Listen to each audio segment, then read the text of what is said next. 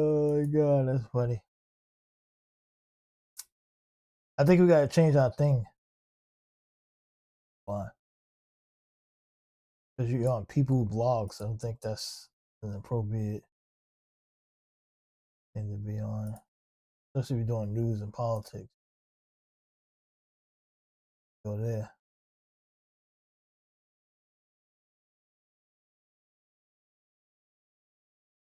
It's gonna be news. You put it in politics, news, doesn't matter. It's all the same. I don't think we need a playlist on this. They balls.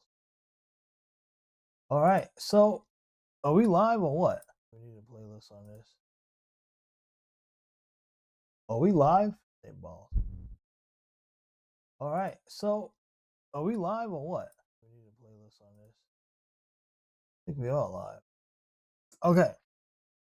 So a Hollywood celebrity was found, I guess not found. I don't even know if she found dead or she just died.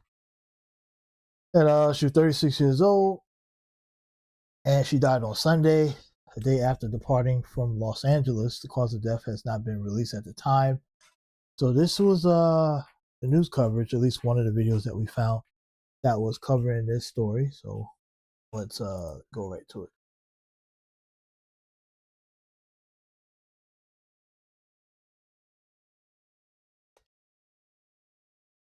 Okay. Welcome back to Live Now from Fox. I'm Shauna Kalafi. We are following some sad breaking news tonight. Actress Hayden Panettiere has died at 36 years old. Her representatives confirming to Fox News Digital that she passed away on Sunday. The popular actress is best known for her roles in Heroes, Nashville, the Scream series, Remember the Titans, Bring It On, and much more. The circumstances surrounding her death have still not yet been confirmed. She is survived by her daughter, Kaya. Again, Hayden Panettiere, the actress, passing away Sunday at just 36 years old. Some devastating news for her friends, family, and fans tonight. And our thoughts are with her loved ones. We will bring you more details as we learn it. Again, the popular actress Hayden Panettiere passing away at just 36 years old. We're going to take. All right, so there you have it. Panettiere gone. And these Hollywood people are dropping like flies. But so of course social media didn't waste any time with their theories on how this woman might have died. And we have a couple clips, at least one clip I want to bring up of can I even find it? There's a clip going around of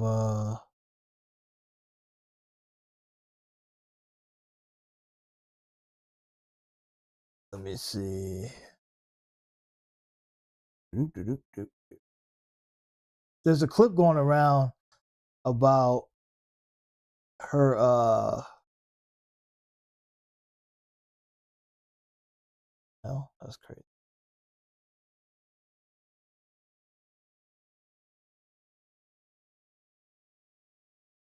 There's clips going around of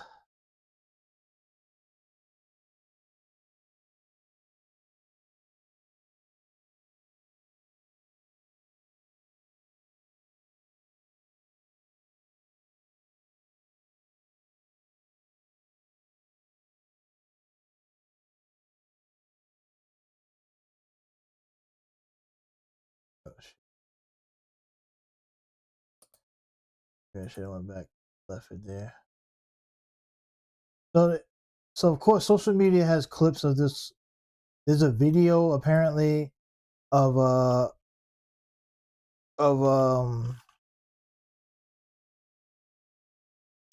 there's a video where is it? Showing her. Wait a minute. How come I can't?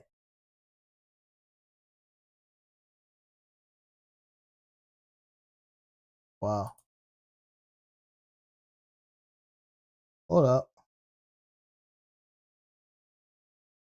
So they're not letting us. We're gonna have to pull the video up then. Damn it. All right, maybe we could just play it. I don't know. For whatever reason, it's not letting me. Pull up the video. Yeah, it's not letting me pull the video up. I don't know why. That's weird. Let me exit out of this. Yeah, that was strange. I don't know why it wasn't letting me pull the video up. See if I can bring it up over here then. Let's see if I can bring it up over here. So like I said, there's videos going around right now of they're talking about her oh, what the hell? I don't understand this. They really is the Twitter has X come up with a new thing that you can't share their thing on what you call it? Fucking Elon. I bet Elon did this shit. This motor motherfucker. Alright, anyway. I think I could pull it up here. You might have to just pull it up here. I think Elon did something. I mean, they have moral. Alright, so we're gonna pull up a clip of I'll pull it up. Sorry guys, this is quite the development here. If I could find it. Where? Oh, this is weird.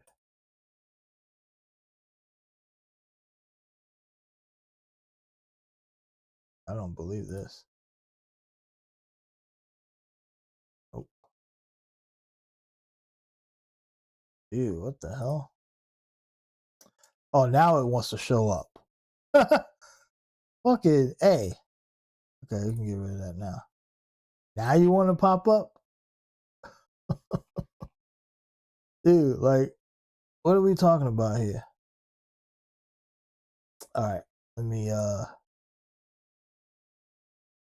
now the video pops up. Okay. Let's move that over. So here's a video right here of her talking about depression and all that other stuff she was dealing with. This was, I guess, a few years back. I mean, they have morals clauses, which was a huge had a huge impact in my life, because I was a teenager and I had all the paparazzi around me catching all of these gory moments, like every moment, every cigarette that I smoked, or bad outfit, or oh, she's looking chunky in a bathing suit. Oh, she has a fat vagina. I mean, I went through all of that, they were there for everything. Neutrogena was a huge part of my life. I had the morals clauses. They caught absolutely everything, and of all the things to that they would fire me over, this was the last thing that I thought they would ever fire me over. And when I actually went out onto stage, it was live with Kelly and Michael. I had no intention of or plan to talk about postpartum depression. It just came up and I was just being honest. And never for a second did I think that anyone or cared that anyone would have a bad reaction to it. It was my truth. And so when I got that call that Neutrogena wanted to fire me over that, and my representative at the time said, "That's illegal. You can't do that. And even though, she saved the day that year, I knew that that was gonna be it. That I was not gonna be invited back the next year. And I had worked with these people for 10 years, and I remember not hearing a word from anybody, not a great working with you for 10 years, not a nice Hope you're okay. I yeah, mean, hope yeah. you're good. We wish you well, and I remember that really breaking my heart. I wouldn't change it for the world. I wouldn't take it back. But as I said, of all the things that I had been caught doing, that being the thing that was where they drew the line. And Yeah, that's crazy. I mean, to get fired because you speaking about postpartum depression, like these brands, they don't care about. They want you like they pick people who they want them to fit into an image, and even if you have issues, you have to hold it. You can't make it public, or it could affect your brand deals. So it sounds like from this clip alone, I'm not saying that this is why she died or not, but it sounds like she was dealing with some things internally, and that which a lot of entertainers go through because that's just how it is in that business. Like she said, this girl was acting since she was a kid, right? And she was in Remember the Titans. That was a big movie that became really popular, and even her character in the movie was was a popular character amongst, like, she was the daughter, the little girl that was with the coach. And so this girl was a star. She's been a star since a child. And a lot of times with these child actors that become adults in the Hollywood industry, they go through a lot of stuff. I mean, you're talking about depression, they get abused mentally, physically, and in many cases sexually. And so she probably, I mean, I'm making assumptions here because I don't know. But I know, I mean, we could safely say that she definitely suffered from depression. But I would probably think that she also suffered from potential physical and even some form of sexual abuse growing up. Now I don't know if she experienced it as a child or when she got between her adult years, but that is the type of Hollywood environment that's set up. It has no, they don't care what your age is, as far as like how young you are. It's brutal out there in that business. It's very brutal, and usually people who survive as long as they do probably experience one of the three, if not all three, at any point. Especially if you're a woman, and for men too. The thing is, like, men, we don't hear about it because men. I remember Terry Crews talking about the stuff that he went through, and people kind of brushed it off because you see Terry Crews is this big old black guy, he's like with muscles. So people initially, I remember hearing people kind of like clown him for even speaking out about it. And that type of ridicule will stop people from coming out and talking about it. It's like people don't acknowledge that boys and men could also be abused physically, sexually, and suffer depression. It's only like a woman thing. And even women are not as protected or even hard for them to come out because they want to keep their careers. They want to maintain, they want to stay in the with endorsements. So I think what she's talking about in this clip about, like, literally, like, companies will fire you or not do business with you if you come out and talk about issues like this. And because they want you to be the perfect person, the perfect image, the perfect thing to make money off of. And it's it's pretty sad. It really is. It sucks for the people who are in this industry to have to go through that. But I'm wondering if her dying had anything to do with like possible suicide. Like I said, that's only one clip, of course, but I think she also spoke in another clip If we can pull it. She spoke about they're paying the clips are online, people. The clips are online, so people are talking. Let me see if I can find another clip.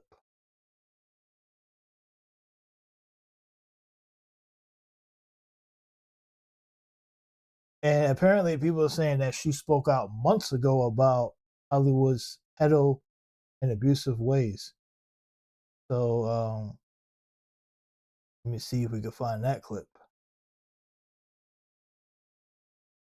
Okay, here we go. Here's another clip right here. This is on May 11th, 2026. So this is a few months back, probably about 3 months ago. And she talks about Jay Shetty, opens up to Jay Shetty about a traumatic experience where the industry friend set her up at 18 to end up alone in bed with a naked, very famous man while stuck on a boat. So let's listen to this. This is another clip that's circulating that's going to come back around. Book, you write about a moment in your career where a friend of yours takes you onto a boat. You're led to a room which has an older man in it, and then basically told to perform sexual acts. And, Oh, yeah. and when I read that, I'm like, oh gosh, like not only have you felt like you've had a really unsupported, upbringing, you're now with a friend in the industry and then ending up in a situation like this. Could you talk to me about what that moment does to your psyche when you're that? I mean, the fact that I was 18, even though I'd lived such a huge life and I thought I was so mature at 18, scientifically, our frontal lobes don't develop until we're, 20, 26, 25, 26. So even though I felt like I could make healthy decisions, safe decisions, I wasn't capable of being fully aware of what was going on around me. And it wasn't until I found myself in predicaments that I realized, like, my perspective completely shifted, and I realized that I was in danger. But by the time I'd realized I was in danger, I was quite literally out to sea. And, it was that moment shook me and was shocking, and I was quite literally walked down, and I had been having a great time. There was no hints of anything like that happening. So it took me, I was shocked. It took me by surprise. And it was led by somebody that I had grown to trust and see as a protector and somebody who had my back, and to be walked down, down the stairs, and it was as like a surprise, presented as though it was like a surprise. And it was this very small room, and she physically put me in the bed next to this undressed man who was very famous, and had his hands like this, like this was just, an average day for him. This is something that happens all the time. And I waited for her to leave, and I mean that lion in me, that fire in me, that my hair stood on end, and I became ferocious. I was like, this is not happening. But I had nowhere to hide, and I bolted, and I hid wherever I could think of to hide on a boat. On a boat. There was no jumping off and swimming away, and there was nobody who was going to. I realized that there was nobody who was going to be empathetic to my situation, that this was nothing new to them. I mean, Wow, that's crazy. Yeah, I mean, I believe every word she said there, because we've heard these stories before.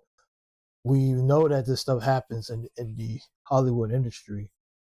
Now she doesn't name the person in this clip, so we don't know exactly who it is. But I mean, I guess we can make guesses. But back when she was 18, because she's 36 now, so we're talking about almost 20 years ago at that point, right? So we're talking about the early 2000s.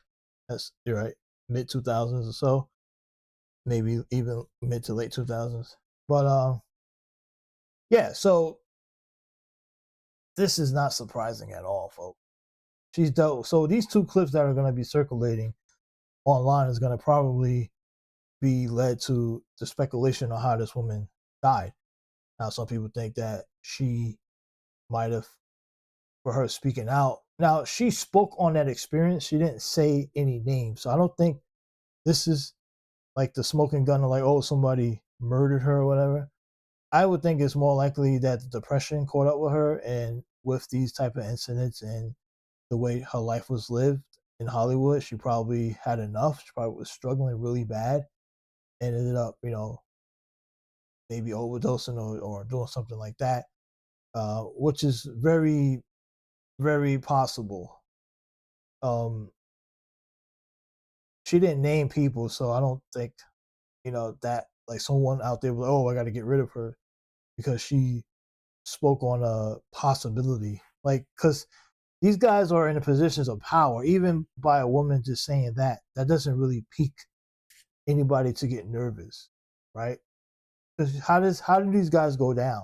It's usually when like 10 and 20 women get together to expose it. That's when somebody gets on the radar. But one woman just talking on a podcast, that doesn't move the needle. And this clip came out in May 11th. Now, I don't know when this podcast was created, but May 11th, and no one's talked about this since until now. So it just tells you that even when women come out and say this stuff, nobody gives a shit. They just don't. They go right about their business. And so, and maybe when she was calling out for help on this podcast, but no one reached out to her. Probably, I don't know, maybe they did behind the scenes, maybe women behind the scenes did, but no one, the media didn't pick up on it, no one talked about it. So when you feel like your back is against the wall and no one's hearing you out, you're like, how do I escape? How do I get out of this situation? And the only option would be to take your own life. Depression is real. Uh, uh, you know, it's a real thing.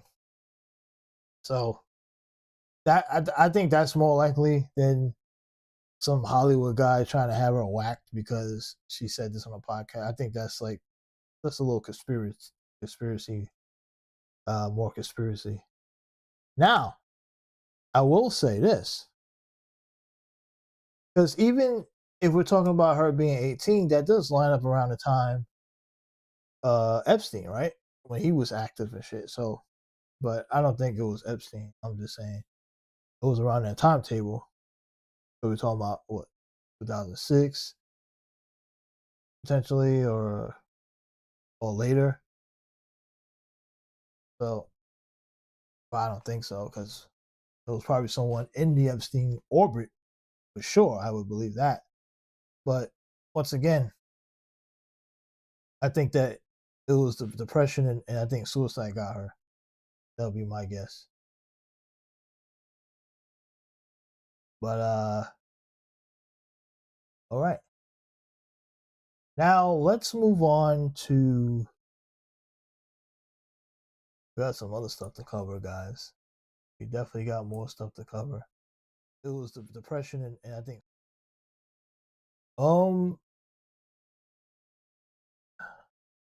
Luigi Mangione.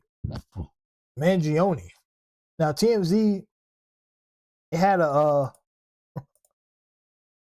TMZ came out with a thing on Mangione, and there's a new developments in the Mangione case. I guess he pled guilty and to stalking charges after offing a healthcare crook out in New York. Before I get to that though, let's take a quick break. I'll be right back. I gotta go get some coffee. I'll be right back in a flash. Hold your pants. Uh,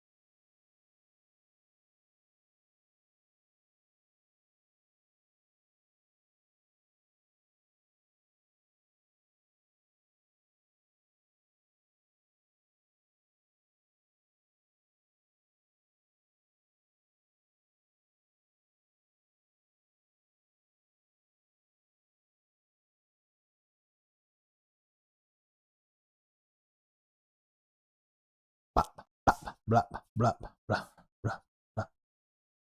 Solo quiero un mampunga. All right, I'm back. I just had to take a break. Take a break. Take a break. All right, so this is the team. It's cold in here. I have to get a sweater. It's still raining over here in Illinois. It's always fucking raining, man. I don't know what's going on. It was lightning. You could see the lightning strike outside. It was like something out of a movie. I'm looking out my window. I just see a long lightning strike like 5 times in like 30 minutes. It was like, because we out in the woods. So when at first I was like, I don't know if I should go live because I thought maybe we was gonna lose electricity at some point, but we didn't. So that was good. But I thought we were. So I was like, yeah. I really did. I really thought I was gonna lose electricity because we out in the woods. In the woody. I say the woods, but it's not really the woods. But literally outside my window is cornfields. Well, there will be cornfields in about a week. There'll be tall cornfields. They're growing kind of slow though, to be honest. Despite all the rain we gotten, because we're already in August, and I was expecting those cornfields to be much higher. Because when I moved over here last year, around this time, them cornfields, them things was way up. Like you could literally run through it, like how that movie Texas Chainsaw Chainsaw Massacre or whatever it's called. No, Texas Chainsaw. And I was thinking, well, I was like, what happens if some bad guy come out of those cornfields at night and gut me up or some shit? But they have not grown back at the same pace, which is weird because it's rained a lot. And we're already in August, like late August. So by now it should have been exactly a year ago when I was here. Those things was high, mighty. I am a little surprised. But I do know that they was growing less and less because they're getting ready to build more apartments or houses, I think. They want to build apartments too, which is kind of strange, but so they're gonna probably get rid of that whole land, that whole strip. But the farmers still own it. So they're still growing. And there's cornfields all over the place here. This area is just known for their cornfield.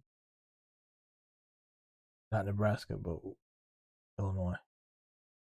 This part of Illinois. All right, so anyway, you don't want to hear about my cornfields. Back to this is a TMZ video. They were talking about the Mangione. Now the caption here says, now I have to think that this is clickbait on TMZ because it says free at 48 years old. Like, is Mangione getting free? I don't even think he's ever getting out of jail, to be honest. So I think this is like clickbait on TMZ's part. They're not letting that man out. Like, he's not getting out of jail ever in his life. Like, he's gonna serve the rest of his life in jail. Unfortunately, right? Because I think he did something pretty damn good. Obviously, legally, no, he did not do anything good legally, but morally, I think he did the right. He did something that was admirable. But yeah, let's watch this. Exactly what do you think is going to happen in the sentencing hearing? Will Luigi testify? Would he get up on the stand where he could go through feelings that he had leading up to shooting and killing Brian Thompson? Would a judge allow for that kind of testimony? Luigi Mangione could be a free man by the time he's 48 years old, and maybe sooner, Mark.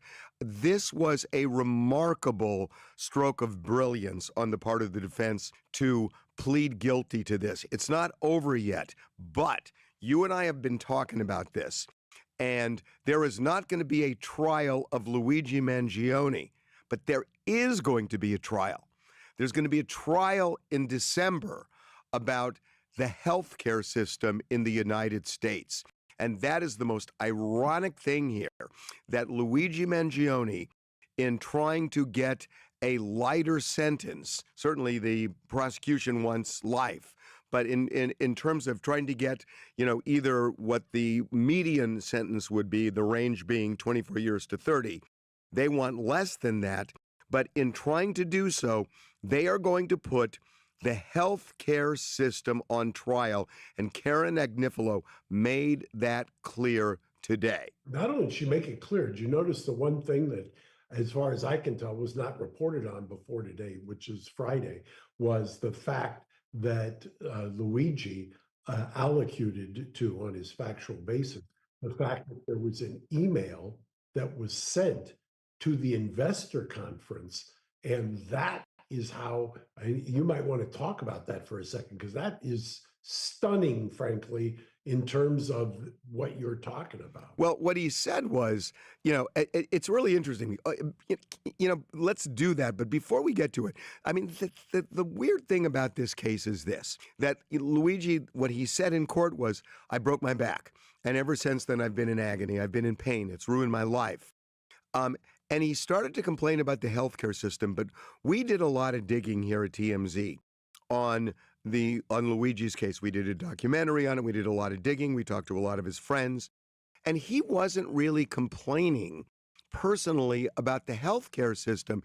He was complaining about corporate greed generally, not healthcare, but corporate greed. They're now trying to turn this, and maybe they've got some evidence behind it, but they're trying to turn this into a grievance with health care. And Okay, Harvey. Let's stop Harvey there for a second. It doesn't matter if he wasn't complaining directly about healthcare or corporate greed. It's all the same shit. Big pharma, corporate greed, corporate. It's all the same. In the eyes of the small people, like all of us and Mangione, it's all the same shit. So Get that out of your ass, Harvey. He wants to get technical. Oh, we did dick and then he didn't complain. If he was complaining about corporate greed, he's talking about all of it. It's all corporate greed, whether it be Wall Street, Big Pharma, real estate, whatever it is, it's all connected. So don't try to separate it. It's all fucking connected, Harvey. I know that Luigi, for example, he bought 200 copies of a book that a guy had written on corporate greed. And the guy lived in Indonesia. Luigi, I think, flew to Indonesia, met with the guy, gave him notes on how he could change the book and make it better, bought all these books to get it on the bestseller list. So he was obsessed, but he was obsessed generally with corporate greed.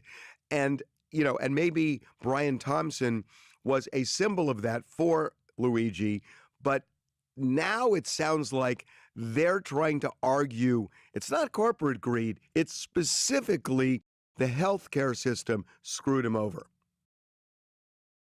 Well, they can make that argument if they want, but technically, obviously, for the sense of legal, for the legal sense of it, to make sense when you're trying to win a legal argument, of course, you want to get as specific as possible.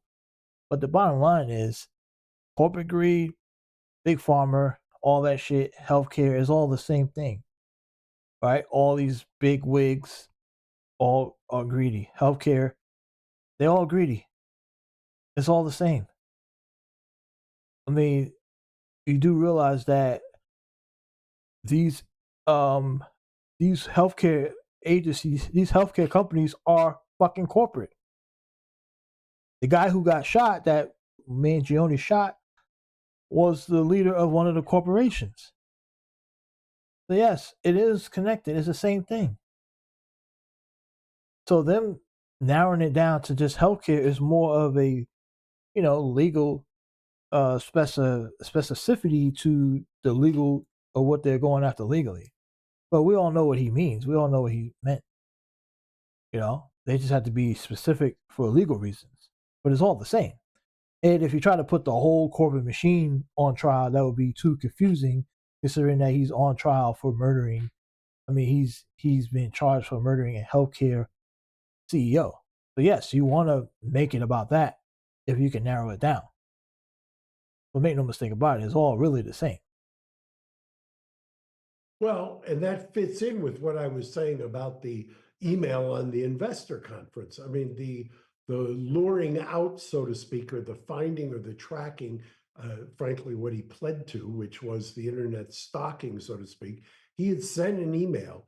And if you believe what I think is going to unfold here, that email was, he got an almost immediate response to that email in terms of the details of the so-called investor conference. Yeah, and I saw this two ways. One is he sent the email saying they were interested in investing, in United Healthcare or whatever it was, to find out where Brian Thompson was going to be. But the other part of it was that a lot of people never get an answer from an insurance company, and the insurance company never calls back. And he's saying, boy, when it comes to us wanting to invest money in a healthcare company, they call us back like that. So in a way, I thought that the defense was going to turn that into, you see, that it's all about corporate greed. So I think... Oh, that's exactly why that's why it's revelatory in terms of where you see this thing headed. To your point, and for those who say, well, what about the state case? As he entered the plea, the firm had someone bicycling down the street to file the motion to prevent the state case from going to trial next month. And let's talk about that. But before we do, December is going to be so interesting when they have a sentencing hearing, because presumably they're going to be able to call witnesses if they want, I would think. I mean, I don't think this is all going to be just based on briefs, but the feds do not allow the defense of extreme emotional disturbance. That's something that he would have argued in the guilt phase. You're going to get virtually the same kind of evidence in a sentencing. It's exactly the same thing. So what happened was he was going to plead that to mitigate what he did in the state case, but then realized if he did that and the state case came before the federal case, he'd be screwed in the federal case because he's admitting guilt and they can't use the defense. By pleading guilty, if the state case goes away, he's got that very defense for sentencing, which is the absolute best thing he could possibly have. Now, I don't know how the judge is going to receive it, but they're going to argue that he was so angry about corporate greed / healthcare that his mind was distorted. And yeah, he knew it was wrong. He knew it was illegal. He killed the guy. But still, and again, I'm not embracing this. I'm just saying this is the argument. But still, he felt this was in some way a noble cause because he was so overwrought with the damage that the healthcare system was doing. That's going to be the essence of his defense. And, you know, I would guess that maybe he's going to try to present some evidence of that to the judge to say, look, I'm not the only, in fact, Karen Agnifilo even said it. He's not the only one that suffered this way. So what they're going to try to play on the judge and say, look, this has been a rampant problem in America. People's lives are ruined. People are dying because of this. So how do you not look at the fact that he was just, you know, embracing a sentiment of anger that people in the public have been feeling for years? I mean, I think that's the argument. I have no doubt that that's the argument. For a sentencing, we will see a robust sentencing memo. It'll be, Yeah, the question is, will the judge buy it? And I probably say no, because I guess it depends on what kind of judge it is, right? Where is he at ideology wise? But I think the fact that they're going to say, well, you might have snapped, but you did plan it, right? You reached out, you wanted to know where the CEO was going to be at. You literally tracked him down. So that planning and that sophistication alone probably would take you out of the snap mode, right? Plus, he's a man, right? Like if he was a woman and he had that defense, I think it would have worked more. Like if he was a female and he pulled that off, I think there'll be much more sympathy, right? Because especially considering that women have harsher times in the healthcare system. So if this was Lucy, if her name was Lucy Migioni, she probably gets that defense. She probably, gets leniency. But Luigi, I don't know. So be written by Karen, or there's another guy who works with her who's in the pictures all the time. Forget his name, but Mark Agnifilo, her husband. No, not Mark. There's another guy. Mark I know very well, but there's another guy. I forget his name. I think it's the same as my kid, but I'm not sure. But that sentencing memo, to your point, will detail. It would not surprise me in the least if you'll have a very detailed psychological examination, sociological kind of history, do a robust detail of everything that happened. Two other things that I thought were interesting today, besides the email. I thought that email was fascinating, the email about the investor conference. I thought also Brian Thompson's family was there, and they issued a statement. And when you saw that statement, it looked like they were kind of supportive of this. In a sense, I disagree. I put it up.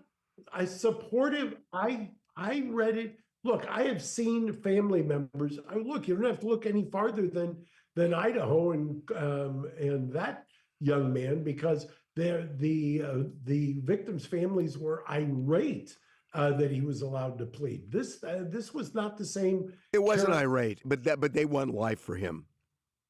They want life. I understand that, but they understand going into this, the Brian Thompson's family, they understand that this potentially is going to cut off a state court trial. Now, and we talked about the letter that was under seal from July 2nd from the DA's office, who's irate about this. If you read the letter, that was over a month ago.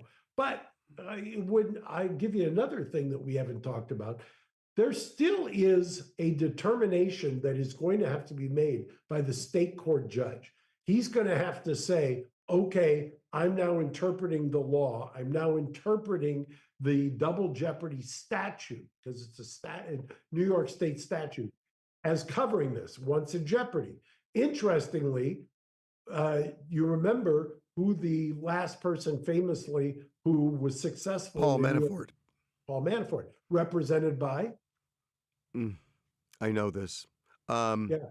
Monday of this week, he was confirmed as the attorney general. Oh, right. He was represented by Todd Blanche. Todd Blanche. Guess who the prosecutor's assistant, Cy Vance's assistant, was? Who? Karen Agnifilo. Ah, how interesting. So, look, Now, before we you get know into what they double may jeopardy, I do, want to though? ask you something, because I think everybody wants to know this.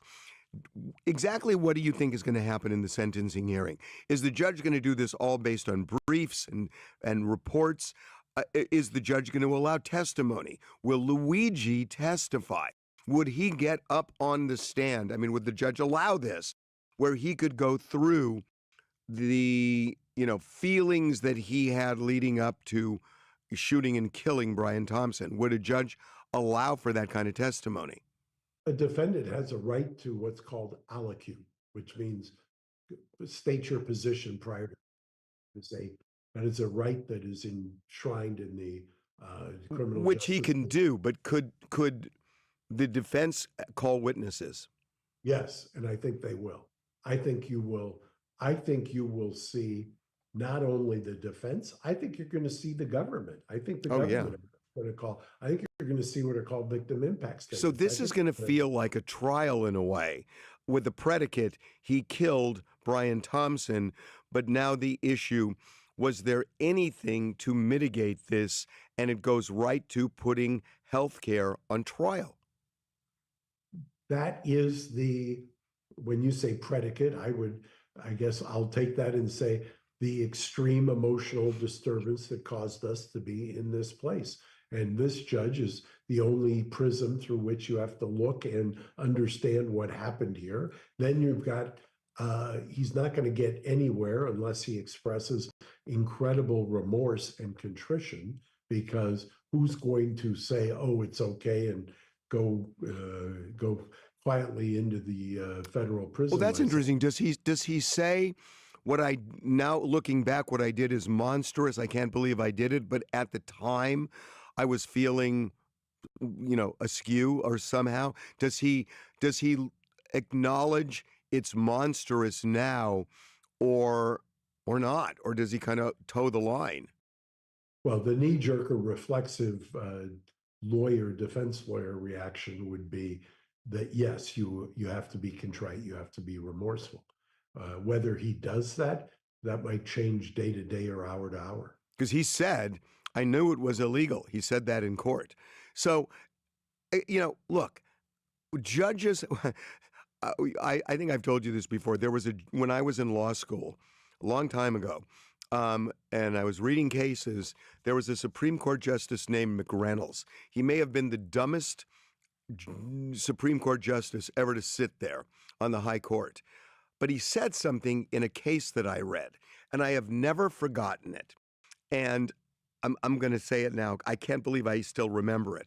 He said, an amorphous dummy, unspotted by human emotion, is an unbecoming receptacle for judicial power.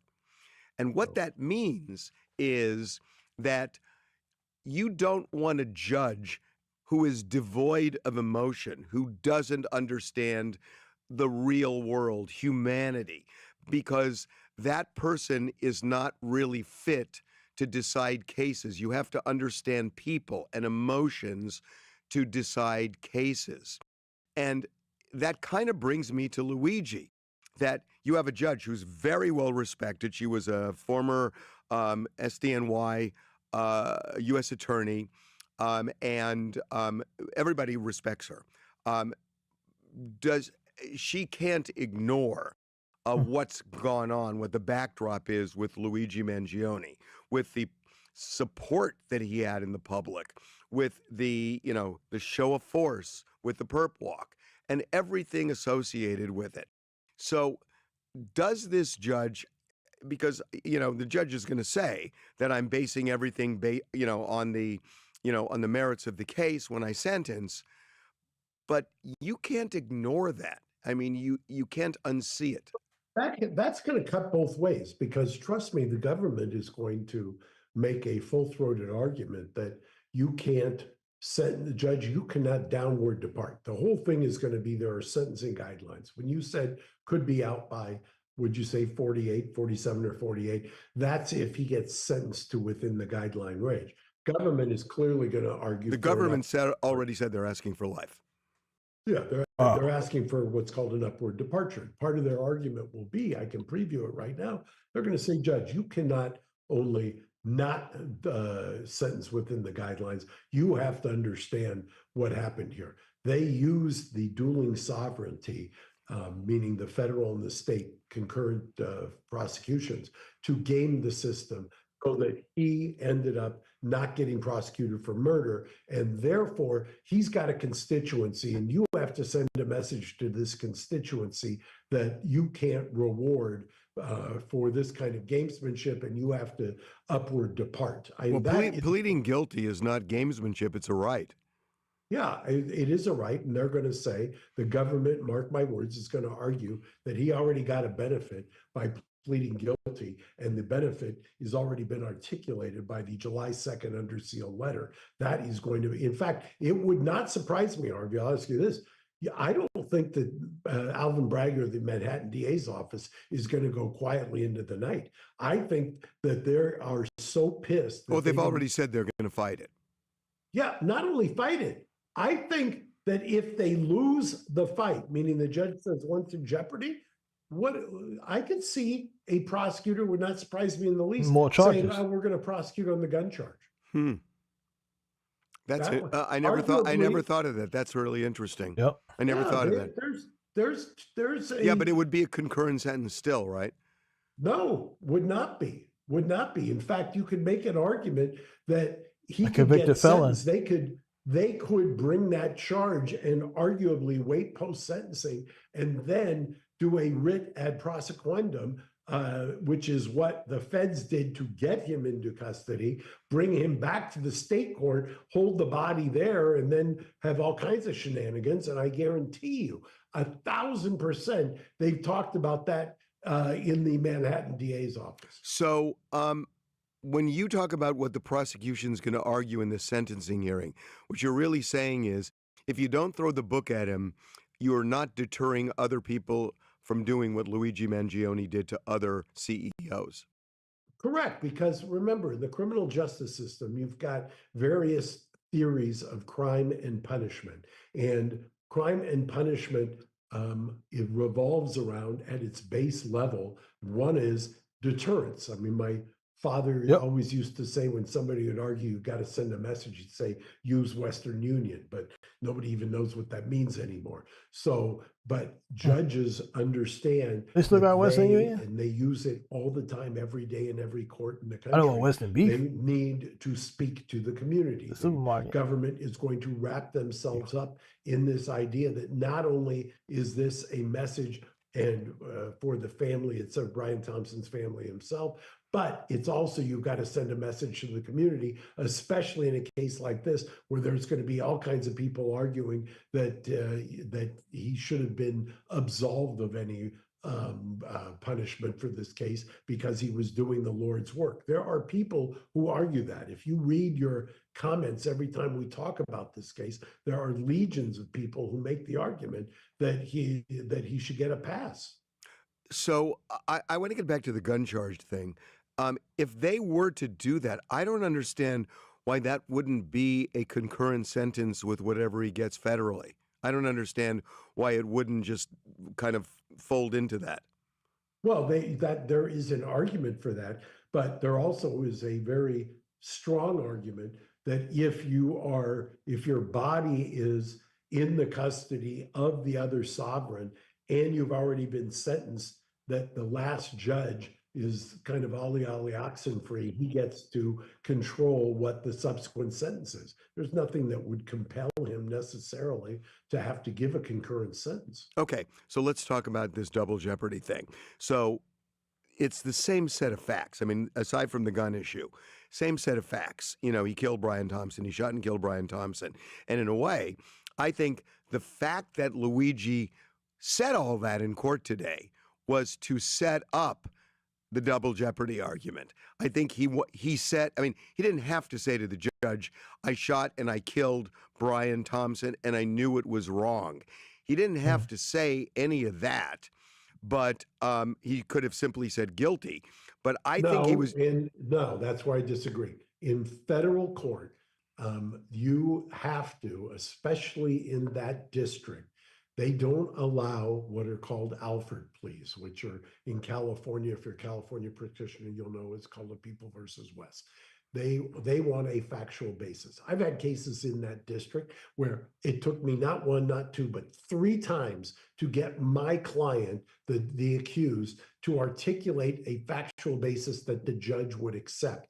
You have to have a factual basis. In fact, I think all this week there was a lot of back and forth about the factual basis. I was on the record saying that earlier this week. And yes, you're absolutely right that what he said was to create a factual basis on the record so that when the judge does the factual analysis in the state court, that he can say, hey, this is the same set of facts under the New York state law, and therefore I'm ruling that they are the same and that he's been once in jeopardy and that you cannot prosecute again. And I'll give you one more example. Years ago, when Alan Jackson of Karen Reed fame was a but a relatively new deputy DA, we had a murder case in LA. Was a Japanese businessman who came to LA with his wife. His wife was murdered. He then went to Japan.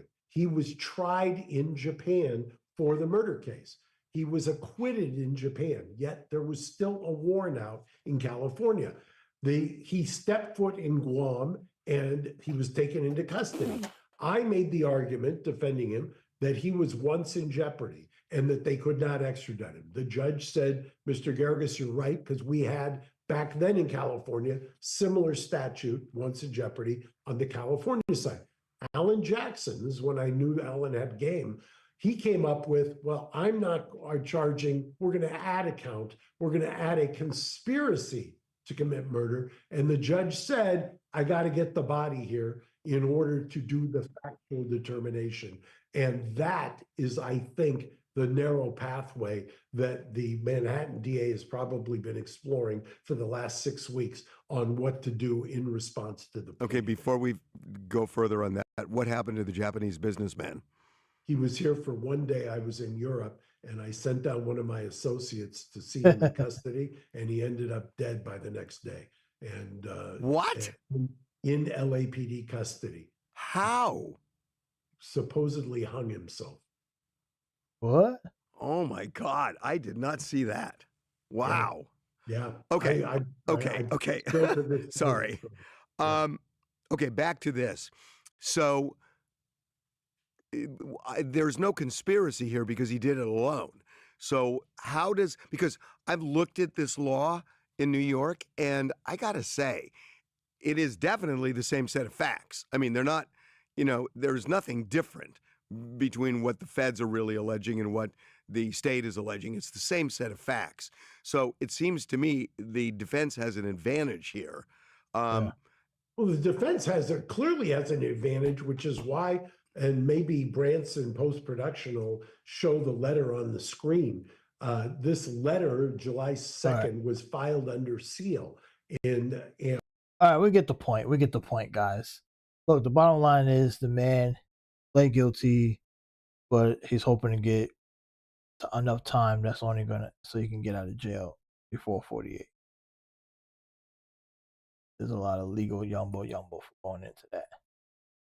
All right, let's move on. We got Meet the Press. Meet the Press with Kristen Welker. Let's go over that.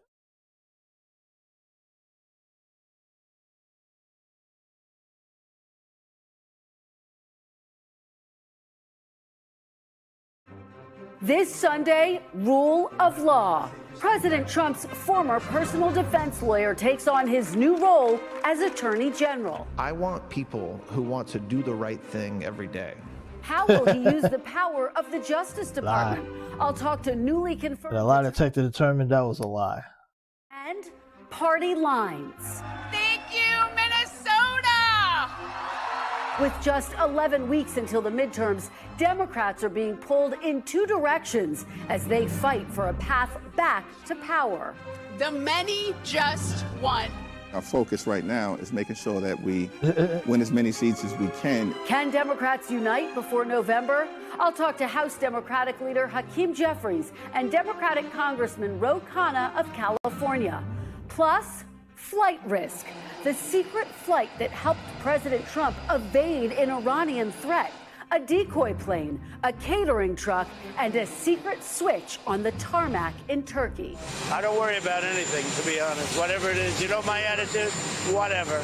Joining me for insight and analysis are Jonathan Martin of Politico, former Homeland Security Secretary Jay Johnson, and Republican strategist Sarah Fagan. Welcome to Sunday. It's Meet the Press. From NBC News in Washington, the longest-running show in television history, this is Meet the Press with Kristen Welker. This shit is getting on my nerves. Good Sunday morning. We are just 79 days until the midterm elections, and both parties are facing a test. Democrats are racing to unite a party pulled between its progressive and moderate wings, while Republicans face rising gas prices and an Iran war that is getting harder to control. And it's against that backdrop that Todd Blanche has gone from President Trump's personal lawyer to the... Yeah, I had to change the headphone. Sorry, people. The man now in charge of the Justice Department. He survived a bruising confirmation fight, including Republican opposition over President Trump's so-called anti-weaponization fund. Now the test. Can Blanche run the Justice Department independently of the president he once represented? This week, the new Attorney General made this promise. I promise you that I will lead this department with integrity. You're right. I promise you that I will focus on our core mission, which is to uphold the rule of law fairly and impartially, to keep this great country safe and to protect the rights of every citizen in this country. It's a promise that we're going to uphold the law without fear or favor. And joining me now is Attorney General Todd Blanche. Oh, you know she's going. Wait, hold on. You know she's gonna give him a softball interview because he's afraid of Trump. Is she gonna give him? Let's all take a bet right now. Well, you guys probably seen this already, but I haven't seen it. Will she be tough on him? Will she hold him? Will she give him any tough questions? My answer would be no, because she's a coward. She's a coward. But let's see. Maybe she'll surprise me. She might surprise me. Thank you. Good morning. Good morning. Thank you for being here. We appreciate your being here in person. As we just heard in your address to the Justice Department staff this week, you said you and DOJ will, quote, uphold the law without fear or favor. You, of course, used to be President Trump's former personal defense attorney. Can you pledge that the Justice Department will always act independently of the White House? Well, there's a big difference between saying we will always do our job and investigate any case and act independently of the White House. No, I'm not going to pledge that. And no attorney general should ever pledge that. The president, I mean, if I were to pledge I will be independent of the White House, what that means is that if President Trump says, I want the Department of Justice to go after every violent criminal in this country, which is what he has said, what you're saying to me is I should say, no, sir, I'm not going to do it. So I will act with integrity. Our prosecutors will act with integrity. We will prosecute without fear or any sort of favor. And that's exactly what we've been doing, and that's what every Department of Justice should do. Well, I guess big picture, if the president asks you to do something that you feel crosses an ethical or legal line, would you do it?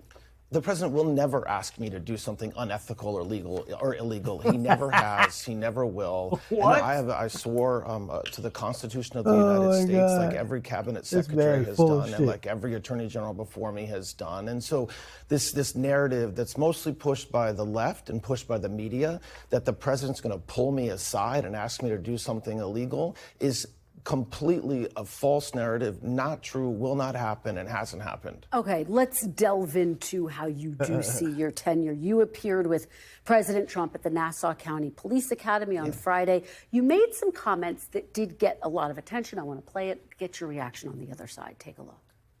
My administration and my Department of Justice, if anybody touches a federal law enforcement officer in any way inappropriate, we will prosecute them to the fullest extent of the law.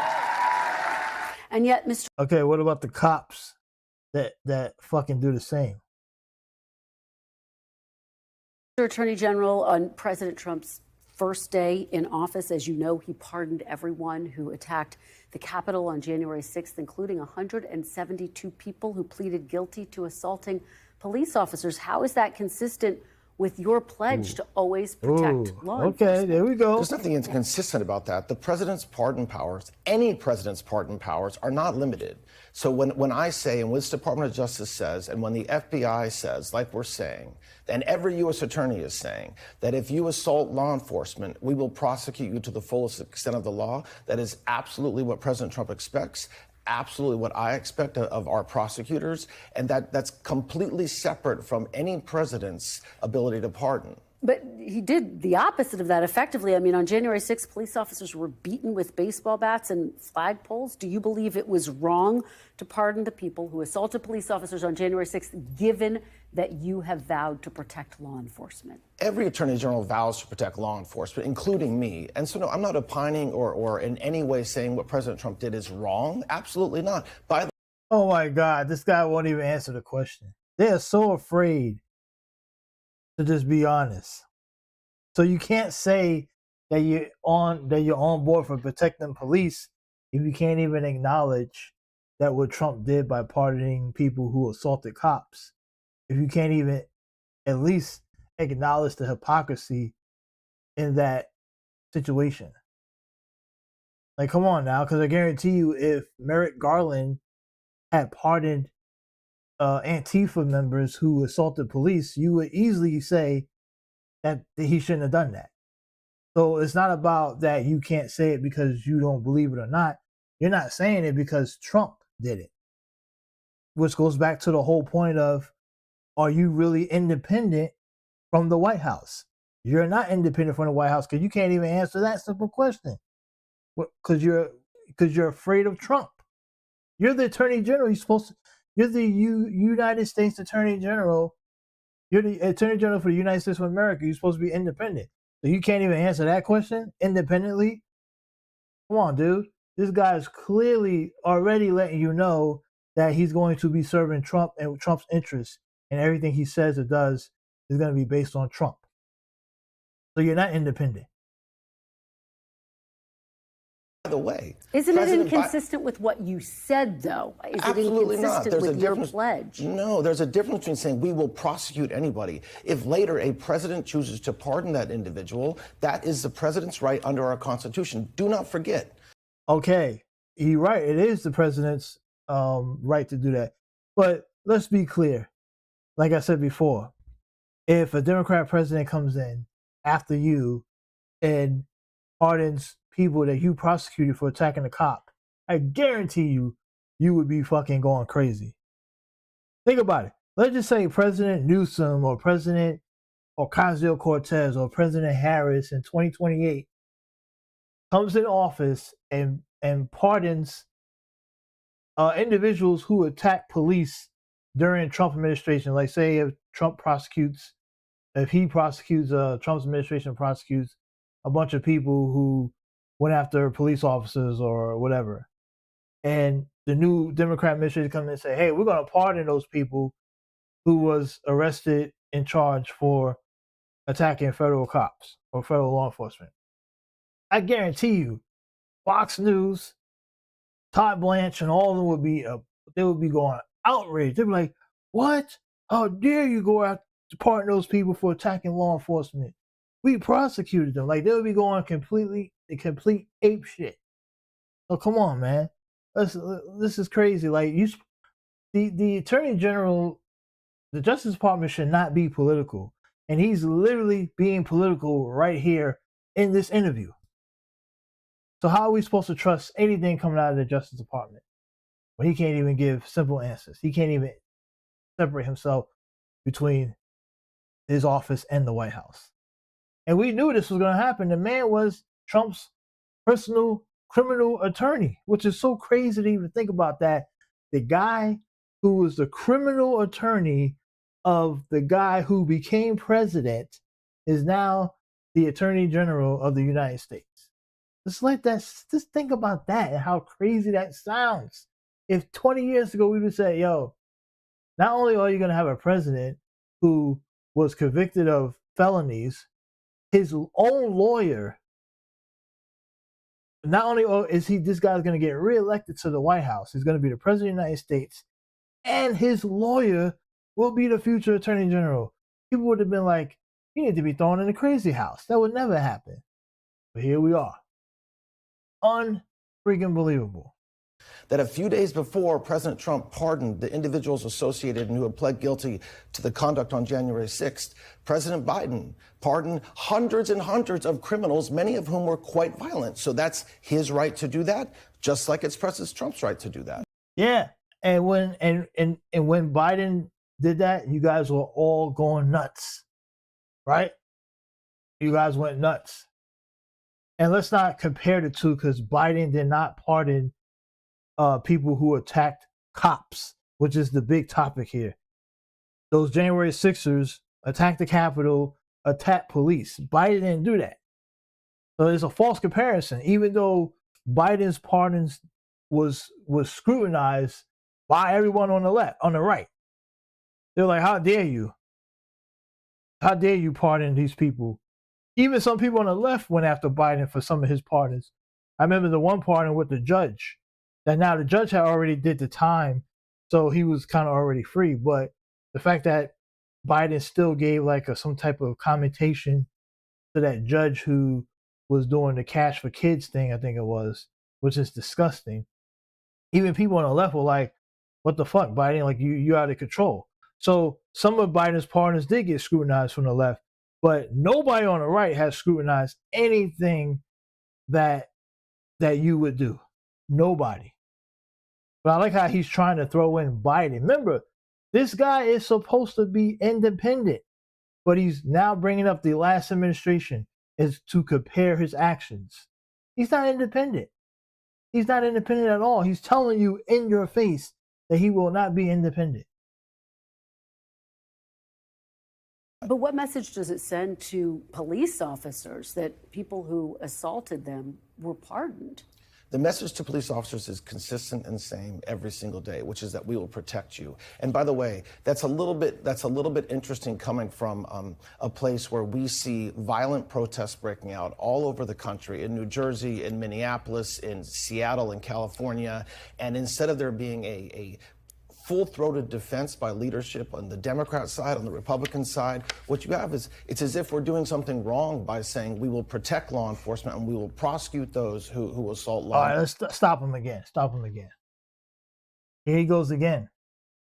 You're the Attorney General of the United States now. You're not Trump's personal lawyer anymore. You're not supposed to be. You're not a partisan guy anymore. You're supposed to be the Attorney General, and he's still doing this whataboutisms. You can't, if you're doing whataboutism, you should not be leading the Justice Department. If you are doing whataboutisms, you shouldn't be doing that. You need to be a straight arrow down the middle. You notice how he goes, all the people with the violent protests, and then he had to mention Republican leadership because he had to make sure he sounded like he was attacking both sides. But that was a throw-in. He goes, Democrat leadership and Republican. Come on, dog. We know what you're doing here. Nice try. I caught you. I caught you right-handed. We know what you're trying to do. He's trying to bring himself to appear down the middle, but you're not, bro. You are not. You are definitely holding the water for Trump, and you're not independent. He should not be leading the Justice Department at all. He shouldn't be. Enforcement. We're not. Let's, on this issue of January 6th, your confirmation was actually held up over the so-called anti-weaponization fund. I just want to remind folks what that means. That would have effectively paid people who felt they were in some ways wronged by the federal government and could have included people who attacked the Capitol on January 6th. You signed a document. You testified under oath that the fund is dead. But President Trump has said he wishes it weren't. If the president asks you to revive the fund, will you tell him no? Well, the president has said it's dead as well. So you can, and as the president has said that he very strongly believes that those that had this Department of Justice weaponized against them should be compensated. That he's going to continue to say that. He said it's up to you. He was just asked about it. He said effectively it's up to you what to do about this. So, and I've said repeatedly it's dead. And he has also said it's dead. He said it in a cabinet meeting with the press there. He said it's up to you. So if he said it was dead, then why he's not saying it? If he believed that it was dead, he wouldn't say it's up to you. He's literally putting you on the spot, bro, to do his dirty work. He wants you to make the decision. He knows that you are loyal to him. So if you believe he said it's dead, then why not come out right here, right now and say no? If he asked me to do it, I'm going to say no. Why you can't just say that? Are you afraid? Mister, you're supposed to be independent. Or you could say, he could have said it just like this. This could have been the straight, direct answer he could have went with. The Department of Justice under my leadership will not be revising. And he could have just repeated that like 2-3 times. The Department of Justice will not be having that fund. We will not have that fund. And speaking on for him as independent with the agency. He didn't even have to directly say if Trump asked, because it would be a non-starter. You could say, Justice Department is independent. We will not bring that up. It's dead, it's dead. But he's trying to make excuses, trying to qualify. Oh, well, Trump said this and Trump said that. Come on. And so I think there's this, it might be enjoyable for the media to continually ask me about whether the fund is really dead. Because you won't fucking answer the question. Take a stand, dude. Take a fucking stand. Be like, hey, under my leadership, that fund will not be coming back. That's it. End of story. And there is no fund. Okay. No money went from the Treasury to any account. When we talking about in the future, being that now you are in charge. We ain't talking about before. Obviously, we know no money went before. There were no commissioners established, and so there is no fund. There will be no fund. Okay. I've said it repeatedly, and the different angles coming almost every time I speak with the media, someone says, well, wait, is it really dead? And I say, yes, it is. And then the next interview I give, somebody will say to me, is it really dead? And I promise you I will say, yes, it is dead. Okay, good. But Trump keeps saying that it ain't dead. That's the issue. You're president. So that's a good answer. I give him credit for that. That he kind of he at least he said it. But will he follow through with it? I don't know. Because with Trump insisting on this thing not being dead, what does that really mean? At least he got a little bit of balls here, maybe a tiny bit, maybe like 1% fraction of a ball. So you're saying you rule out ever reviving it, but just to be very clear, can you guarantee that under your Department of Justice, anyone who attacked the Capitol on January 6th will not receive one dime of taxpayer money if they file a claim against the federal government? Well, anybody can file a claim against the federal government, not just anybody associated with January 6th. I'm not going to sit here and say on a news program whether a litigation that may or may not happen will result in money. I can't do that. So what I would say is that there's a process in place for decades where somebody that believes they've been wronged or a tort's been committed against them by the federal government can seek redress. And I'm beyond that, I'm not going to comment about hypotheticals of what will happen in any of those cases. So potentially. So that was probably his most honest answer, like that he gave, right? Because if you notice, even when he was saying that, he didn't really stutter or like hesitate. He just flat out said it. So I think he was being truthful right here. This might be his most truthful moment. The other one before that was still kind of truthful. I would say so, but everything else before that was like bullshit. But I think at that moment, this was like that answer was probably his best answer of the day. Like straight up. Because he's right. Like you can't really say about someone filing a litigation, like, come on, like that's really not a question that you can really answer on a news station. And he shouldn't, right? You can't. They could get paid under another stream of government funding, but not the anti-weaponization Well, I don't know what fund. when you say they could get paid, what is their claim? Is it somebody The who pled Justice guilty? Department's judgment fund. No. So right, but when you say they could get paid, anybody who sues the federal government could get paid. It depends on the facts. It depends on the circumstances. It depends on what it's alleged the government did. And so I don't know the circumstances of any hypothetical case, and I'm not going to comment on a hypothetical case today. But there is a process in place where if you believe that you've had a tort committed against you by the government, whether it's slipping on ice outside of a federal post office or a law enforcement officer assaulting you, you are allowed to seek compensation. Okay, let's talk about a case that was recently brought before the Justice Department. The DOJ dropped charges against the Olympic canoeist that it accused of vandalizing the reflecting pool on the National Mall, saying the damage was caused by, quote, botched installation and not vandalism. President Trump, though, said U.S. Attorney Jeanine Pirro was wrong and that she should revisit the case. Do you support Jeanine Pirro dropping the case, or do you support President Trump's calls to revive the case? Yes, I absolutely support U.S. Attorney Pirro, as does President Trump. Now, that's different than whether the president is extraordinarily frustrated at what happened in that case, and I don't in any way fault him for that. And by the way, the filings didn't say... Okay, hold on. Why are you speaking for the president? She just told you what the president said. The president said he wants her to open the case back up. So how could he support her dropping it if he's telling her to open it back up? She literally just asked you, do you support Jeanine's closing the case and her findings, or do you support Trump wanting her to open it back up? See how he danced around that? Come on, dude. Like, give us an answer here. We want a real answer, a human answer. He's trying to play both sides. You're supposed to be the independent Justice Department here. And that U.S. attorney works under you. So, come on now. That all of the damage was done by faulty construction. Okay, so that's where there's some the media. They're so scared to say that Trump might be wrong on this. The damage was done as a result of a botched installation and not vandalism, as initially represented. There was potential vandalism, and we know that there was vandalism because there's witnesses. Was potential vandalism? That there's witnesses. How's there potential vandalism? It's either vandalism or no vandalism. How could you potentially vandalize something? What the fuck is he talking about here? That talked about the fact that there was vandalism. What do you mean by potential vandalism? Right. Well, there's a witness that said, I observed the defendant vandalizing the reflecting pool. Now, that's different than whether... So if a witness says that they observed it, that means they seen it, then that wouldn't be potential. That would be vandalism from that person's point of view. So you have to investigate and see whether they're telling the truth or not. You investigated, they found out that there was no vandalism. So what are we talking about here?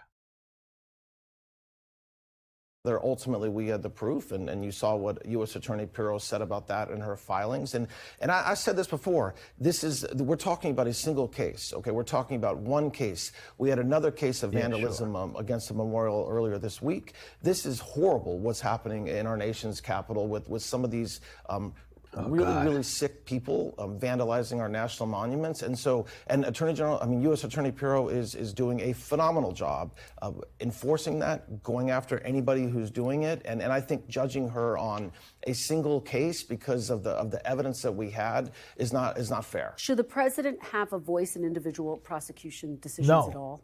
Every American has a voice in prosecutions. I mean, we hear from... Come on, bro. What the fuck is he talking about? Bro, it's a simple question. What she's saying is, should the president be putting his hand on the scale?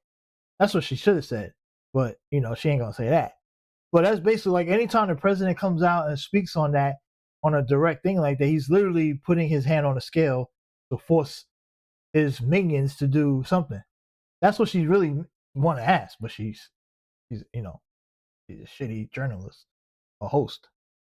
From Americans all the time. As a matter of fact, many of our investigations start with an American citizen coming forward and saying they saw something. And so whether President Trump should have a, quote, voice, it depends. Would But you yes. take his opinions into consideration when he says, I think this case should be revived? Will you take that into consideration? So hold on. Will I take the President of the United States' view on something into consideration? Yes. Of course, and I hope every attorney general in history would not answer that question differently. His view, even if he's wrong, even if you already investigated and got the evidence that said that it's not right, you will still do it? Come on, man.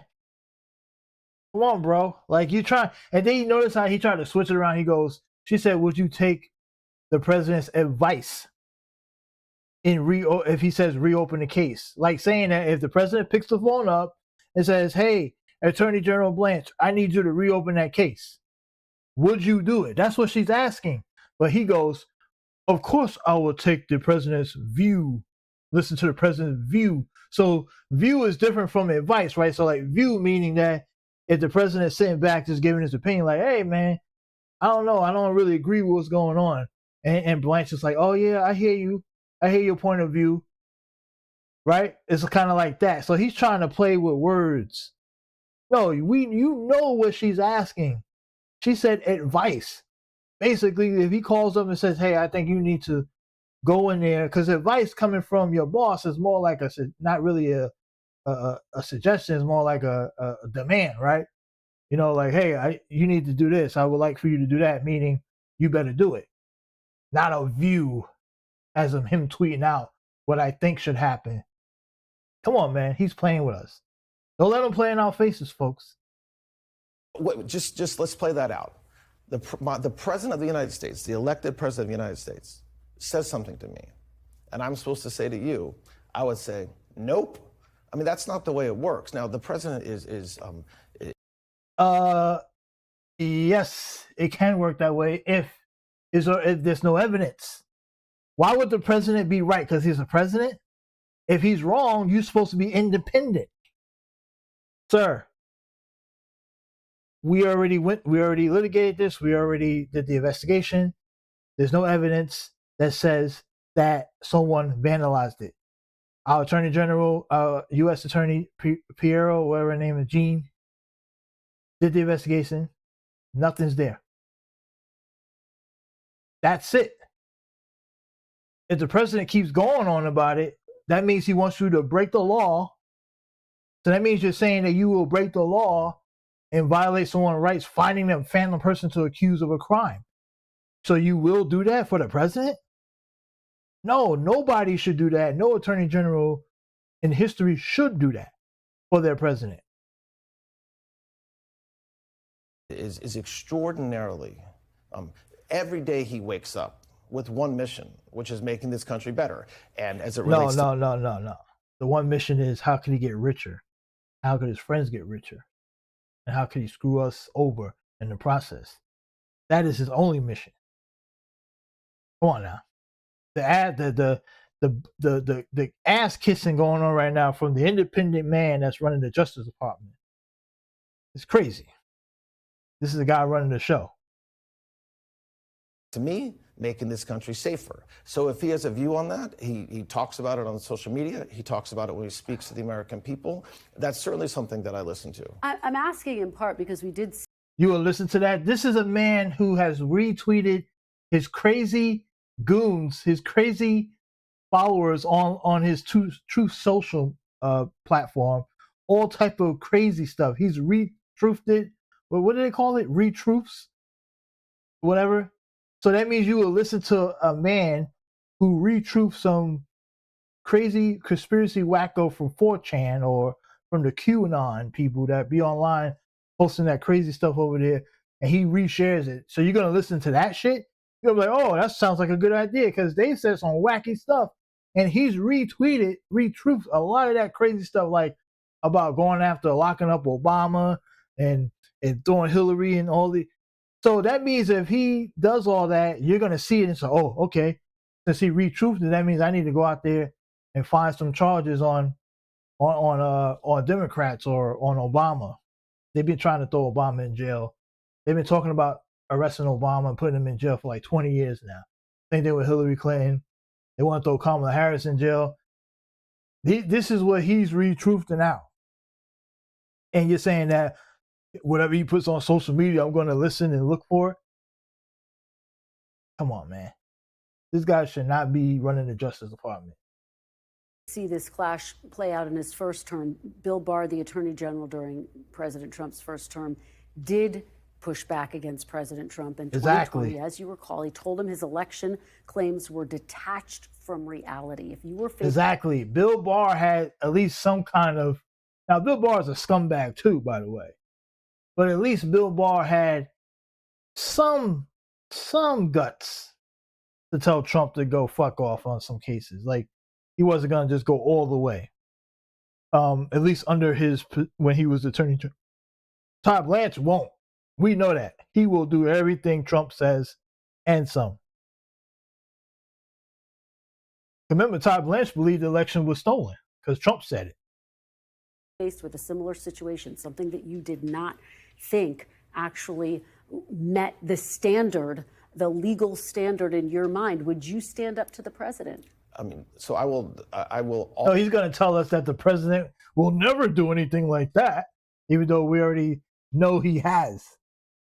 Always stand up for what's right. And I do not, the president does not expect any of his leaders, including me, to just say yes to him no matter what he says. And so, of course, there's vigorous back and forth with every cabinet member in the president of the United States, which is exactly what President Trump expects.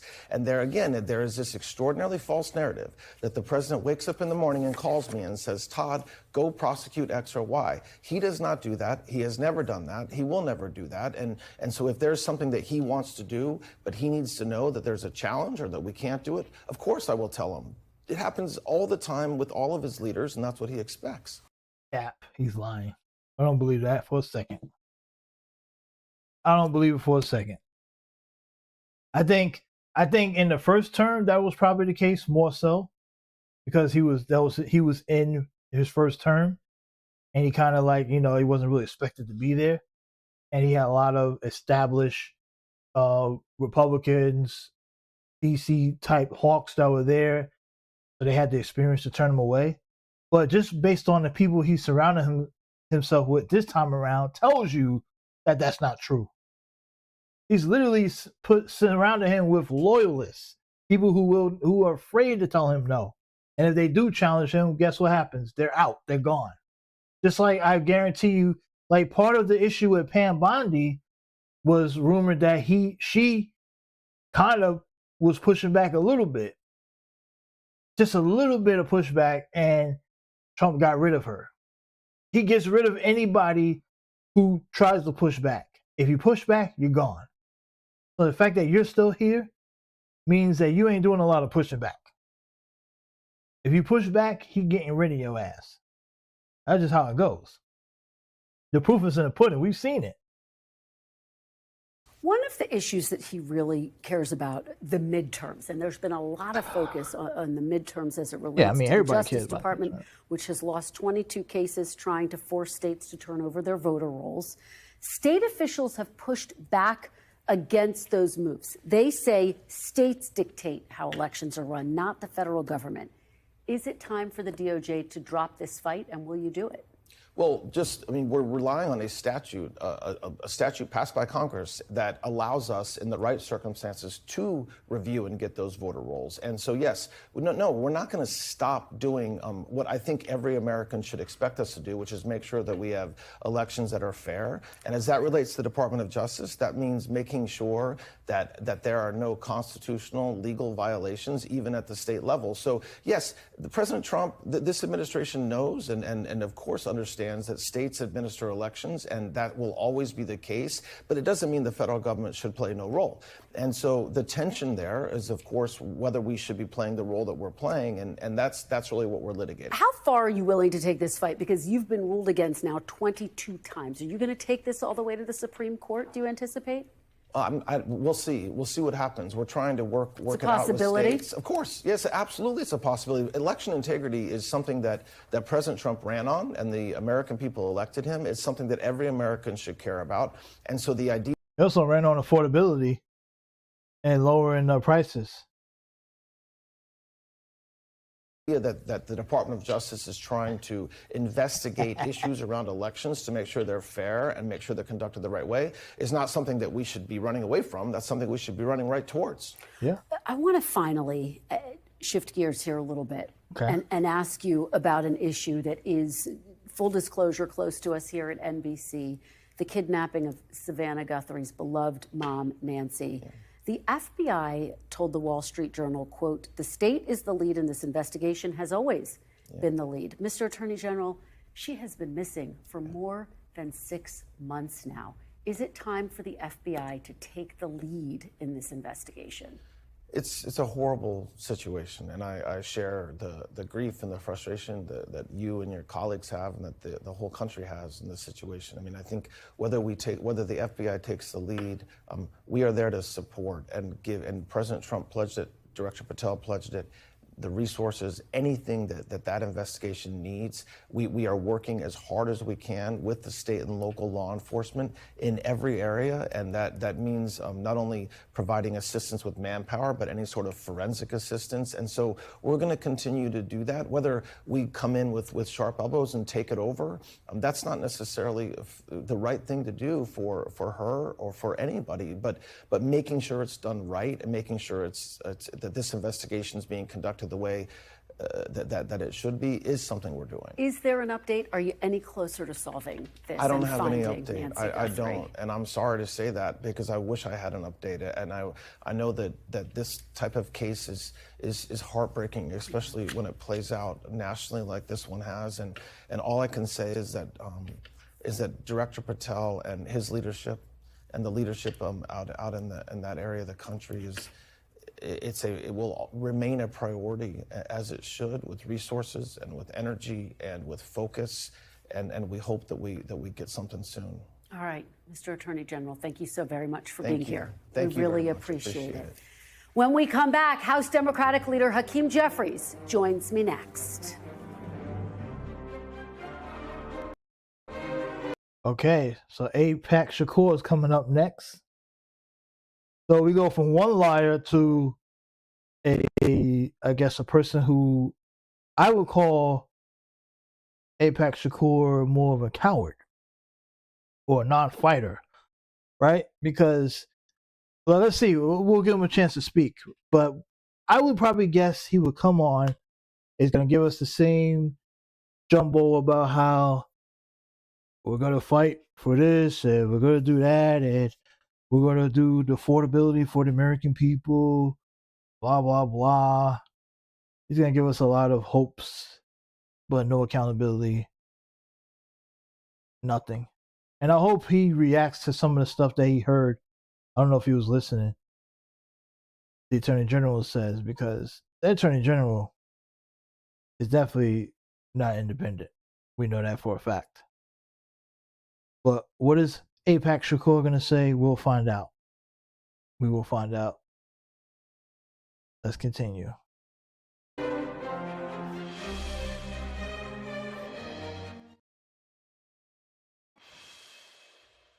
Welcome back. And joining me now is Democratic House Minority Leader Hakeem Jeffries of New York. Leader Jeffries, welcome back to Meet the Press. Good morning. Great to be with you. Great to have you back. We appreciate it. I do want to start with the recent midterm election results. 7 Democratic incumbent House members have lost their seats this election cycle, Leader Jeffries, including some who you endorsed, who lost to more progressive candidates. What message do you think voters are trying to send? Well, I expect that there will be at least 220 members of the House Democratic Caucus when we take back the majority, if not a number much greater than that. And what is clear is that the American people want us to focus on driving down the high cost of living and dealing with the affordability crisis that has created a situation in this country where far too many people are working hard, they're playing by the rules, but they can't thrive and can barely survive. Okay. Well, yes, he is right. But the problem is, how can you do that if you're not holding the people in power accountable? Because they're the ones controlling everything. A lot of what Trump has been done by executive action. He hasn't even went through Congress. So even if you take back the House, that doesn't stop Trump from continuing to do whatever the hell he wants, because the House is unwilling to do anything. The Senate won't do anything. Right? So what is your option? What is your plan? Now, maybe he can't tell us a plan because he doesn't want to put his cards on the table. But we already know that the Democrats don't really do anything, especially the more moderate Democrats. And he's kind of avoiding what's going on here. While, yes, the affordability is part of the reason why these more progressive candidates are winning, the bottom line is another reason why the progressive candidates are also winning is because the people don't trust you, Hakeem Jeffries. They don't trust that you will fight. So they're sending fighters they want to send fighters to DC because you and your APAC loving, funding colleagues will not fight. But he won't mention that part. He'll leave that out because he thinks that is 100% about the affordability. And yes, it is. But it's also about you guys not fighting on everything, not holding the president accountable, not doing anything, nothing. You're just doing jack squat, giving us the lip service over and over and over and over again. And now the progressives are running in here and they're winning seats, knocking out 7 incumbents. That is crazy to even think about. And he's acting all calm, like, yeah. I don't know, buddy. You may be in trouble. And they may not even support you for speaker. Which is why we, as House Democrats, are committed to fighting for an affordable America every day, every week, every month until we solve this crisis. He said the same. You could put that same message in on like social media, on Google. He repeats this shit every year, every fucking week. That's all he says. I want to ask you about what is effectively a battle taking place inside the Democratic Party. Longtime Democratic official Rahm Emanuel, who, as you know, is also eyeing a potential run in 2028, recently described Democratic socialists this way. Take a look. You know, last weekend in Chicago, the DSA held their convention. You're not Democrats. You're a separate party. I'll see you in November. Do Democratic socialists belong in the Democratic Party, Leader Jeffries? Well, what I can say is that I do not support defunding the police. I do not support open borders. I do not support abolishing the Senate. We're focused on actually solving problems that hardworking American taxpayers want us to solve, which is to lower the high cost of living in a situation where life is far too expensive in this country. That's the Democratic agenda. That's what House Democrats are fighting to achieve. Do you think, though, that there is room in the Democratic Party under the tent of the Democratic Party for Democratic Socialists? Is it big enough? Well, listen, I don't support the DSA agenda as has been articulated by the. That's not their only agenda. Just because you mention a few things that a couple people in the movement or whatever that thing is has said, why are you making that the broader picture instead of speaking about the things that you do agree with them on? Because there has to be many other things. which is what's attractive to people. You think people are voting for them because they said they're going to defund the police? No, they're voting for them because they're talking about the healthcare system and the economics. Why are you ignoring that part? That's the part you should be pulling out instead of reacting to the other parts, is what the GOP and the MAGA people want you to do. Focus on trying to defend while you're not on the same page as them, because technically the DSA, outside of the few couple things that they say, the most of the stuff, like the economic healthcare stuff, I would guarantee you most of the Democratic Party probably agrees with it. So why not focus on that part? Could you imagine?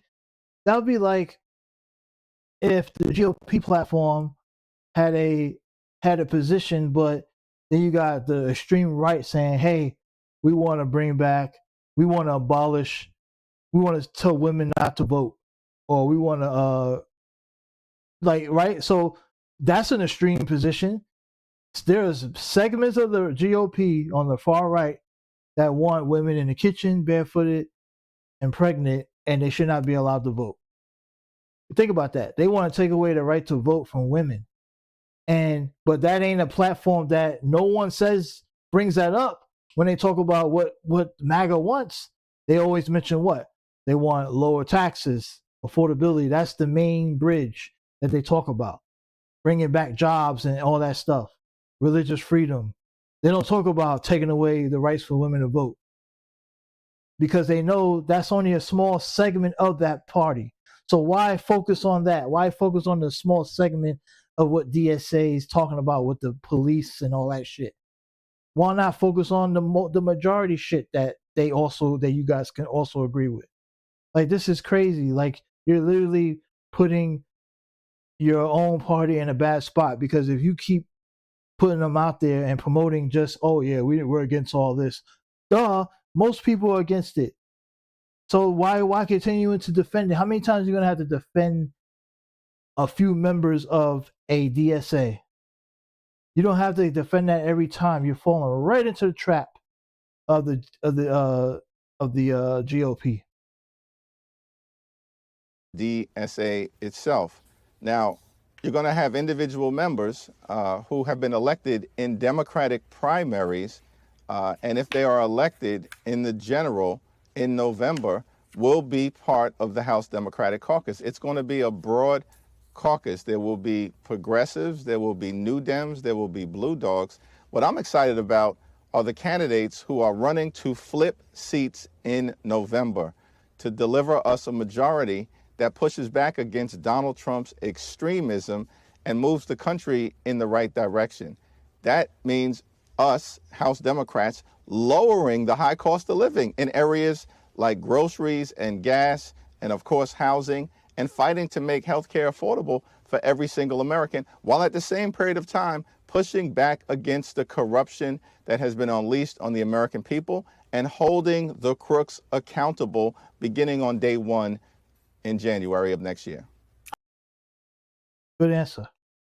But will you do it? That's the question. That's a solid answer. I like how he got off of the whole DSA thing. He brought it right back, because that last part that he said, I can guarantee you, even DSA members who have gotten elected, if they do get elected, probably will also agree with that.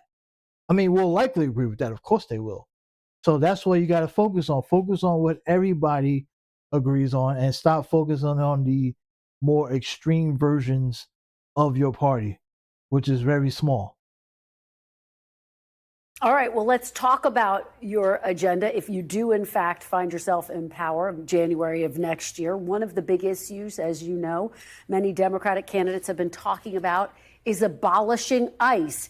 If Democrats win back the House, if you become Speaker, would you bring a vote to abolish ICE to the House floor? Okay, here we go. Let's stop this before he answers. Let's guess. What will he say? I'm going to say he's going to say no, right? Because this man is an establishment Democrat. He understands that if he answers the way he's not going to flat out say no, but I think he's going to be closer to no. he's going to pivot a bit and go, well, what ICE has done they need to have checks and balances, and they need to be reined in. Like, he's going to come up with something like that. That's what he's going to go, probably. It's going to be more about, like, holding them in check instead of abolishing them. That would be my bet. Well, here's what I believe unites Democrats in terms of dealing with the situation that we confront in this country. First, we need a safe, secure, and strong border. We also need to proceed under the principle that immigration enforcement in this country should be fair, just, and humane. And clearly, ICE is completely and totally out of control, which is why Democrats in this Congress haven't given Donald Trump's violent mass deportation machine a dime until we actually see dramatic, bold, and transformational reform. That means ICE conducting itself like every other cop, police officer, and law enforcement agency in this country, because we believe that taxpayer dollars should actually be used to make life more affordable for the American people, as opposed to brutalizing and killing American citizens like Alex Preddy and Renee Nicole Good, or violently target law-abiding immigrants, which is what ICE is doing right now. So basically, no, he will not put up a bill to abolish ICE. Okay, he won't do it, which is no shocker. He's not gonna. I would have been totally. There was no way he was ever gonna say, "Oh yeah, I'm gonna do that." You know, it's kind of like I'm not gonna say it's a dumb question, but she had to put it out there. But we knew he was never gonna say yes. That's not the position of the Democrat Party anyway. Let's just be clear. That might be the position of some members of the Democrat Party, but their position is more like holding the leadership accountable and kind of reforming the thing, right? And obviously, I think his answer was good about the immigration part. Like, yes, they got to do something about immigration. The border's supposedly closed, so I don't know why he's mentioning the border. According to Trump, nobody's crossing the border. The border's closed. Everything is fine down there. So I don't know what that's about. I don't know why he brought that up. According to the GOP, border is safe and secure right now. But but the immigration stuff, like far as like fixing the system and yes, you know, that's a good answer, you know, because that's more of the moderate position of how, you know, you get people independence and stuff like that. Like, yeah, you know, that doesn't sound too crazy, because everybody probably agrees to that position to a degree. Now, the more right-leaning people, that's far right, or even some MAGA people, or even some more, they're like, we just want everybody out the country that's not white. Like, get them out of here. Don't care. They all got to go. Every immigrant, and stop taking people in, except for unless you're a white Afrikaner, then you can come in. Or if you're a white European or whatever, you can come to the country. But anyone else, you're stopped from coming in. So, you know, there you have it. Sounds like you're saying ICE should be reformed, not abolished. So just to be very clear, would you bring a vote to actually abolish ICE to the House floor? Do you think that goes too far? He's not doing that. Why you? What I've said is that we're committed to dramatically reforming ICE in a variety of different ways, consistent with what the American people want us to do. In other words, the mask should come off. Body cameras should come on. Judicial warrants should be required before ICE can storm into the homes of the American people, rip them out of their bed in the dead of night, and try. Wait. What do you mean before? They shouldn't be doing it at all. What the fuck is you talking about, bro? ICE should not be running in no American people's homes. So even there should be no reason why ICE should be getting warrants to run in to American people's homes. No. I don't give a fuck about no warrant, judicial or not warrant. They shouldn't be running in no American people's homes at all. So unless you can guarantee that, that's the reform that we need to see. Do not go in American people's homes at all. No. No way, no how. Try to detain them without justification. There is no justification for ICE to be detaining American citizens. No justification. Zero justification, Hakeem. Zero. Come on now, you leaving a loophole, the window open for them to make up a reason. Because all they gotta do now is say, well, we'll just come up with a reason why we need to go in there.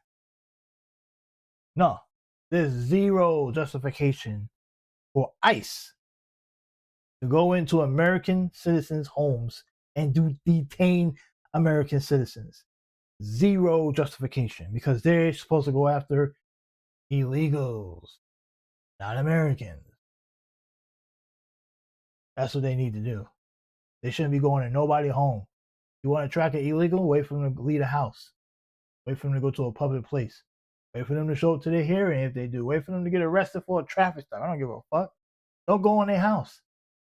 The house should be protected. The castle. And some states got the castle. Come on now. What are we talking about here? Protect the people.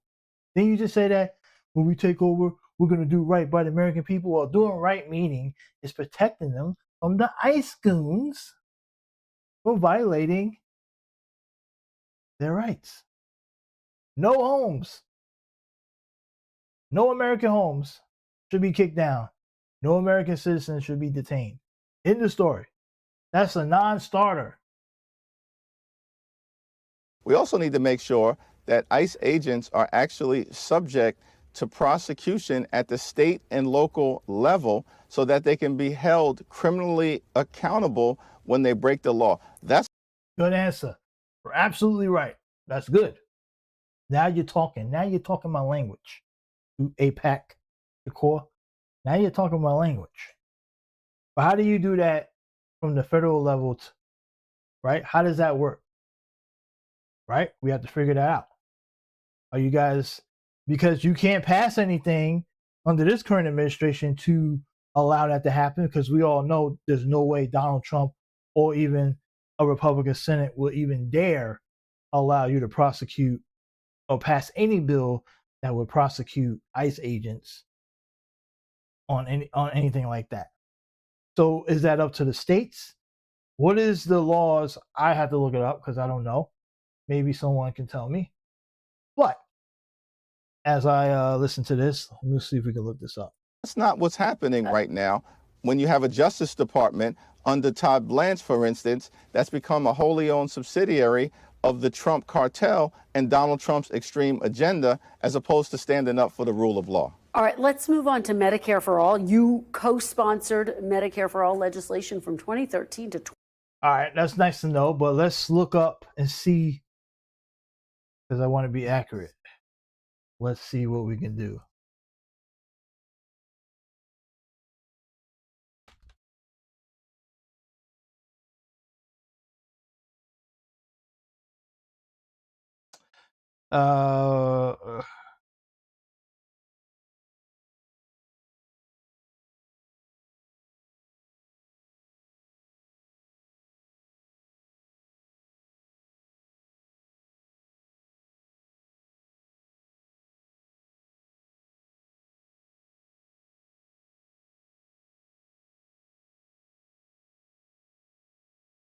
Commit crime.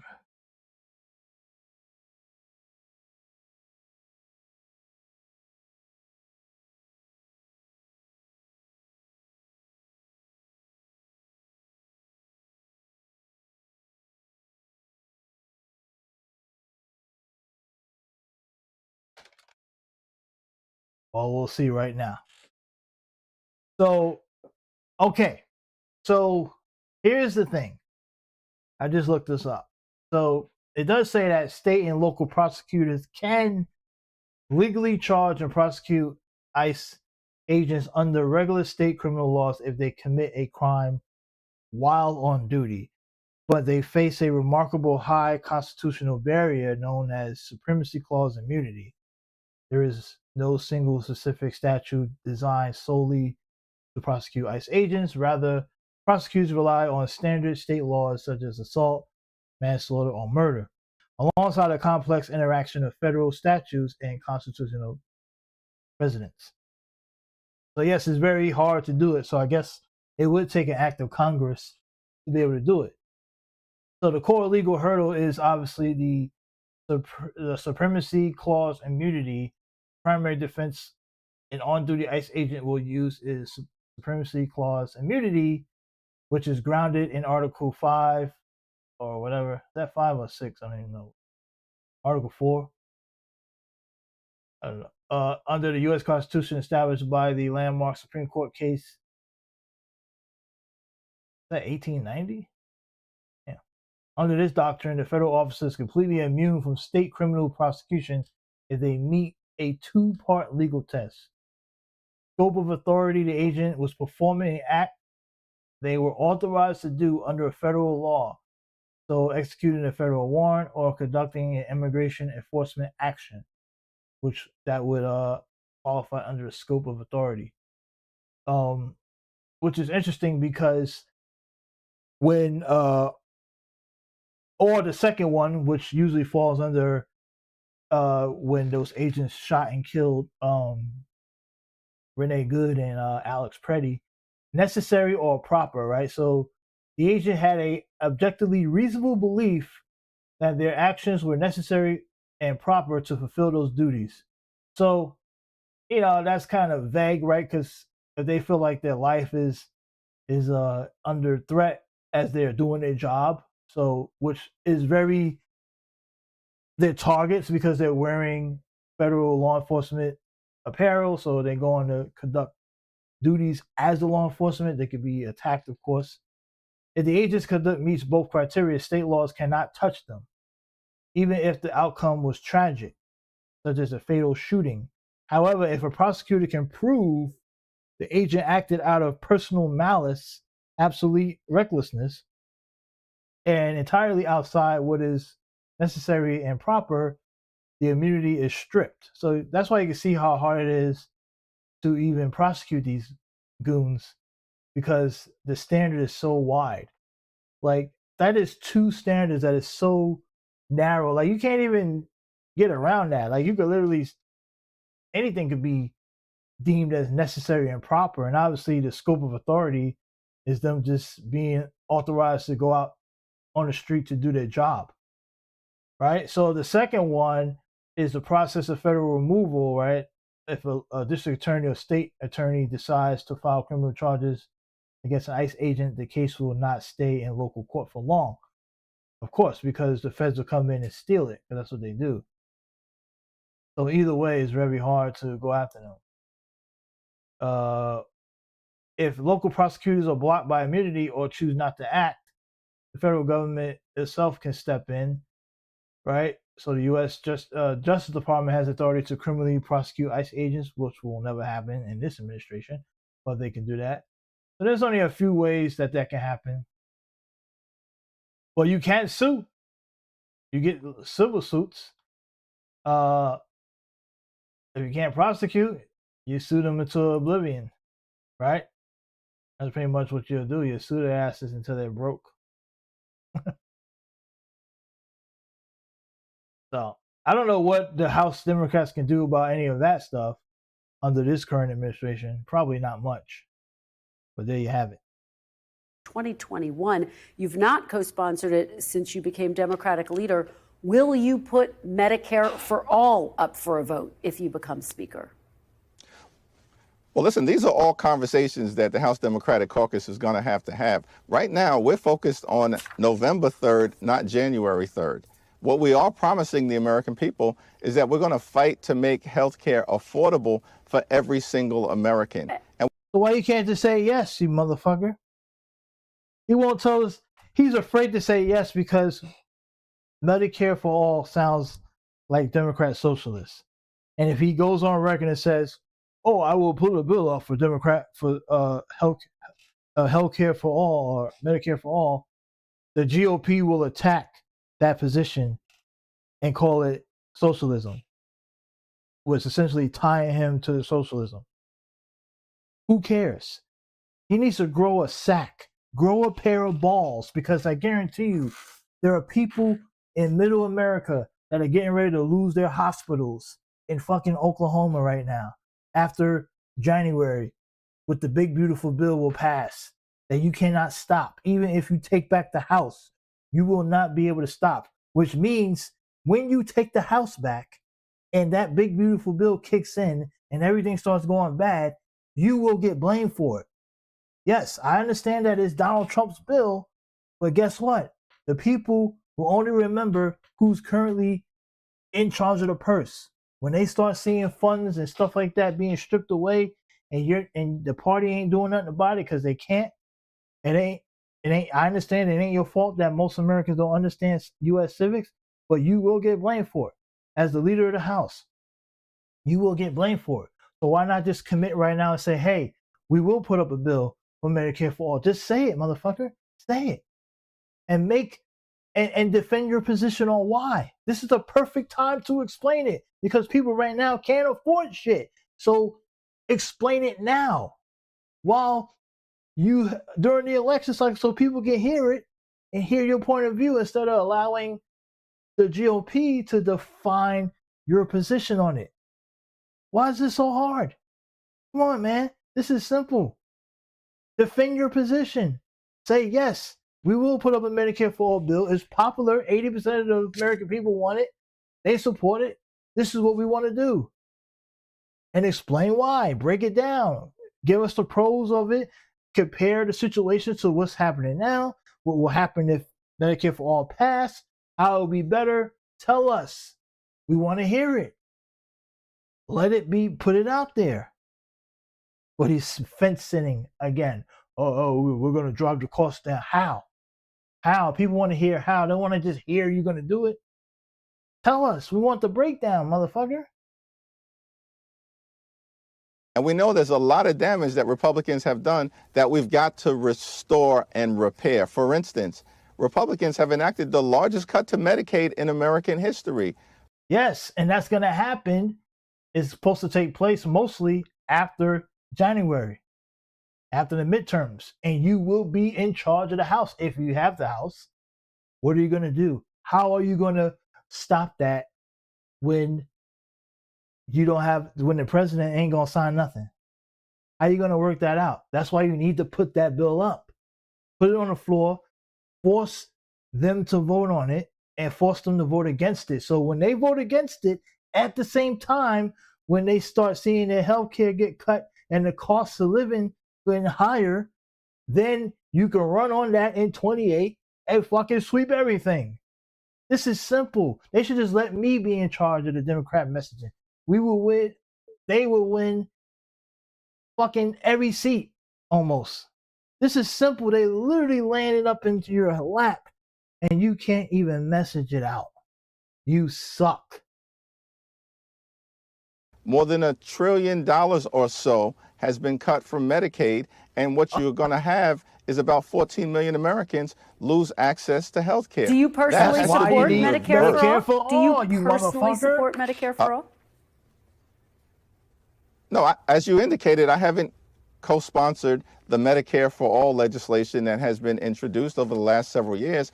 I do think we need to figure out how to fix our broken healthcare system and then build something better once we repair the damage that has been done. Now, that will include doing things like extending the Affordable Care Act tax credits so that more than 20 million people who have seen their health insurance premiums skyrocket, in some cases by up to $1,000 a month. That's not sustainable, and that's something that Donald Trump and Republicans have visited upon the American people. Just to be very clear, though, as a Democratic leader in the House, would you vote for or against Medicare for all?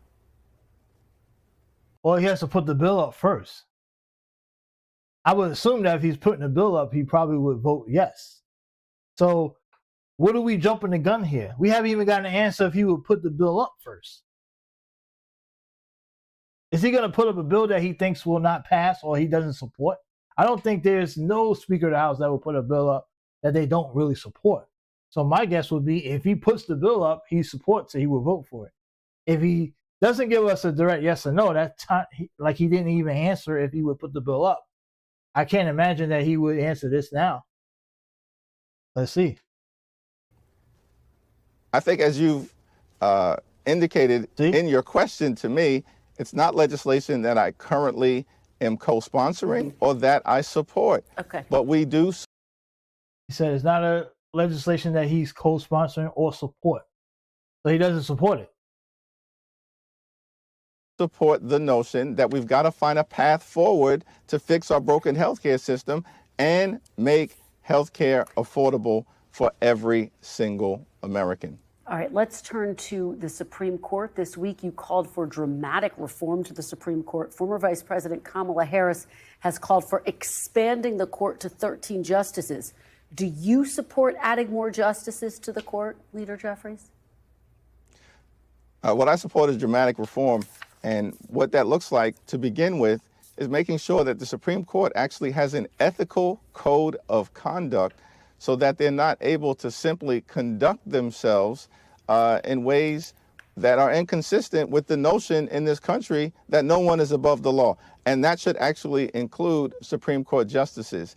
And we've seen right-wing justices like Thomas and Alito engage in behavior that is ethically questionable at best. That has to change because the American people should have confidence in the highest court in the land. Now, in terms of the broad reforms that are going to be necessary to actually deliver a court that's functioning like a separate and co-equal branch of government, as opposed to what we saw, for instance, with respect to the Calais decision, where the Supreme Court gutted the Voting Rights Act in ways that do the bidding of extreme MAGA Republicans who turned around in the Deep South and unleashed these Jim Crow-like tactics. Yes, I have a problem with that. It's inconsistent with the law and with the Constitution.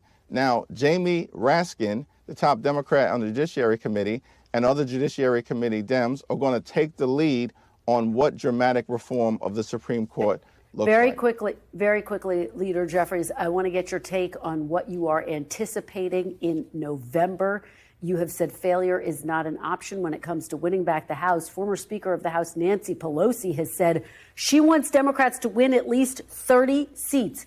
Is that realistic? How many seats do you think Democrats are going to win? Well, we're going to work as hard as we can to get to 218 and then win as many seats above that as possible so we can actually deliver a Congress that is focused on making life better for the American people, on making life more affordable, on ensuring that people can't simply survive, which is the challenge right now, but are able to thrive in this great country of ours moving forward. All right, Leader Jeffries, thank you very much. We will track everything from now until November. Appreciate your being here. Thank you. When we come back, Democratic Congressman Ro Khanna of California joins me next. All right. So we got back-to-back Democrats. Interesting. I mean, I thought Jeffries was okay. He's always given that like corporate answer because he's a corporate Dem, so that's not a surprise. But yeah, I gotta take a whiz. So we're gonna take a quick break. I'll be right back. That coffee's gotten me to the bathroom. So hold on tight. We're gonna react to some more Meet the Press. Ro Khanna's up next. And I'll be back. I'll be back. What they say? I'll be right back. I'll be right back. He said, yeah, I'll be right back. I ain't got no music to play, so we're just gonna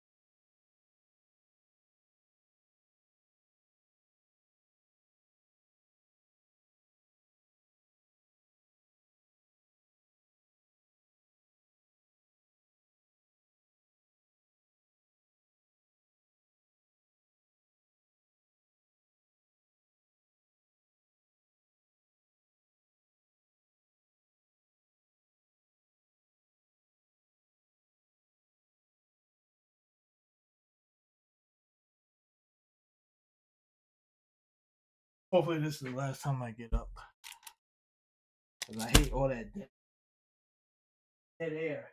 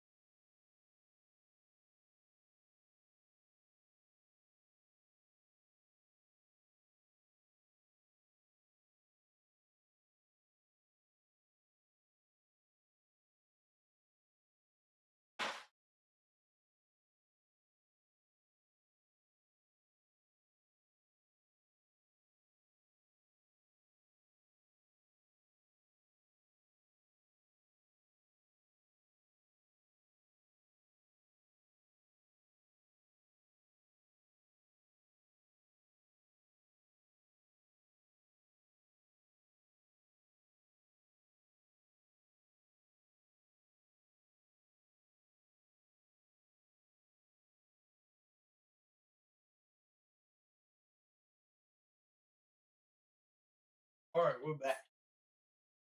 We're back.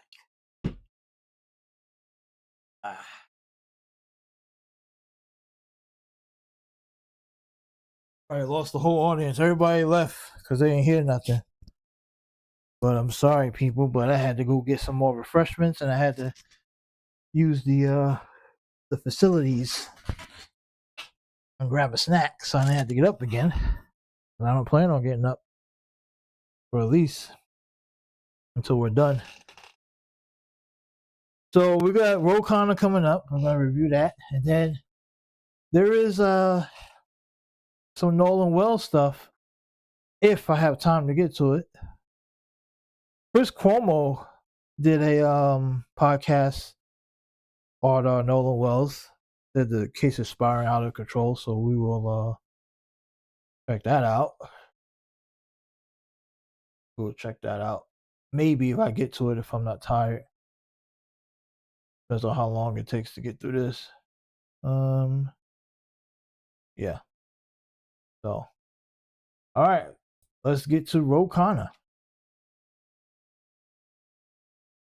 Some people say Ro Khanna is a potential presidential candidate.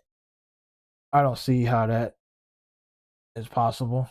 I mean, let's just be completely honest, folks. Like, people keep bringing up names like Ro Khanna, AOC. These people will not.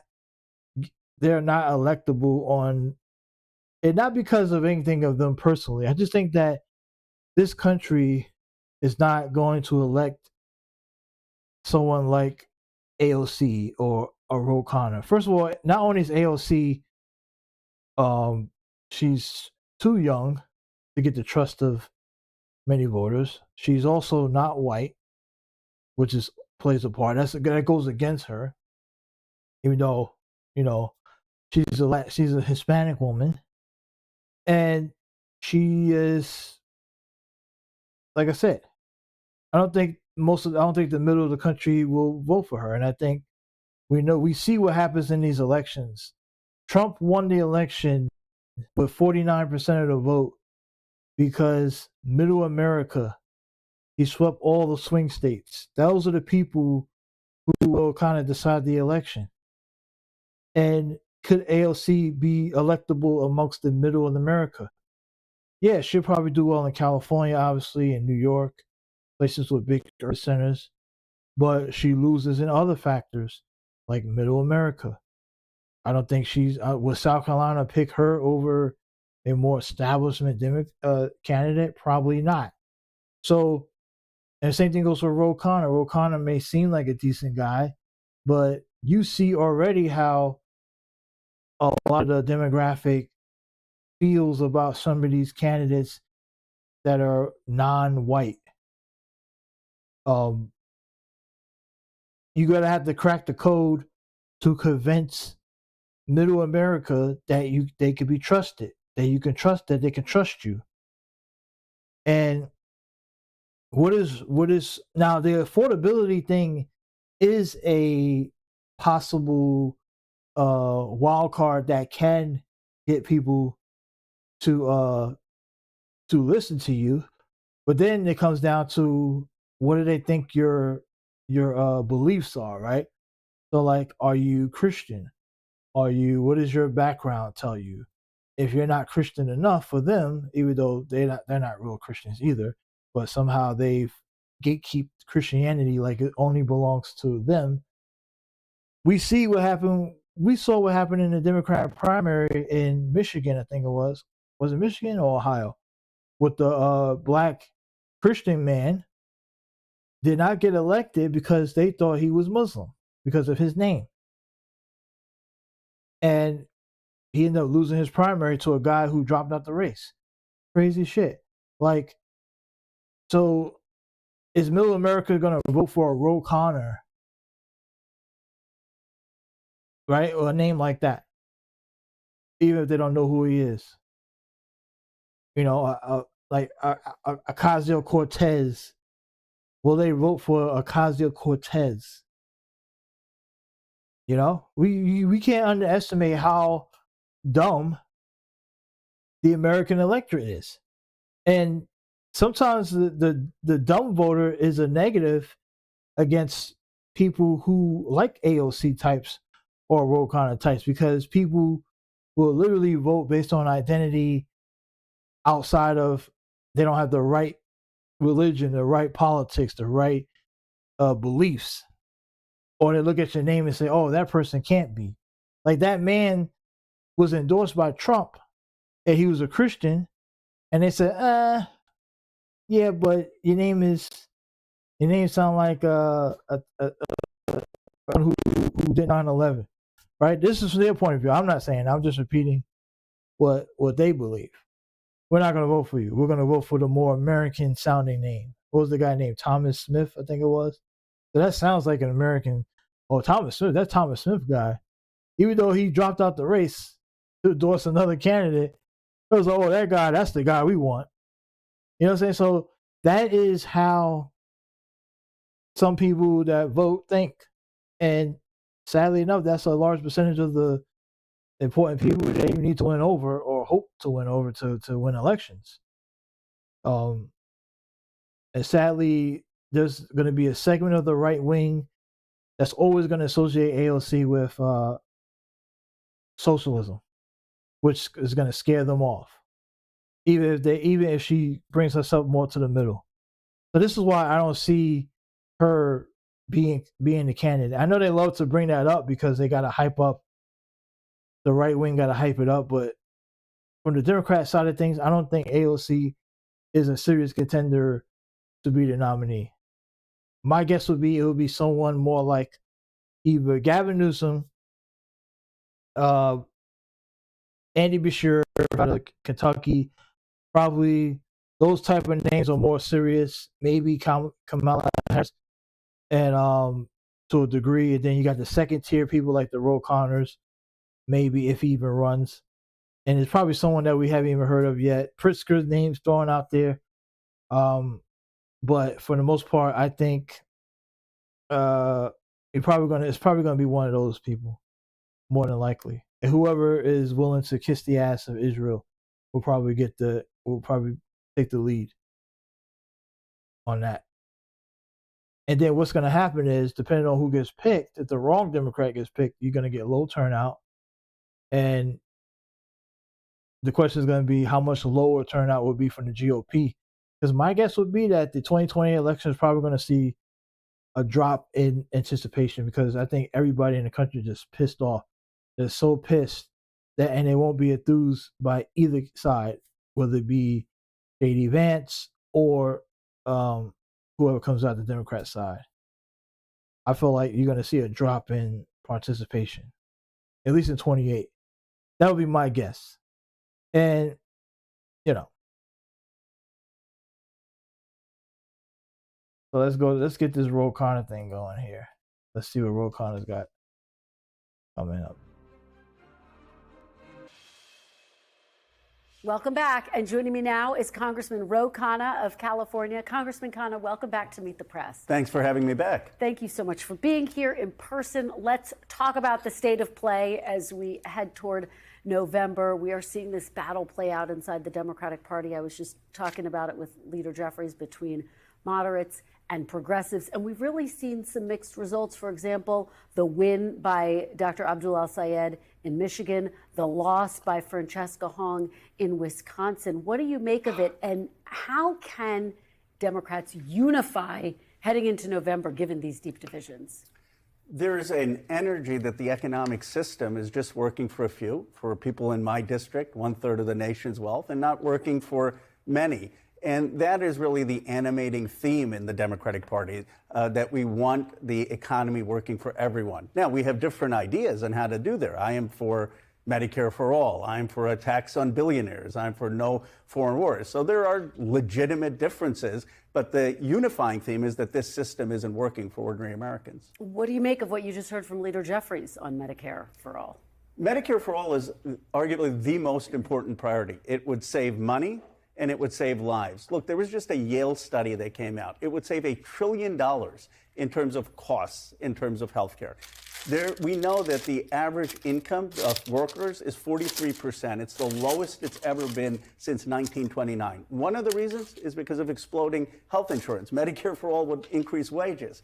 Right. Were you disappointed to hear Leader Jeffries say at this point in time he says he wouldn't vote for Medicare for all?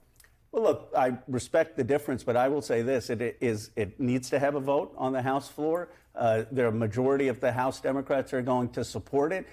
It is one of the most important policies if you actually believe in saving lives and in helping increase wages for working class Americans. You talk to folks and they'll say the biggest thing that pushes me into bankruptcy is if someone gets cancer and I can't afford the bills. And even people who have insurance, look at how many premiums have been increasing. This would save money for ordinary Americans and it would increase their wages. It's the single biggest roadblock in our economic system, hurting working families.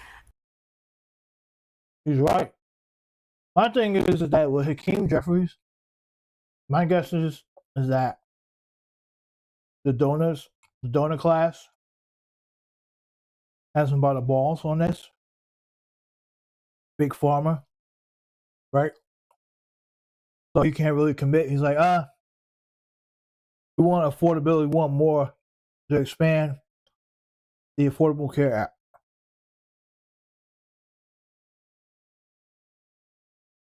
Because the expansion would also help out some more of his big pharma. Right? Now look, Affordable Care, don't get me wrong, it did provide health care for many people that couldn't afford it. That didn't have any. But it's also, for some, it's not affordable. Right? But who gets paid?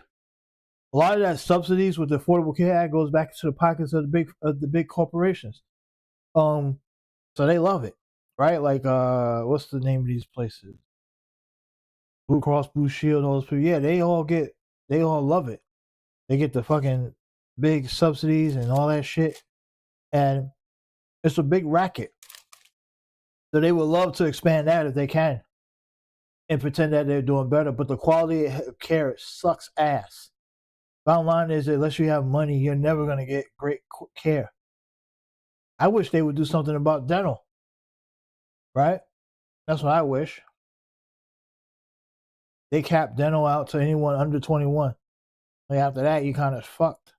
You get basic dental treatment, but you can't get any like surgeries or cosmetic, anything done. It doesn't fall under insurance. But you could take out a loan to pay 40 grand for like dental work, go into debt. Yeah. You know what I'm saying? But so that's probably why Jeffries is really not on board with it. As a donor class. And that's why we got to get these people out of politics. Anyone who's bought and paid for by the donors, you got to get them out. Let me ask you about something that Congresswoman Alexandria Ocasio-Cortez said in an interview last week. She, of course, another progressive leader. She said woke one was crazy, effectively suggesting some progressive views just went too far in the 2020s. Do you agree with Alexandria Ocasio-Cortez that woke one was crazy? Well, I don't know what these labels mean, and I'll tell you what I've always stood for. I have never been for defunding police. Our district in Silicon Valley is one of the safest districts in the country. We've actually had more police in San Jose and Fremont, but I believe in police reform so people aren't racially profiled. I have never believed in open borders. I've always been for a secure border, but I've called for abolishing ICE. You know, I was just in Austin, and let's stop the tape right here.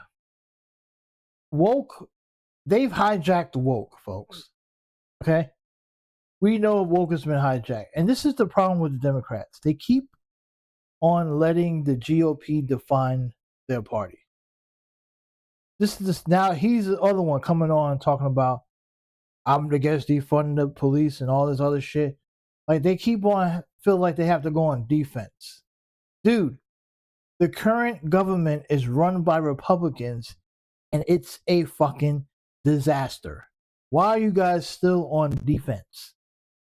2 years into the second Trump 2.0, and you're still defending 2020 talking points. Like, what are we talking about here? This is a waste of energy, a waste of time. They need to unify on one particular message on this and move on. All this still trying to defend their positions. Like in AOC, I understand what AOC was trying to do, but I don't agree with the way she went about it. She should know better considering that she's a Latina from New York. She should know better. Like if she was a white woman and she said that, I would have been like, okay, I get it. But this is where I go back to AOC not really. Let me take that back what I just said. AOC should know better. But then again, she doesn't really know better because AOC, while she likes to pretend that she grew up like as a Jenny from the block type, we know AOC is from Westchester County, one of the richest counties in the country. She was at a high upper middle class, grew up in high, and back then high upper middle class was 90 to 100 grand a year. Now today, that's a lot lower. But her neighborhood, where she grew up at, where she really grew up at before she ended up being a bartender and going to school, she didn't grow up in the same setting as the average inner city New Yorker, put it that way. So she obviously did not grow up around what woke really meant. Because if she knew any black people growing up, she would have understood that woke was hijacked. And the fact that she didn't really say that, instead she goes, oh, woke 1.0 was crazy. Instead of correcting the record saying, look, I grew up around the way. That is not what woke is. It was hijacked and blah, blah, blah. She should have broke it down, but she can't because she doesn't know. Because she grew up in Westchester County. Okay? Let's just put it out there. No offense to AOC. I think AOC, I think she's pretty cool. But the problem is she cosplays a little bit too much for me.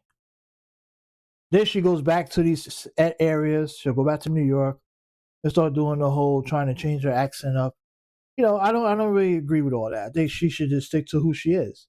She's a upper middle class girl, grew up, that ended up as an adult becoming more to the middle class and, student loans and debt and stuff like that. That's the average middle class person. That's not anything, that's not relatable to anyone that lives below the poverty line, right? She's an educated woman, and there's nothing wrong with her being educated and being a bartender, right? That's middle class.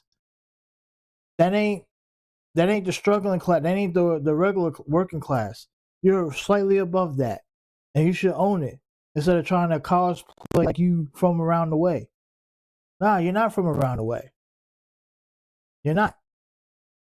So don't pretend. You're educated. You was able to go to school. You're smart. You had to bartend because you which is typical for a lot of college students, that even the ones who are more privileged, they still will work a job or two to make some money because, you know, your parents did everything they can to make sure you can get you in a good school, and you survived. Now you're in student loan debt. Good. Whoopie-doo. But you still live pretty well. You got health care now because of your job in Congress. You know, so just stick to that.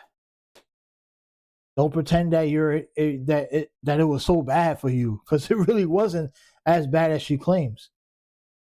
I'm pretty sure that she had it a little rough. I know I think her mom or her parents were like, the cleaning and stuff like that. Like, yeah. But you were able to do enough to move to live in Westchester County. To live in a nice area in Westchester County, not like some slumlord apartment. I believe they had a home. So it wasn't like you were living in like a up in the projects or something like that. You didn't grow up in the projects. You didn't grow up in like in a high poverty neighborhood. So no, you can't relate really to those people, sadly enough. But she tries to pretend she can. And it's like, don't do that. Don't do that. So that's why she's taking the same position of woke as the white liberals who hijacked the term woke. And literally, and then the GOP, of course, the MAGAs hijacked it as well from the white liberals, and then they kind of defined it to everybody. Oh, this is what woke is, you know, which is not the case. So that's why they all attacking it. But what you're doing is you're going to alienate the people who know what the real term is. And that's not going to be good. Good luck, AOC, trying to get the South Carolina voters, those black voters down there, after you came out and made those comments about calling woke crazy without even adding context or understanding that the term was hijacked. Good luck trying to convince those black voters why you said that. I talked to Benny, who was a Trump supporter, and he said that the Lorenzo Salgado's killing, a father's killing, who was a construction worker, has changed him. He thinks ICE should be abolished. He thinks it's crazy that ICE officers are arresting people who are pouring concrete. So my view on all of this is have common sense. You can be for borders but abolishing ICE. You can be for police but making sure we don't racially profile. Francesca Hung obviously got a lot of attention for a post calling to get rid of Thanksgiving. She tried to explain that. Does that type of rhetoric hurt the overall progressive cause, do you think? This fucking Thanksgiving shit again. Are we still on this again? Here we go again. This is a more of a, oh, you guys have to be forced to defend because MAGA is setting the tone. This is MAGA slop. Oh, come on. She could not get rid of Thanksgiving. She would have had no legal authority as governor. We went over this in the last broadcast, or 2 broadcasts ago. A simple search, people, simple Google search will tell you that a sitting governor cannot cancel Thanksgiving. Holy shit. And we're still talking about this?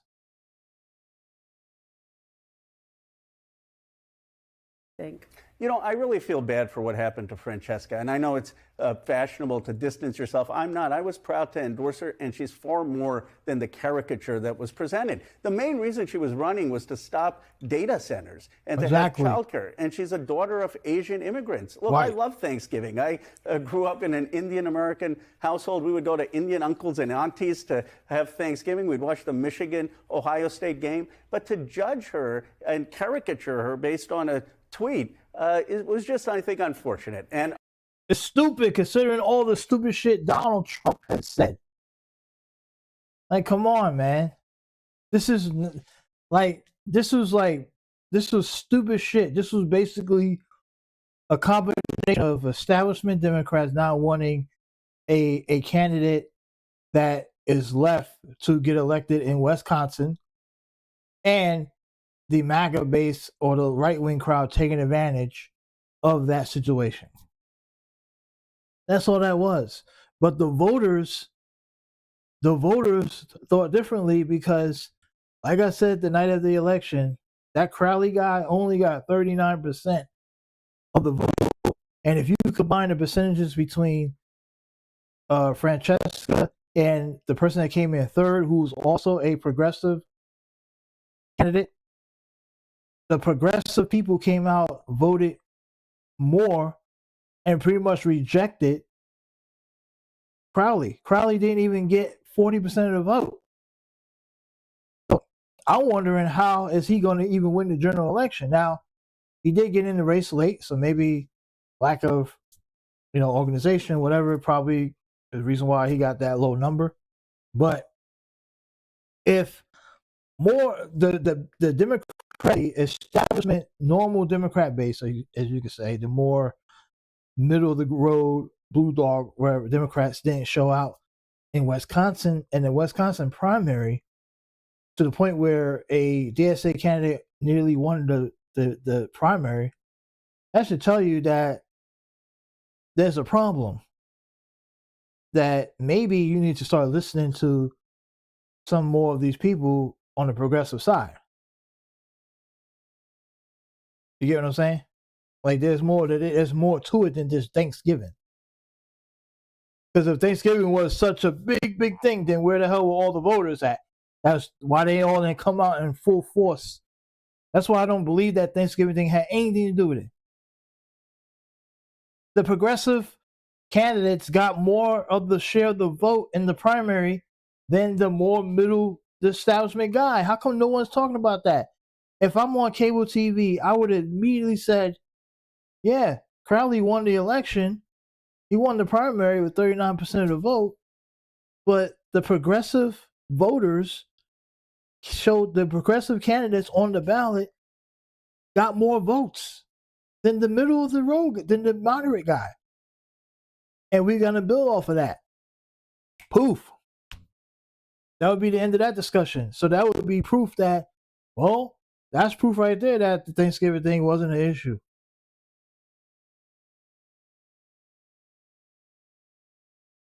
Like, they got to stop with this Thanksgiving shit. Nobody care about that.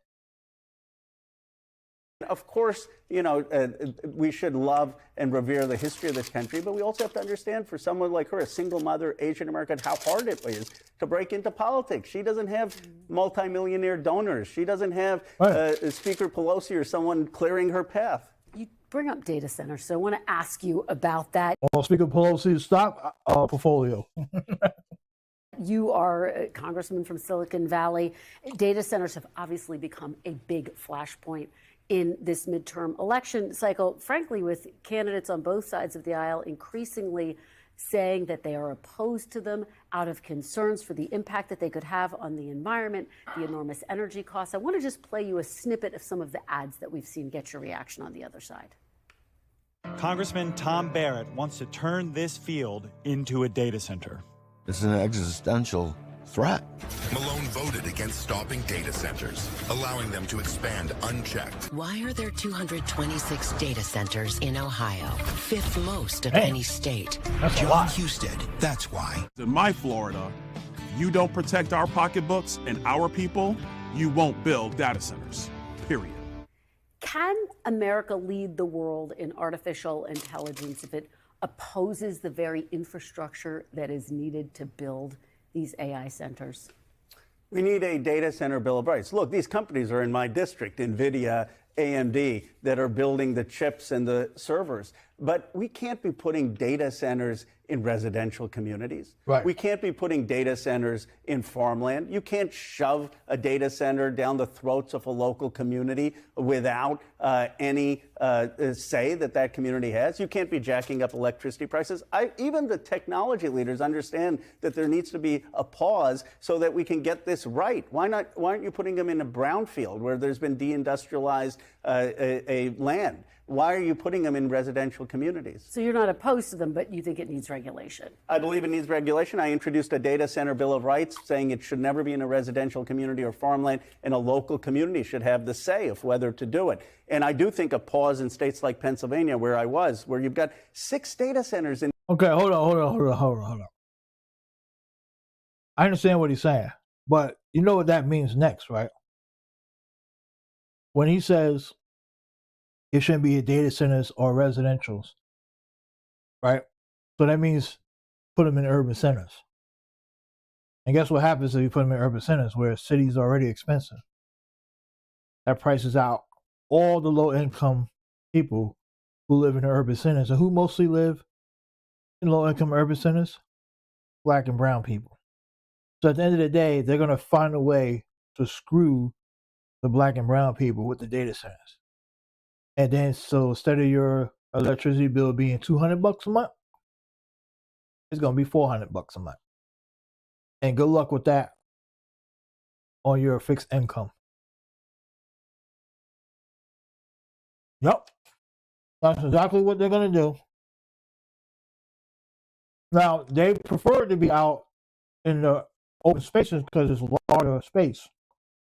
But there are some inner cities that got some big, large open spaces where they should be built, they're going to build housing at, but instead, they're going to make data centers. And I wouldn't be surprised if they have underground data centers in urban cities, because there's a lot of underground space that they could use for data centers as well. Oh yeah, the con game is coming because we've seen this type of shit all the time. The people and the more privileged people push back, then they scrap the plan, but data centers are not going to cease to exist. They will be built.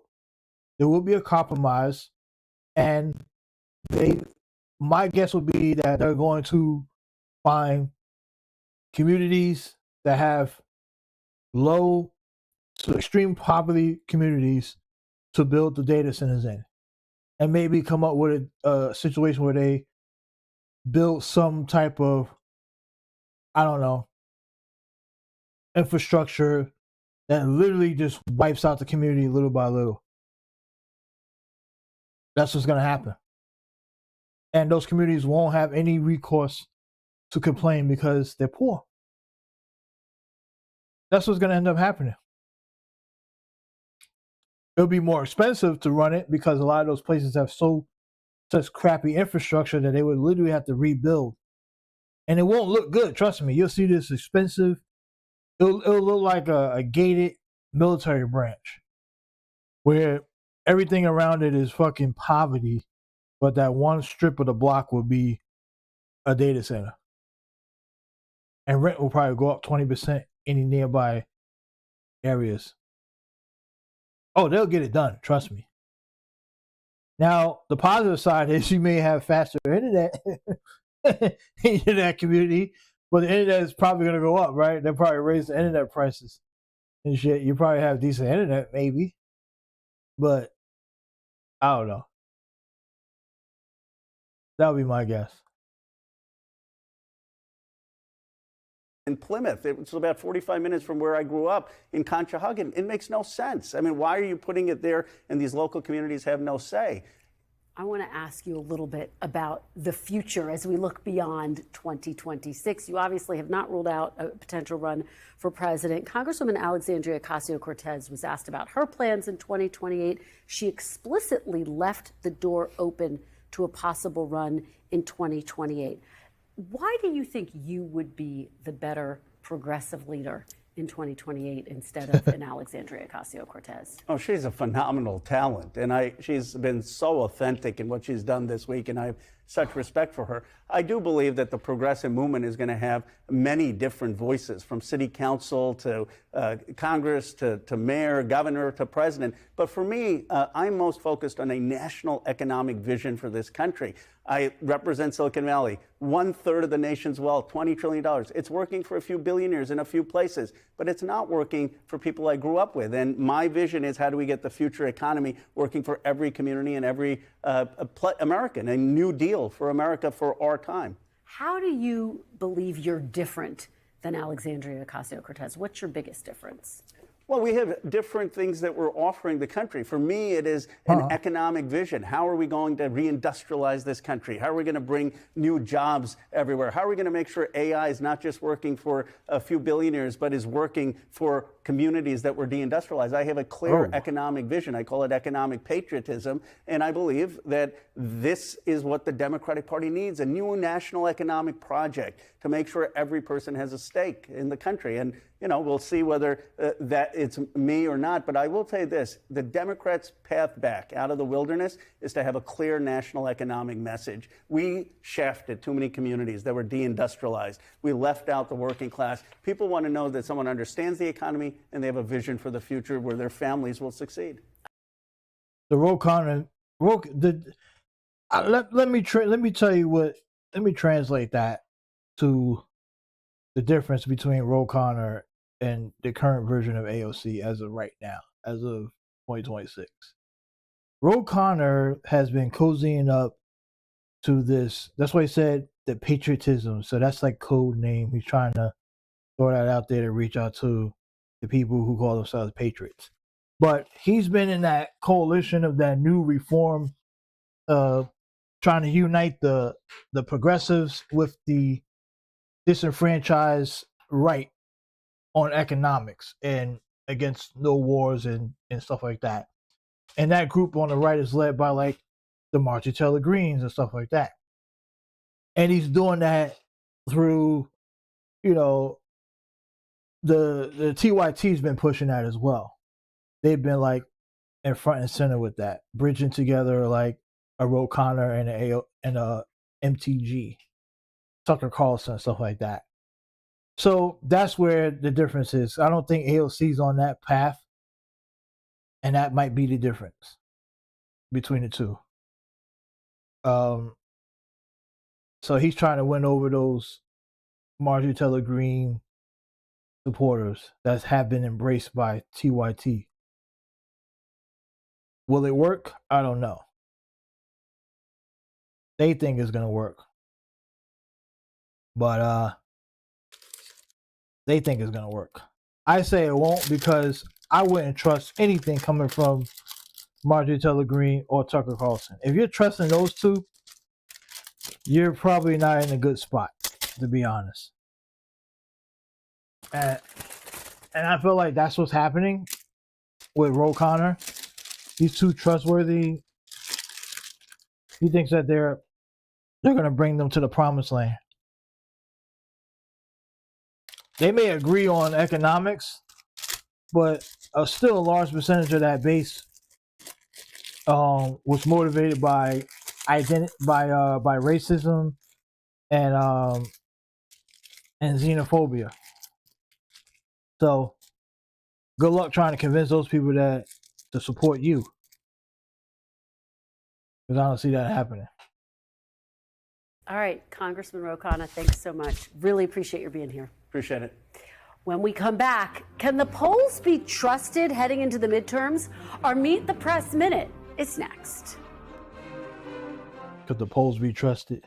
Welcome back. After recent election results defied the polls, the credibility of polling is once again under the microscope. But the debate over whether polls can be trusted is nothing new. Back in 1984, George Gallup Jr., then president of the Gallup poll, joined this broadcast to defend the accuracy of his polling data. You're confident in yours, but why is it at the same time that so many different pollsters come up with so many different results?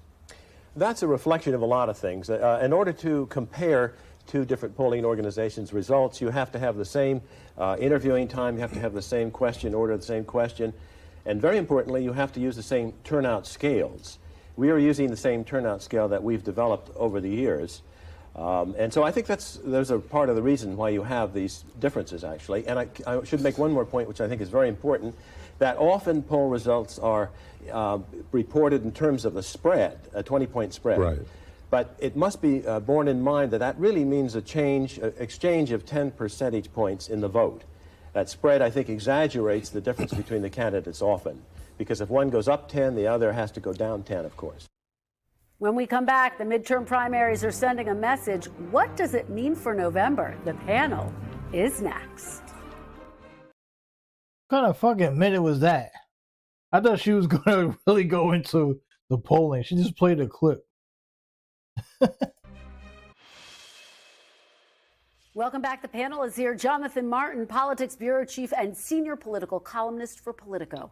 Republican strategist Sarah Fagan, and former Homeland Security Secretary under President Obama, Jay Johnson. Thanks to all of you for being here. Jay Mart, let me allow you to kick it off. We saw mixed results this week between progressives and moderates, and you heard Leader Jeffries and Congressman Khanna respond to that. What do you think the messages for Democrats right now moving forward? Let me take the big picture first. Yeah. You know, for decades now, we've been living through a world in which we have this red and blue political map, and sort of demography is destiny. And I think the story now is that you can apply those same lines to primaries. And Democrats are fractured along clean lines of age, race, and education, just the same as our general election is now fractured along those same lines.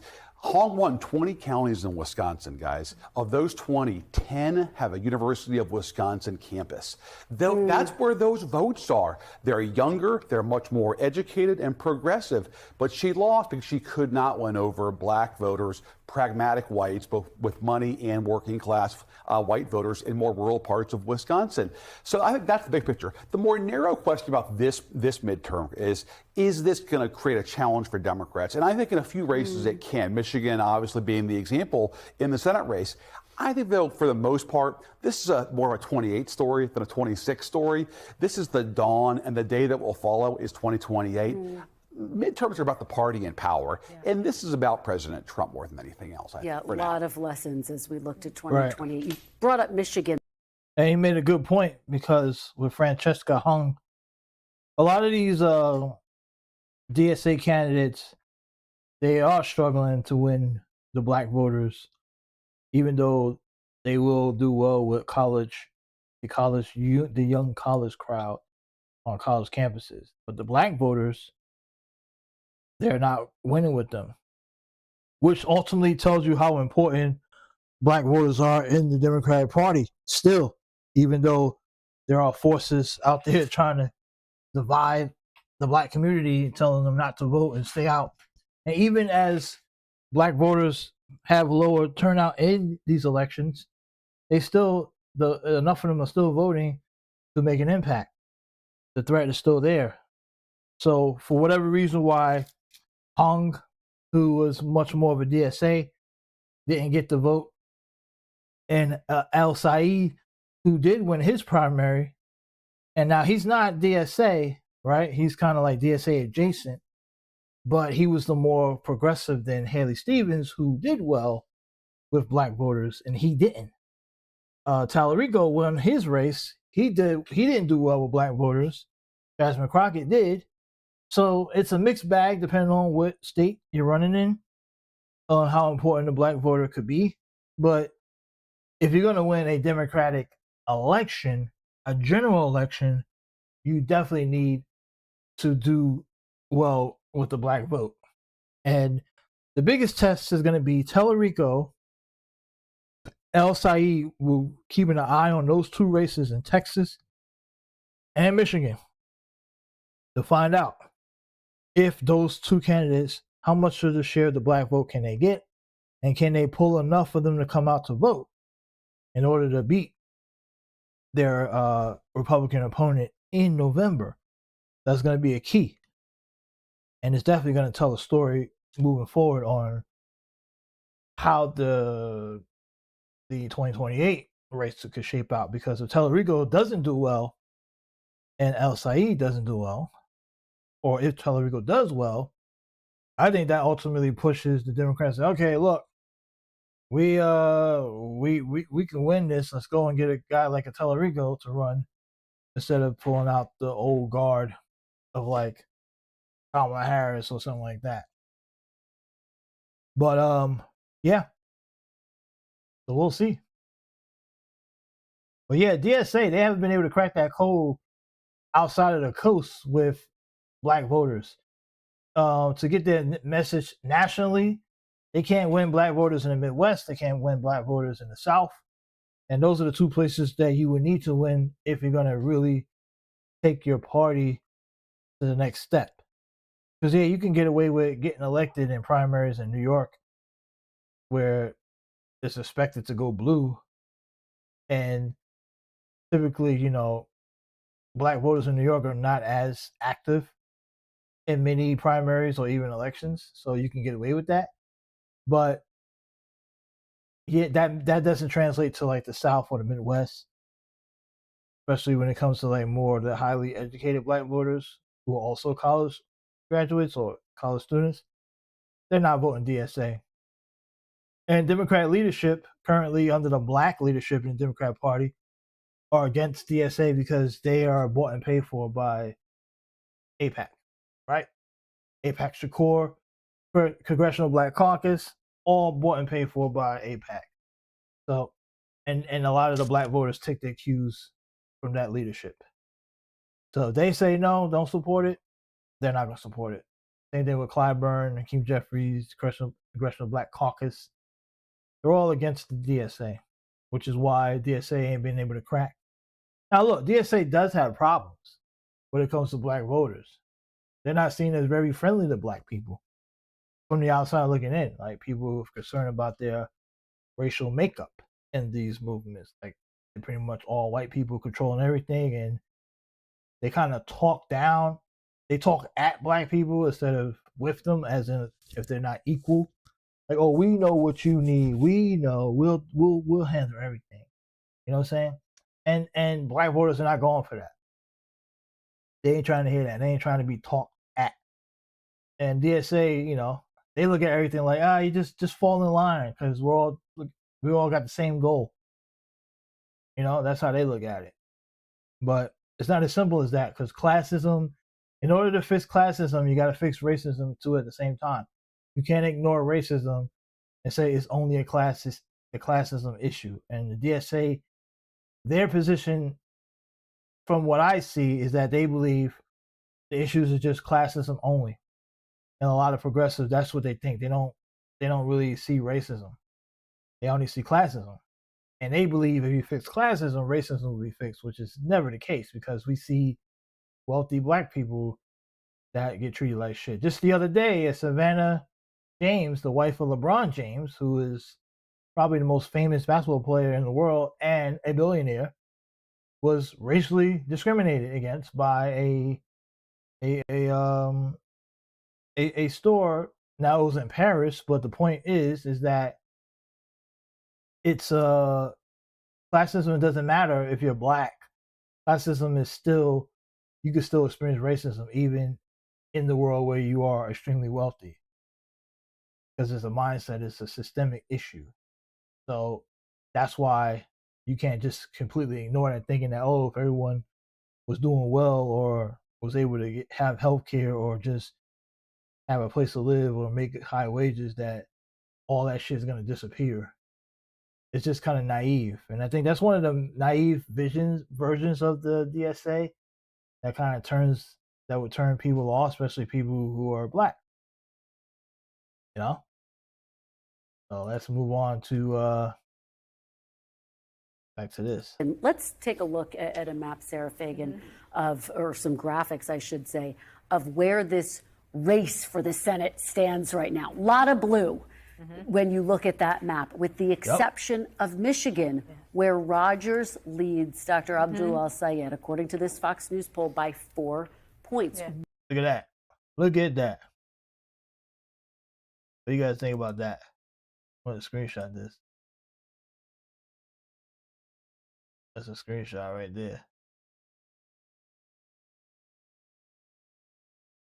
What do you make of that? And just how competitive do you think a purple state like Michigan is, where Democrats are going to be all hands on deck trying to hold on to that seat? Well, I think for the reasons that Jonathan just outlined, Michigan is the best chance for the Republican Party to pick up a seat. But I think the broader challenge is that there's just so many places that are competitive in which resources are having to be spent, including the state of Texas, which should not require Republicans to have to intervene. And now tens of millions of dollars are going to be spent defending somebody who should have an easy victory and would have if it had been John Cornyn, in my view. I think that kind of the broader issue that Republicans are facing is just a wide-scale enthusiasm gap. And we are seeing that among every measure that matters in politics. Democrats hold an 18-point gap among self-reported enthusiasm.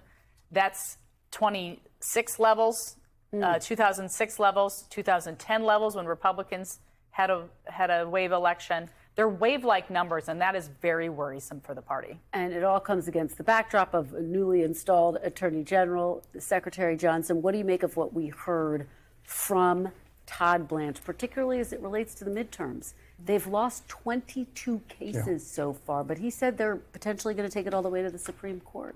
So over 22 is not an admirable record for a lawyer. There's a point where the lawyer says to the client, hey, let's stop banging our head against the wall here.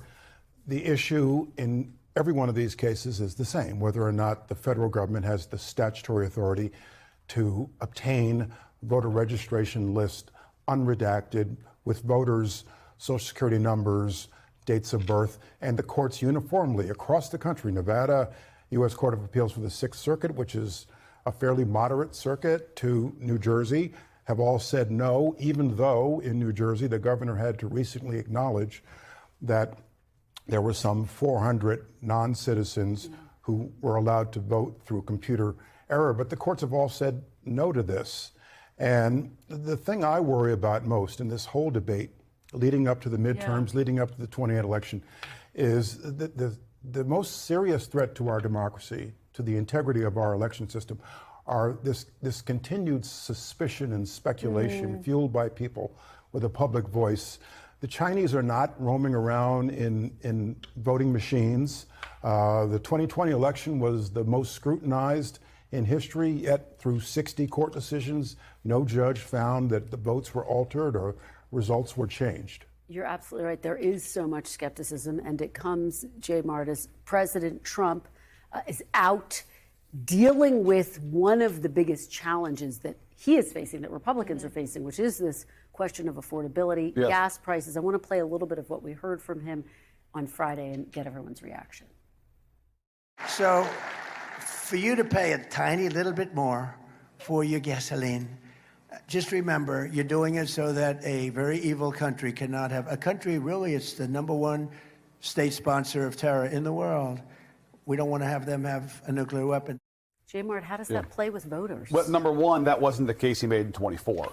There was no asterisk. He said, I'm going to lower your prices, period. Secondly, he never made a public case to the country, and Sarah knows this, for why you have to invade Iran.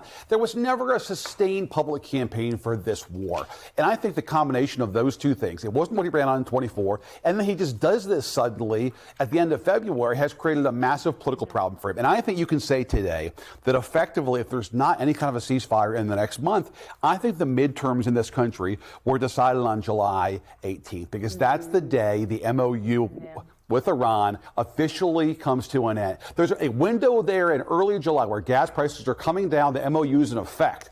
The 18th it breaks down, and ever since then, gas prices are on the rise. They're over $4 a gallon now. It'd be one thing if it was just gas prices, but food was lower, and housing was lower, and healthcare was lower. But the voters are speaking loudly that they are worried about affordability on every measure of their life. And that is the bigger problem, is that there's a focus on something other than economic issues. Secretary? This war is the foreign policy debacle of a generation, costing Americans billions of dollars. That's it. All right. Well, we'll end on that point. Thank you very much for a great conversation. We really appreciate it. That is all for today. Thank you for watching. We will be back next week because if it's Sunday, it's Meet the Press.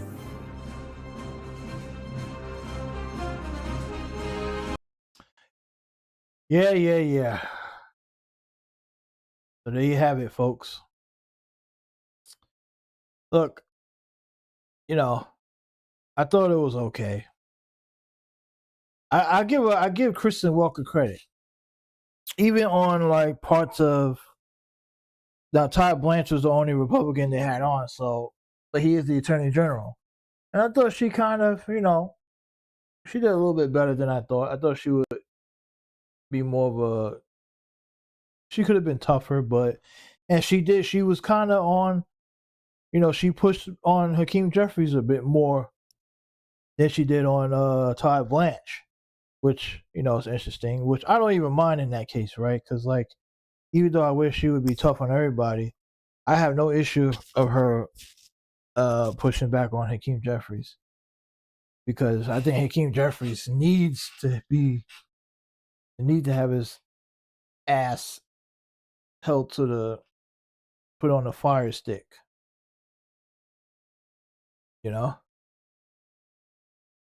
That's what I really believe. That's what I believe.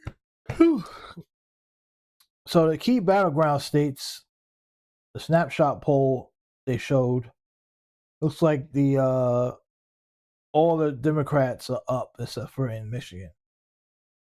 Even Tellerico's up in Texas by 3, which is within the margin of error, of course.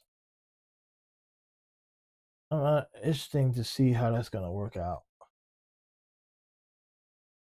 I just can't believe anyone would vote in Ken Paxton, to be honest. If you're in Texas, what's so appealing to Ken Paxton? Is it more so like, oh, we vote for Paxton because we don't want a Democrat in power?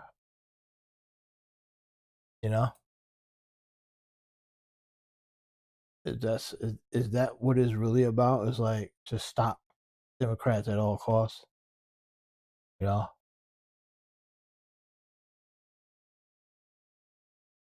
Even if it's stupid.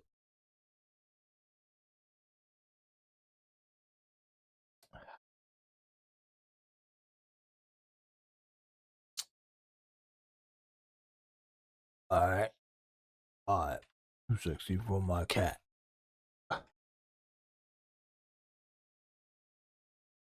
Trying to get this post on. I just said I wasn't going to be on long, but I think I want to go over. I want to briefly take a look at this video from Chris Cuomo on the Nolan Wells thing real quick. It's about an hour long, but if it doesn't get interesting, like it doesn't really get to the meat and potatoes of what I'm looking for, then we'll probably cut it short. But there's a lot of updates on that.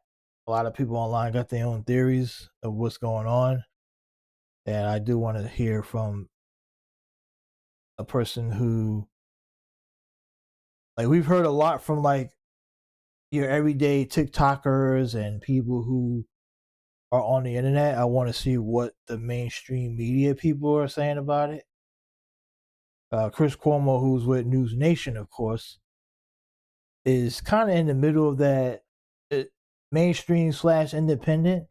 So there's not a lot of mainstream media is not covering this at all. I mean, most of the coverage we see is from independent sources. Nancy Grace, who's the biggest name of there, over on Fox Nation, and but everyone else is kind of like independent media. So the closest we're getting to a mainstream media figure that's been talking about this outside of TMZ, which is I don't consider them media. They're kind of like tabloid or whatever. But I mean, they do cover stories like this that go viral. But Chris Cuomo is from News Nation, so that's why we should check this out. and hear what he's saying. Hear what he's saying on that. So once pull this up.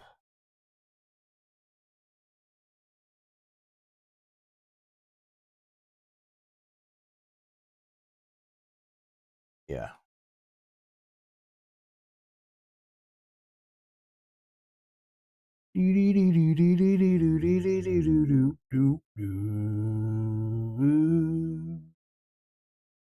Yeah. I'm in the club with my homies. The VI down below key. Take it on me. Damn it. Conversations got heavy. You gotta feel it like you're ready to go. Oh.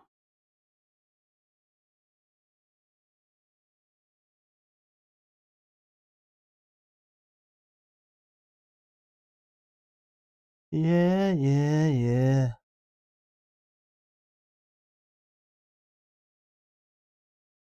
Conversations got heavy.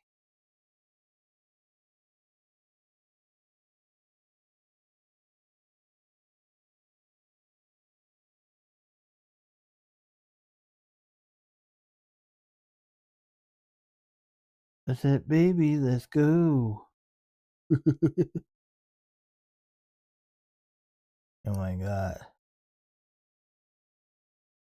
These people really think that LeBron went to Philly to honor Kobe. Like the shit that people just be saying online. Like didn't LeBron not even show up to like Kobe's funeral or some shit? Like I don't even remember, but I think he did show up, I don't remember. But I don't even think LeBron was like on it like that.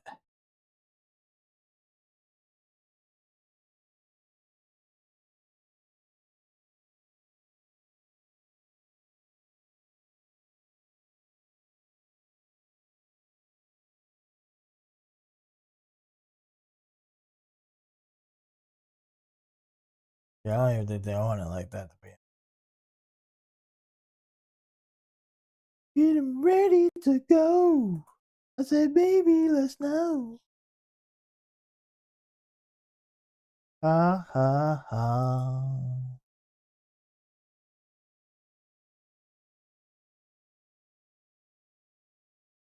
All right.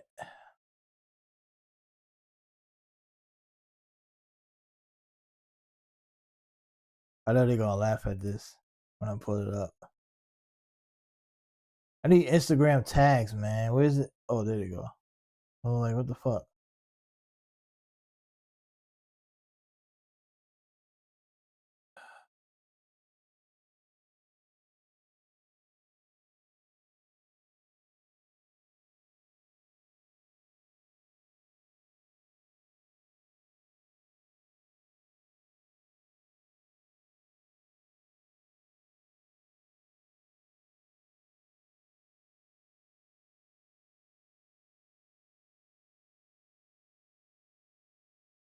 I don't think they're gonna win all those seats. Pelosi was like, they gotta win. We want them to win 30 seats.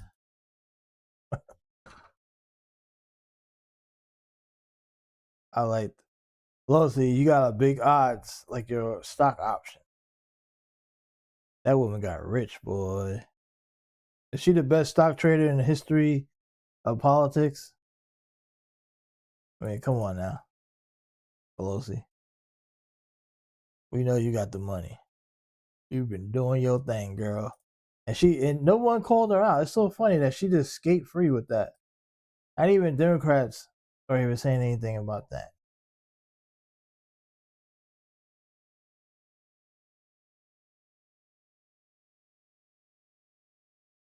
What the fuck is going on with Nancy Mace? This got to be fake. Did she really get new tattoos? Or are they fucking with us? Guys, what's the deal with Nancy Mace and her tattoos? Anybody know? Let me look this up. Did Nancy Mace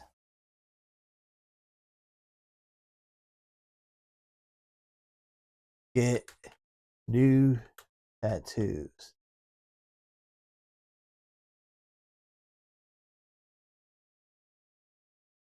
Oh, she did get it. Holy shit. Well, she's out of Congress anyway. All right. She did get new tattoos. Oh yeah, she's transitioning out of politics. She's done.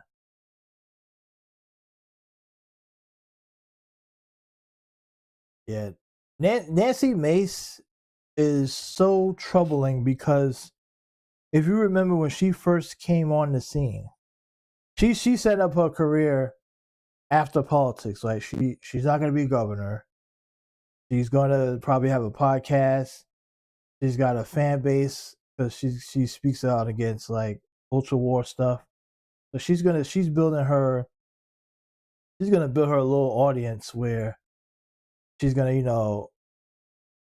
be like a right wing, some form of like right wing podcaster on Rumble somewhere, and she'll make some money like that. But if you remember Nancy Mace, when she first came on the scene, she seemed to be much more like, she even at some points was almost not totally fully MAGA at one point, right? She was kind of like in between. She seemed to be one of the more reasonable people that was supporting MAGA, like, and then all of a sudden she just completely just went like absolutely insane. And she started really going deep into the culture war stuff. She really took that head on, like she took that head on. Like she was not playing around with that for sure. And she just dived into it. So here, let's pull this photo up of Nancy Mace's new tattoo, right? Tattoos. And according to the information here, the details of her tattoos and artwork, her arms are heavily inked with several bold Sailor Jerry style designs. Some of the visible pieces include the word justice, a lion, and what appears to be a Virgin Mary or a Catholic saint on her left arm, a giant bird, a flower, and a sun on her right arm. And she has a quote featuring the opening line from Virginia Woolf's famous novel, Mrs. Dalloway. Mrs. Dalloway says she would buy the flowers herself. So why she kept them secret, she explained that she got the ink during an incredibly turbulent personal and professional stretch that included a broken engagement with her fiance and a massive hiatus of her congressional staff. So I guess there was a time when all her members just left her ass because she was batshit crazy. She noted that getting ink was a deeply personal coping mechanism to help her reclaim her body and identity, stating that the process provided the pain that I need to feel after losing the state's Republican governor's primary and preparing to exit Congress in 2027. She is now openly showcasing the ink as she transitions to her media career. So like I said, she's now going to be a media personality. So she's trying to, decide who her audience is going to be. My guess is she's going to be she's going to continue to go full force on the whole social justice stuff, or maybe she backs off of it and becomes more of a lefty, right? I don't know. I mean, you never know these days. We've seen stranger things. There was a woman who was what's that woman's name? Who just had the debate the other night with Ali Stuckey, who's a right-wing podcaster from the Blaze. Or I don't know if she's still on the Blaze. That was back when I was monitoring right-wing. But she's a Christian woman that comes off very like innocent and reasonable, but I don't trust her. She's really like one of those let white men take over and control everything. Yeah.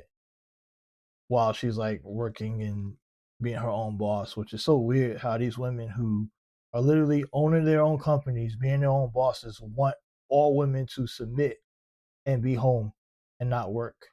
And she was pregnant on that podcast. Instead of being home, being a mother, taking care of her baby, preparing for birth, she's out working, which is so weird because that would go strictly against what the conservatives will want their wives to do. So clearly she doesn't live by her own biblical point of view that they try to preach to everyone else. But anyway, that wasn't the point. I completely lost track. The point is the other woman that she was, I forgot the woman's name that she was debating, was a former Christian nationalist, and she's now a progressive. So we've seen these women who go from far right to far left in a matter of time. So where would Nancy Mace end up after she leaves Congress? I don't know. It's hard to tell because she's still very transphobic. So, that part, I don't know if she could be far left and transphobic. That probably won't work. That's probably, so my guess would be she will remain on the far right. Because transphobic, I mean, even though there are some transphobic lefties out there, but they wouldn't support Nancy Mace. Not for sure. They wouldn't support her. Because she's a little out there. But we'll see. Could be interesting to follow that journey because what her media career looks like. Was it One American News, Newsmax, Fox Nation? 48 years old. Absolute nut job. Who actually thought she was going to be the governor of South Carolina. Oh, man. She was like, yeah, I'm going to be the new governor. She had plans and everything. She was making plans. When I'm in charge of the state, we gonna stop Sharia law. And it's like, what? There is no Sharia law in South Carolina. You think that was going to happen? He was like, when I'm governor, we going to stop trans from competing in sports. There is no trans in sports in South Carolina. Like, there's going to be no men and women's bathrooms. They're like, okay, Nancy, what are you talking about? Like, that was her whole campaign. And, and the people rejected that shit. It was like, you're batshit crazy, lady. One thing I will say about the Republicans that I'll give them credit for, even today's Republicans, that they seem to, when it comes to like, they won't really elect the crazies, like the wild crazies. Like sometimes some will slip through the cracks, but especially like the females. I'm not gonna say. I'll say the females. Like, so they will not elect any crazies, especially the women. We've seen countless of these crazy right-wing women that run for office on the GOP side get destroyed in the primary. They reject that in a quickness. Now I don't know if a lot of that has to do with like them being somewhat low-key or openly, misogynist when it comes to like, we don't think women should be in charge of anything. But, and maybe that works in the favor sometimes, right? Like, think about it. Like, we could almost be happy that the MAGA crowd is a little misogynist because then we don't get to see these crazy women get elected, like a Nancy Mace. Or remember that one Colombian woman who tried to run for office, and first she tried to run in Missouri for Secretary of State, which was kind of weird. Like, why the fuck are you running for Secretary of State? You got no background in to running as Secretary of State. And then she moved to Texas and tried to run for Congress down there and got destroyed. And she was batshit crazy. She had all the talking points though of the extreme right. She was hitting it. I mean, this woman would get millions of views on her videos by just saying the most extreme stuff about Muslims, about gay people, and it was working well online. Like Twitter loved her. They were like, "Yeah, Valentina Gomez. If I was in Texas, I'll vote for you." Like that's all you kept seeing online. And some people really thought she had a chance.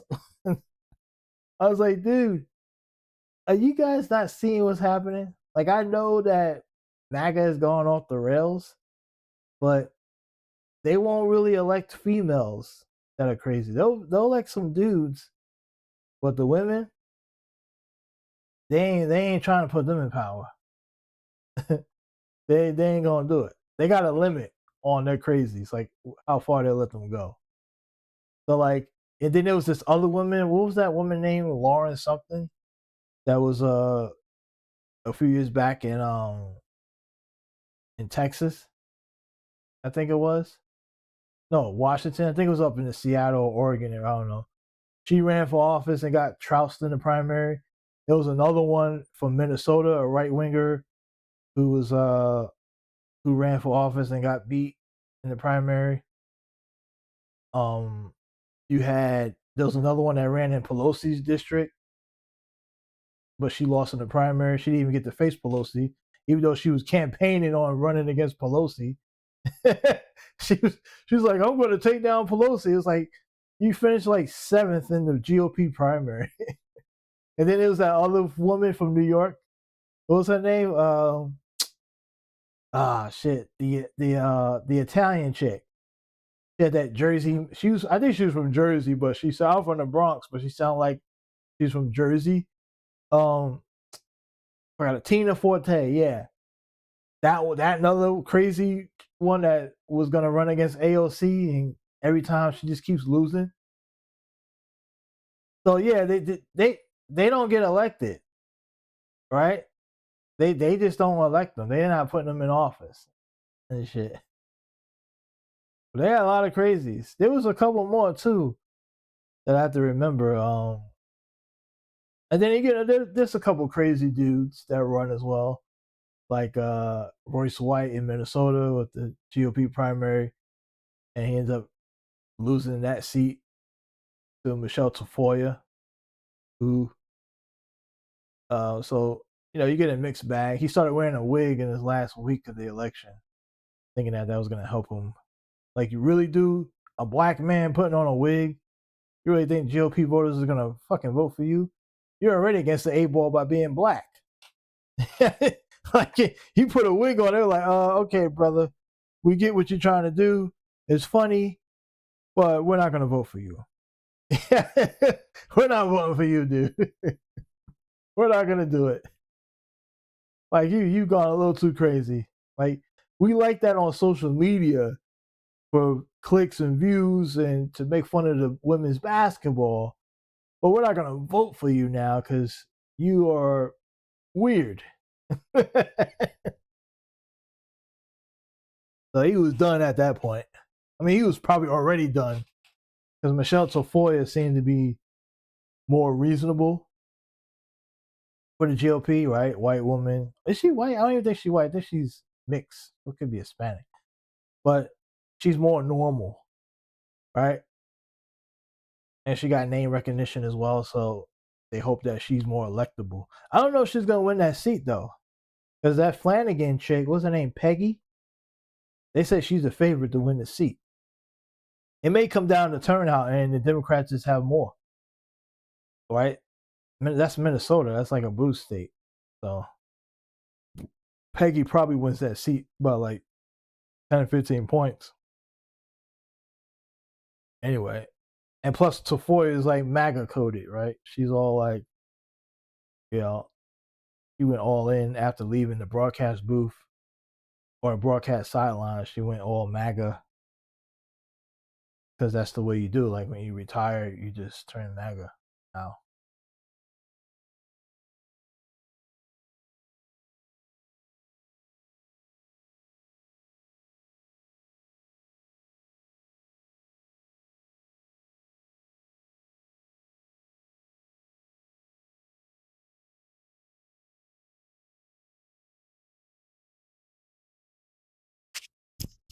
Okay.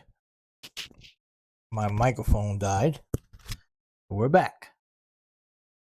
The other one died, so I gotta charge it up. Like I said, before we get to the Nolan Wells thing, I don't even know how long my mic went out, but hopefully you guys heard some stuff. But anyway, Nicki Minaj endorsed Byron Donalds. Forgot to mention that earlier. Let me pull this email up. I want to pull this up. There was a couple things I wanted to get into with this. Probably only gonna get a chance to do one. That'd be it. I just said I wasn't gonna be on long. I kind of already lied about that. Let me see if I can pull this.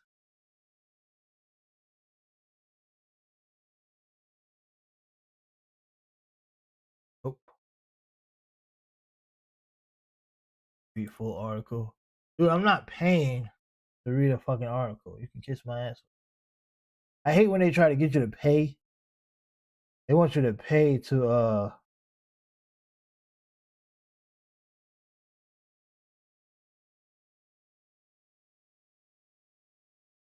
they want you to pay to what was I gonna say?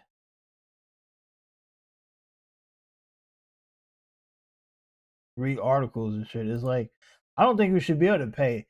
The fact that we're already signing up, our data is already being sold, right? Like, why should I have to pay you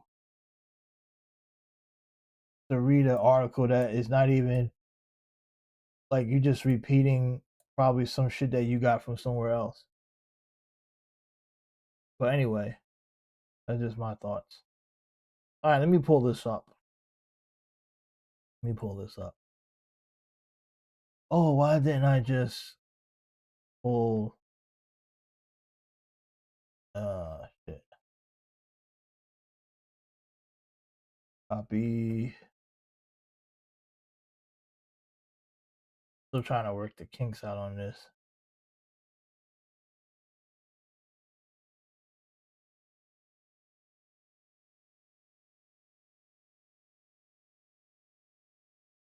Okay, here we go. There you go. So Byron Donalds and Nicki Minaj is trying to get the Barbs. They call it the Barbs. He wants to get the Barbs to come out and vote for Byron Donalds. Can you believe that? The Barbs. Unbelievable. Oh man. Can't make this shit up. You really can't. So as you can see, I can't really pull this. Let me how come this is not working? Oh,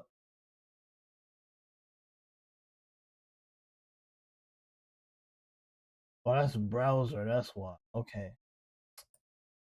Man. See, this is the shit I be talking about. This is the shit I be talking about, bro.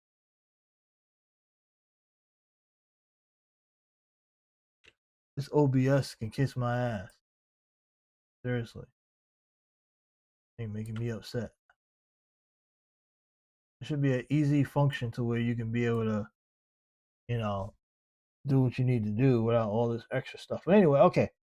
So Nicki Minaj calls on the Barbs to rally behind MAGA loyalist Byron Donalds. MAGA-loving rapper Nicki Minaj recently threw in her public support for Florida Republican gubernatorial candidate Byron Donalds. On Saturday, Nicki Minaj on X made a post featuring a video of Donalds urging Floridians to come out and support him at the polls on Tuesday. You have my vote, Barbs. Please support him however you can, Nicki wrote in her post. Now, Nicki is not even a fucking U.S. citizen, so what you mean? you have my vote. She can't even vote. Back in January, the Trinidadian rapper went all in on her loyalty to Donald Trump after she gained a Trump Gold Card, which fast-tracked her citizenship application. While applicants are required to contribute $1 million for the card, Nikki says she got hers free of charge. No, lady, you didn't get it free of charge. You didn't get it free of charge. All this shit you're doing is part of the charge. You must not know how Trump and them operate. You think Trump is going to give you anything for free out of the kindness of his heart? Because he just likes the barbs? Nah. Like, you being real naive, ladies. And this is supposed to be from a woman who's supposed to be from the background of knowing that ain't nothing free. Even that rap career you got wasn't free. Right? We know what happened. You probably was on your all fours, so Lil Wayne and them, back when you first got on. You didn't think they were having their way. I guarantee you, them boys was having their way with Nicki Minaj when she first got on the scene to get that rap career going. They probably was having fun with her. Right? I'm telling you, that's how it goes in the industry. You get, I'm not even saying that in the sense that it's cool. I'm not even trying to say it in the malice way. I'm just talking reality. These females that get on the scene in these in these rap careers and these record labels, they definitely doing some stuff with these women, and they have to do all type of shit to get their career up and running. And I was willing to bet that Nicki Minaj was definitely they was having her way with her. But so since she became MAGA, she's been regularly attending events alongside the president and administration officials. So yeah, it ain't free, lady. You have to attend all these events.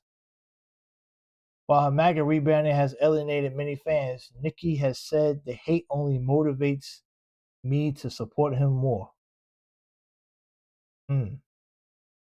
As one of the very few black elected Republicans, he has built a reputation similar to Minaj for his steadfast loyalty to Trump and MAGA.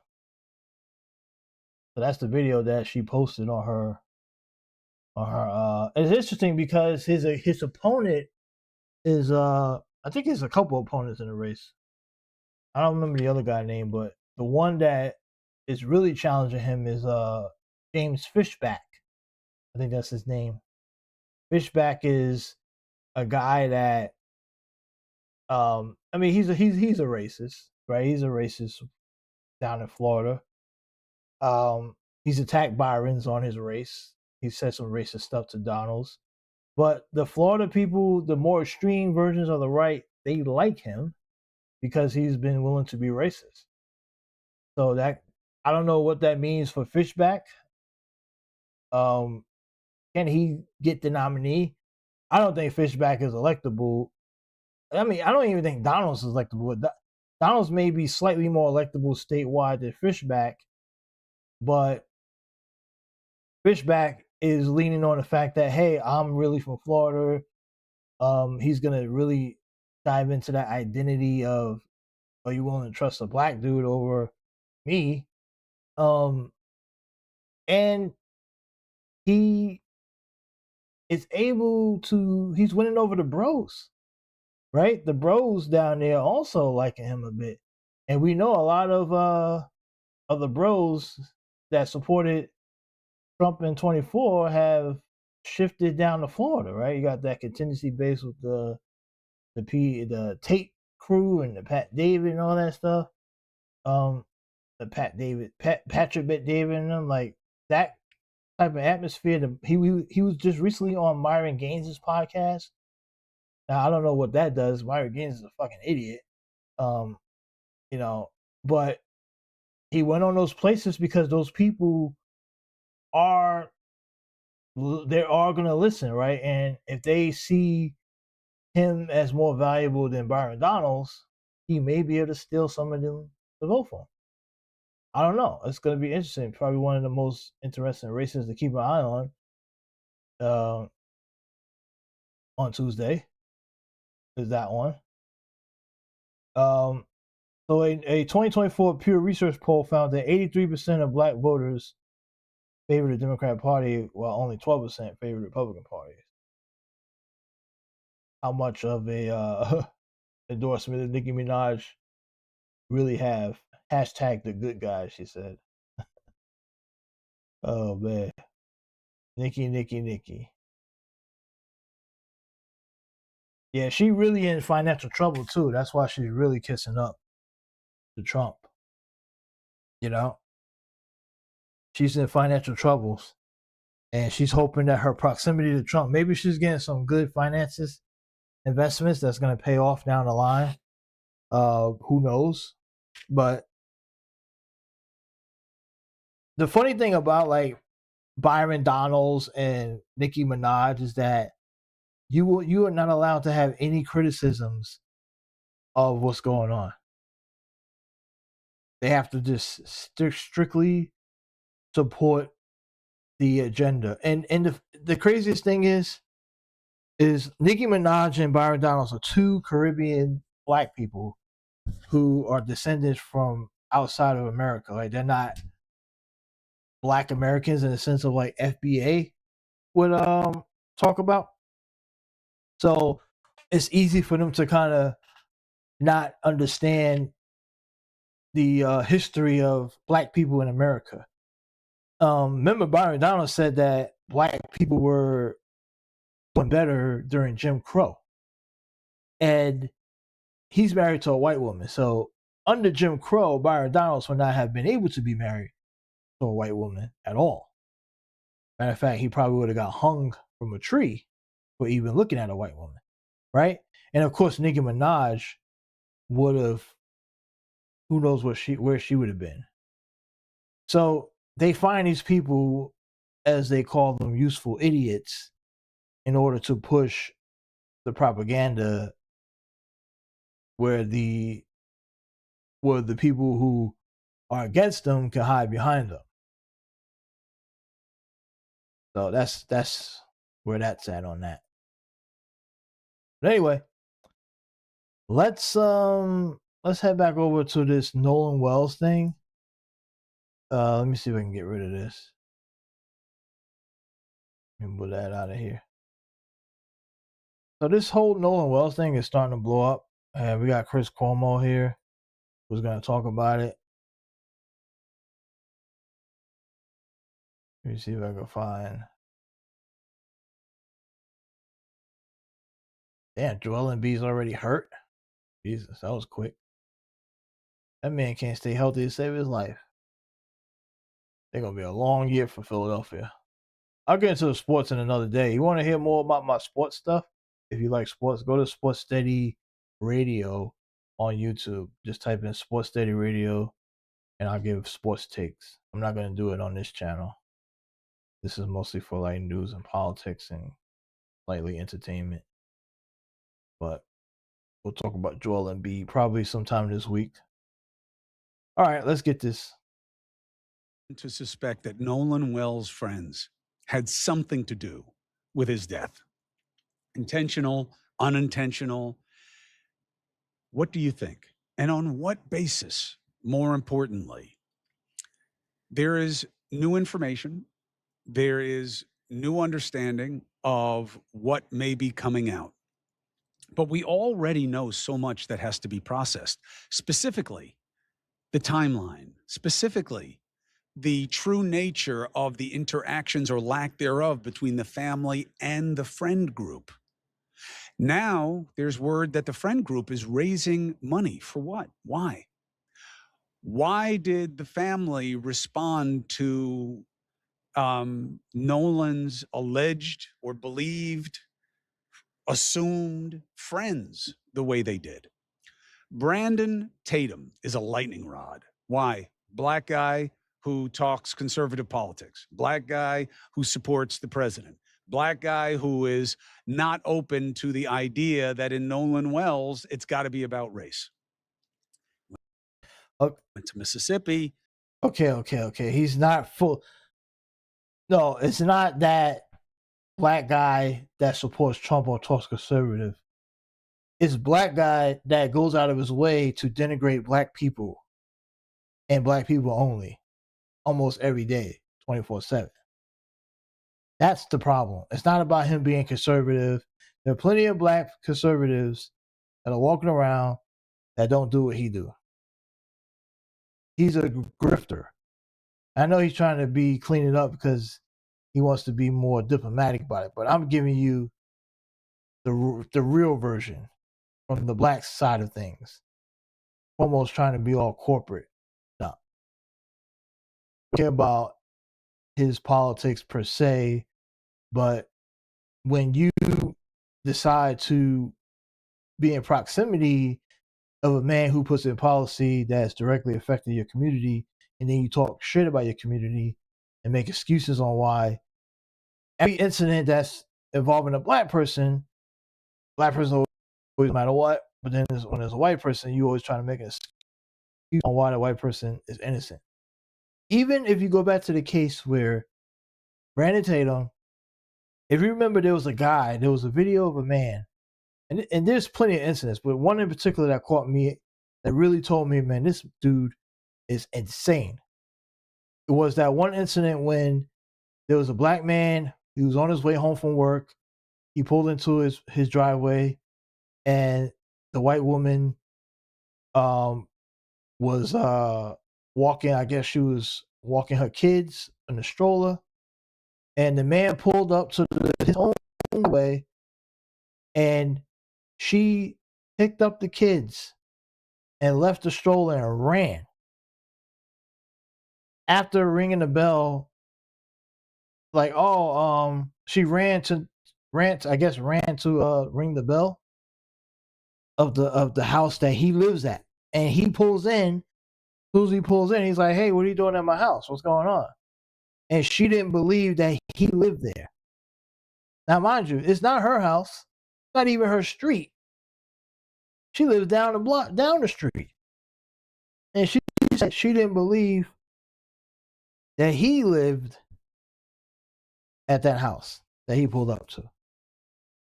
Instead of taking your kids and going to money in business, you decided to be nosy and play racist.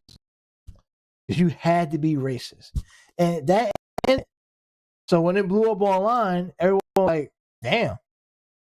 Obviously, people questioned her motives and why she did it. What did Brandon Tatum do?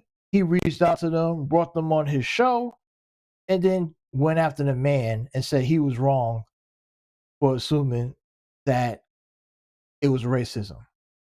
When it was clear as day. Clear as day.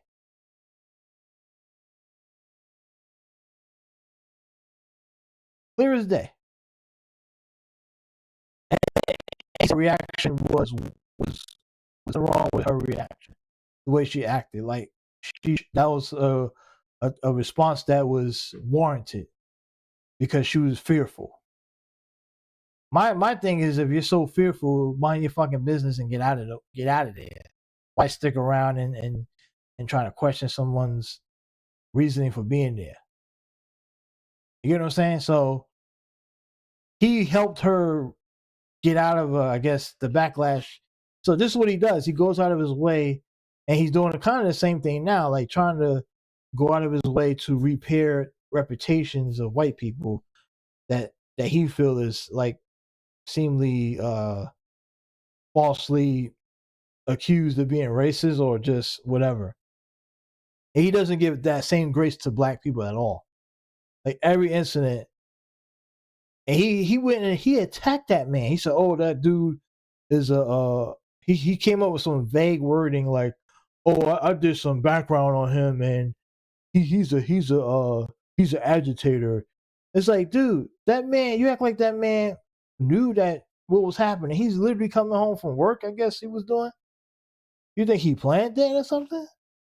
He tried to make something like that man plant this whole thing out like he was looking to become another activist. And it was like, which is so funny because if he applied that same logic to Nolan Wells' friends, like think about it. Say if a left wing podcaster that was similar to like Brandon Tatum would have been like, well, I noticed that some of Nolan Wells' friends attended Trump rallies and they're friends with Brandon Tatum. Maybe there's something more going on here, right? The lawyers that are now on the case was sponsoring Brandon Tatum's whiskey company, Verdict Bourbon. He had the bottle in the background when the guy was on the show with Nancy Mace. So there's a deep connection here between Trump's former defamation lawyer, or someone that was defending defamation, Brandon Tatum. All these guys are connected, and all these back to the Trump administration. And then at the same time, the FBI, Trump's FBI, is supposed to go down to Mississippi and help out with the case.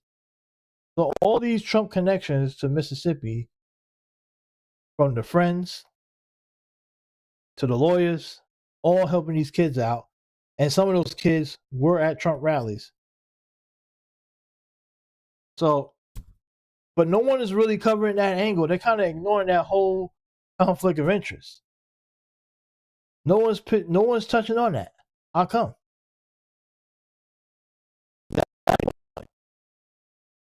But no one wants to touch that. I think it's a big problem when,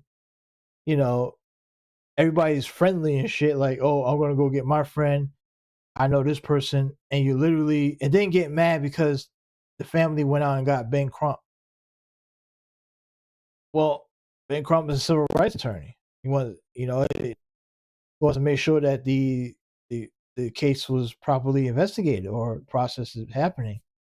But sadly enough, they're gonna bury this.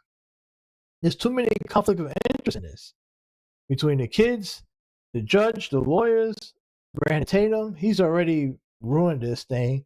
And sadly enough, the conflict of interest helps any potential suspects that may become a suspect because everybody's dirtied this shit up. Everybody's together. It's way too many pieces. Everyone's all connected. They're never going to get any justice. They're just going to say, hey, we found out that he drowned. Or they're going to blame it on Kate, who's the only person that haven't spoken yet.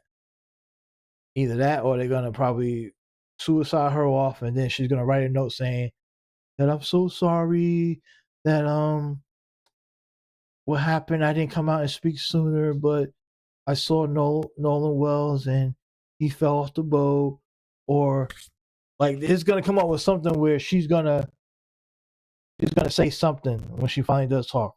Or if they blame her, and then she's going to use the whole scared defense and blah blah blah, and she might even kill herself, like technically, or if she doesn't, someone else will, and then say she did it to cover it up.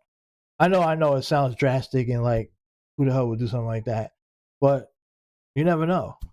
I mean, my guess would be if something did happen to him, it had to be over a girl. That's the only other logic behind this. Right? It would have to be over a girl. Whether the girl or over a girl. I'm confident. I'm 70% confident that whatever happened to him was about a girl. A girl is in the middle of it somehow. Don't know what or how, but it has to be. Which girl? I don't know. But I think it's definitely has something to do with a girl.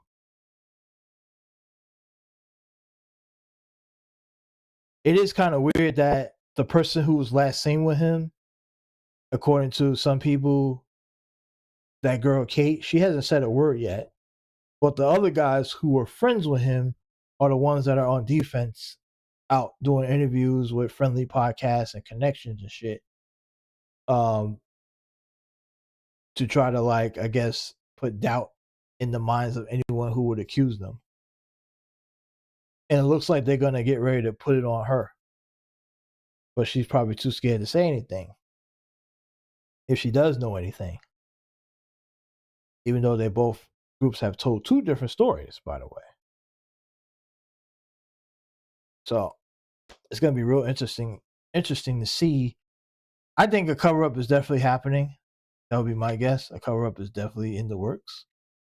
But I'm not saying that those boys did anything wrong, but I do think that there is some obstruction at the very minimum happening in this investigation.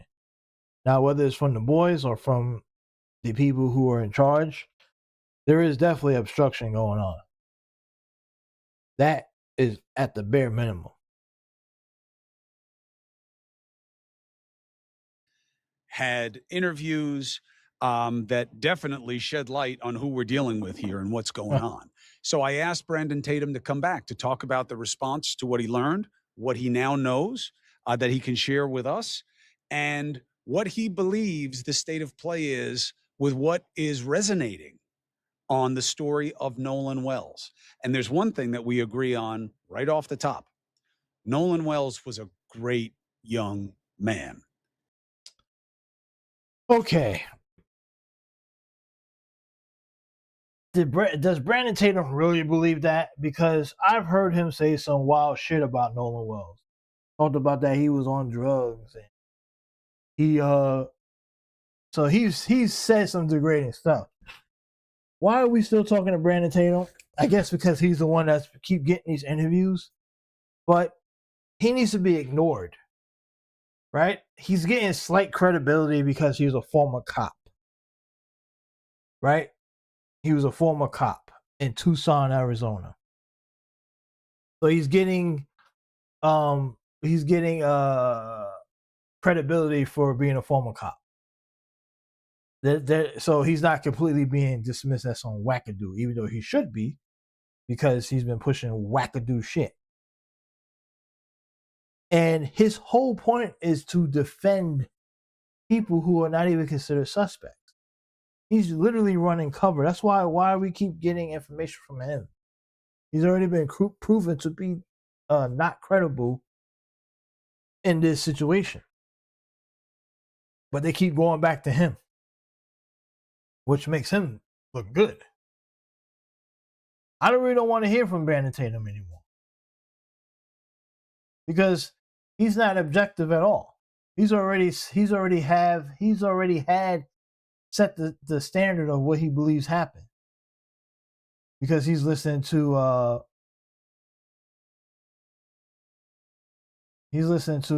what I don't want to hear from Tatum. This whole interview is about Tatum. I don't want to hear from Tatum. So this was a waste of time. So we're not going to do that. I don't want to hear no more from Tatum. We've heard enough from Tatum. Let's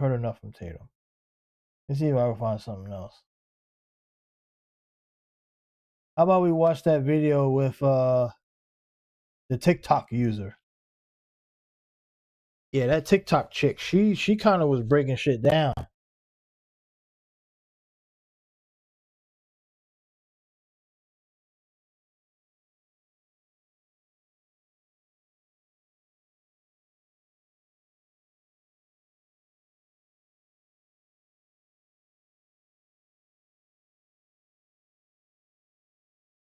Look at this audience over here.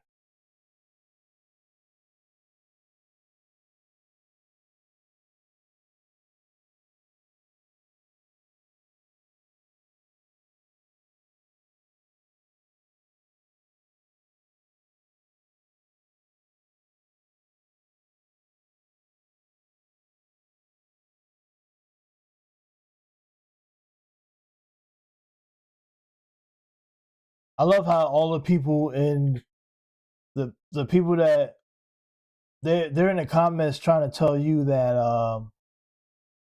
racism doesn't exist in Mississippi. As you just keep hearing about more and more black people being found hung.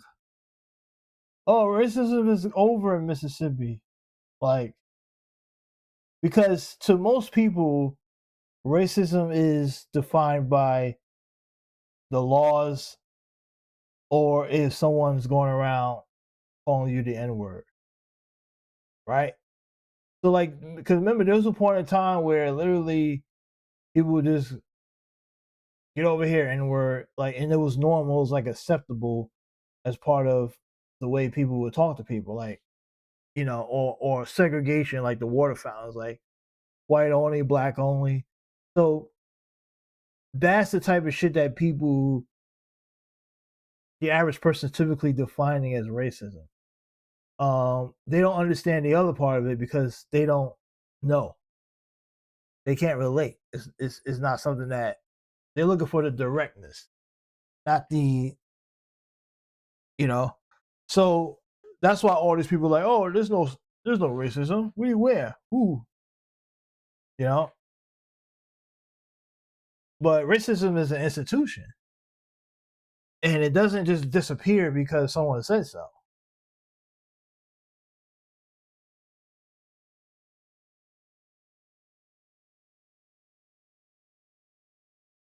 Yeah, it doesn't just disappear because people say it's over.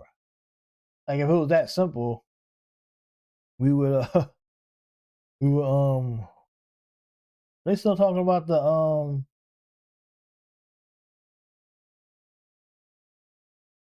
audio engineer.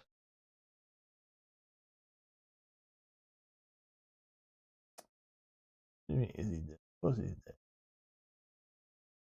Yeah, I don't want to hear from Brandon Tatum anymore. What the first 48 revealed.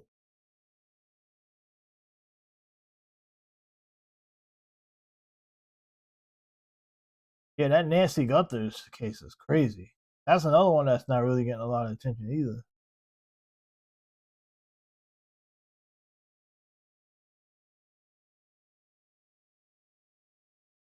Yeah, there's really nothing else out there to find. There's no more videos.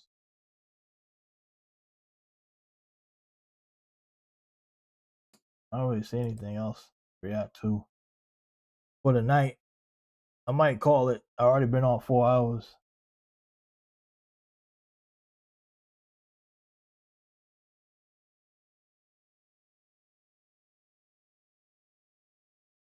Already been on 4 hours. A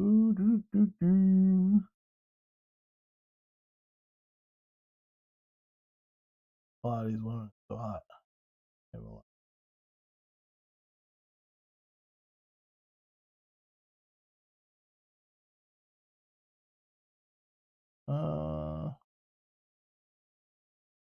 Let me see.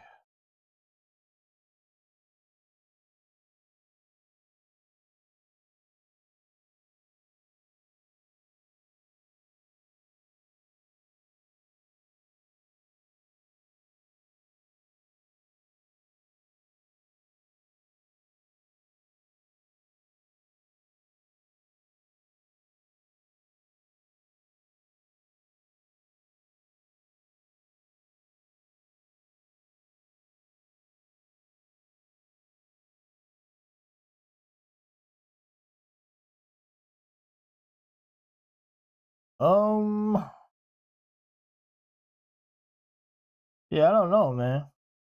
I'm trying to find something. Where is that other one I was about to do? Let's do this last one, then I'm out of here. This is the one where is it? Just saw it. Right here. Carrie Champion versus she went off on some racism. Let's do this one, then I'm done. Watch this real quick. This is it for the night. Are there transgender women taking over? No, let me ask you a question. What is it, 80% of Americans agree with my position that there's 1%. Men shouldn't play in women's sports? They're not playing in women's sports. But even if there's man? Don't think that any of these people think they want to protect women. You know why they don't want to protect women? Because they don't give two craps about the Epstein files. All of these people who are yelling they want to protect women in sports are not honest. It's disingenuous. You think the one league for I'm still, you asked me a question. If you let me Yes, I finish wanna my know the thought, answer then to let the me do question. that. Not honest. So the first thing is there is no issue. And then they say, oh, define what a woman is. This is all fear mongering. It's all what ifs. These are the issues, but guess what? We're distracted and his base loves it. That's what I'm talking I think a lot of That's true. people care about these common sense issues. I think You think a lot of people care about this? Who's a lot of people? The only people that care about that shit is the people from the far right that are distracted because they're too stupid to realize they're being played. I think for a lot of people, women's sports is really important, and I don't. Women's sports is not important to a lot of people. To who? Let's be serious, folks. The people that are screaming and crying about women's sports don't even watch women's sports. They just know that this is a fun issue. This is an easy issue to campaign on because it's like the WNBA is a punching bag. The WNBA is the least likely sport to have a trans athlete. The least likely of all of them, right? Of golf, volleyball, tennis. The WNBA is the least likely. I don't find myself trying to win over people who've already decided they don't want to be a part or be down with me. I want to get my loyal followers. Hello, everybody. Guys, Poppy got a late night treat for you. It's a quickie, but it's a tasty one, I promise. We got Joe and Kyle's worst nightmare, Borelli. Let's get into this segment, and we'll talk about it. The primary calendar for Democrats will look very different in 2028. The party's gathering in Texas this week, and tomorrow there's a vote to finalize a new schedule. Now, a quick reminder of what the process looked like the last time Democrats had a contested primary in 2020. The Iowa caucuses kicked off the season, followed by New Hampshire, Nevada, and then South Carolina. But now, under the proposed new calendar, South Carolina will jump the line and become the first primary, then Nevada, then New Hampshire would move to third. Now, this is going to make a big difference. If we look at the results, last time Democrats had a contested primary in 2020, there was a big difference between what happened in New Hampshire and South Carolina. As we see here, Joe Biden finished in 5th place in New Hampshire with 8.4% of the vote, and then he won South Carolina with 48.6%. So this is a huge difference. Now, Brian, let me ask you, given this new calendar, assuming it gets through, is this going to favor more the moderate wing of the Democratic Party or the far left? Look, I think it's clear it'll be a little bit more favorable to the moderate wing, but at the same time, I mean, the base of the Democratic Party is black women. And so to start this whole process in states like New Hampshire and Iowa already seems pretty unrepresentative of the party as a whole. But look, starting in South Carolina, moving to Nevada, and then the spate of states beyond that does not preclude one candidate or another. Sure, you get some marginal benefit from the momentum that you derive from winning one or two states. But as you said, I mean, Joe Biden was 5th place in the Iowa caucus and then ultimately won the nomination. So having one state here or there doesn't preclude you from being able to still become the presidential nominee. Carrie, who do you think it favors? Hey, look, I agree with what you just said. I also think, though, if we just take back a bigger picture, and I really honestly don't know if the calendar matters right now. I think a bigger issue that they have is that there is no clear leadership. I feel like there is so much infighting, if you will. And it's hard to be a party that represents everyone. And I think that's the Democratic Party's problem. There are no real clear theories or no ethos, if you will, of who they are and what they mean. There's a lot of, we're all for everyone, everyone come on in. And I don't necessarily think that works in today's America because people want to know what you stand for really clearly. And if they can't understand who you are or where you live, they can't really be behind you. She's 100% right. And the gap that establishment Democrats have left was filled by Democratic Socialists. They didn't pick these states out of the hat. They didn't throw a dartboard and land on South Carolina. They did it because they are afraid of AOC, Zohar and Mamdani, some of the other Democratic Socialists. I'm willing to bet the Democrats, the mainstream Democrats, are more afraid of Zohar and Mamdani being successful, if he can be, here in New York, than Republicans are, because that would mean the complete takeover of the Democratic Party by the far left. Lauren? Okay. Let's stop that right there for a second. If Mondani is successful in New York by just doing what voters ask for, how could they be afraid of that? Or the only thing that would mean is that you would adopt what he's doing. You don't have to be a Democrat socialist to do that. Just deliver for the voters. Like Mondani's not doing anything. He's not reinventing the wheel. Only thing he's really doing right now is doing what he promised the voters. Have more efficient government that works for the people. How could that be a bad message for Democrats? Why would they be afraid of that? That's just stupid.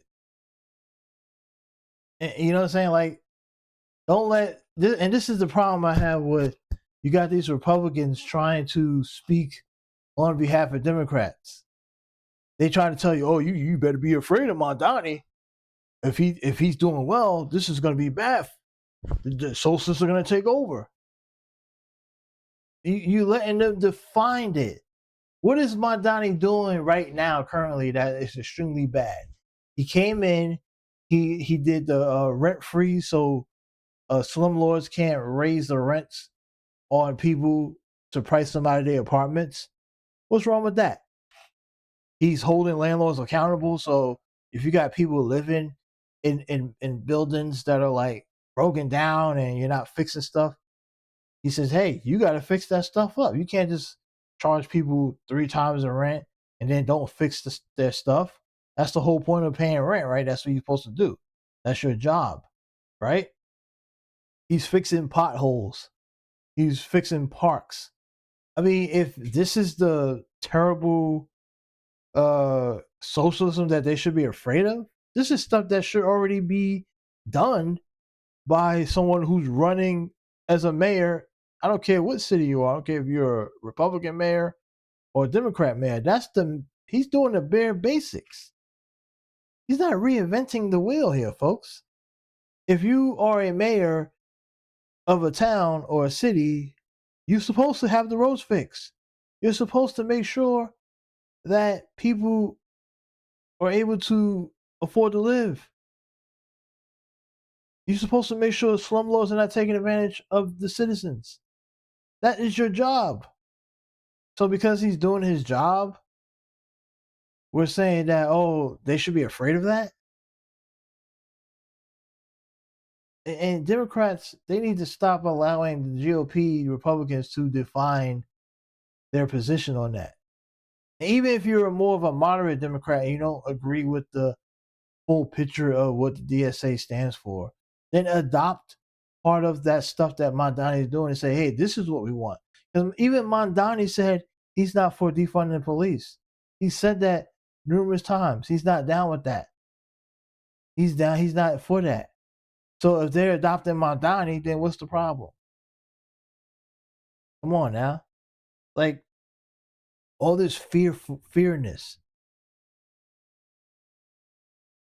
And they all on this panel talking like the Republican Party is perfect. They have not had any conversation. Why none of these panels have spoken anything about the current GOP, which is a complete disaster?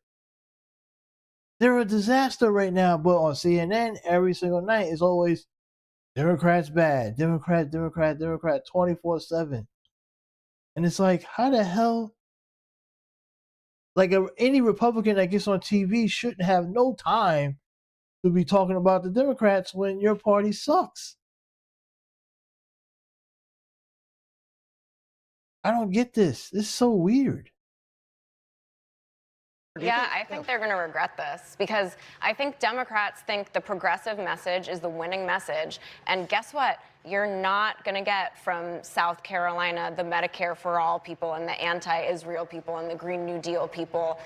There is going to be a very different class of voters selecting this, lower income working voters, and they're not going to be on board with the most progressive ideas. So why would low income workers not want Medicare, not want health care? You don't think they would vote for health care if that's a policy that you would put in front? Oh, low income workers don't want health care. They still want to live and have no health care. See what I'm saying? This is why you can't let the Republicans or whatever this lady is supposed to be speak on behalf of Democrat voters. These people don't know what the hell they're talking about. They're trying to, and the problem is when you keep posting this on TV every day, it starts to put into the minds of people and they believe it. You can't believe this shit. Stop letting these people talk for you. They don't know what the fuck they're talking about. I do agree that the South Carolina voters, like especially the black voters and more of the rural white voters, yes, they probably will be turned off by the extreme position of DSA. But the DSAs, there's going to be no extreme DSA members that are going to be running for president that can even get any chance to get out of South Carolina. They'll be finishing at 0%. Remember, when Kamala Harris ran for president in 2020, I think it was in the primary, she got like less than 1% of the vote because they thought she was too far left. So the voters know that they won't even, and she's not even close to far left, but they thought she was, which is so weird that a prosecutor out of California was somehow far left. And then when she became vice president, they made her out to be too hard on crime. So they're gonna take a candidate and put you in a box no matter what you do. That's why it makes no sense to try to that's why it makes no sense to try to keep defending these positions on like what's going on with the more extreme version of the party, because the other side is always going to paint the worst picture of you no matter what. My point is, you take the best parts of your party and you put it out in front and you harp on it and you beat it in so the voters can see it and understand it. You show results. So you show what works in different cities and states. You show the victories, what Mondani's doing in New York. And you show it. You say, hey, this is what's working. This is what people want. This is the effectiveness of what Mondani's doing. He's not defunding the cops.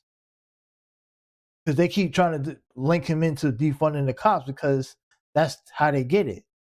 Lean into what Mondani's doing and saying, he's not defunding police. He's been in office in January. What he's done. Show me a policy that he's defunding cops. But I could show you he's done this, this, and that, and it's very popular. That's all you gotta do. It's called messaging. And you would shut them all up in a heartbeat. Simple. This is not rocket science.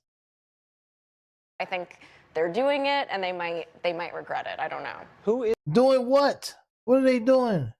Is the leader of the Democratic Party right now? Don't ask me. Anyone? Well, I think the real question is, who is the constituency they appeal to? They keep, and that's what they're trying to keep looking figure out. for the Upper West. Think all these people. Who's this? Who's that? What? Who's the leader of your party? Well, you're a radical right-wing party. I don't understand why Democrats get on these panels and have to argue with Republicans and let Republicans tell you, question what you are and what not.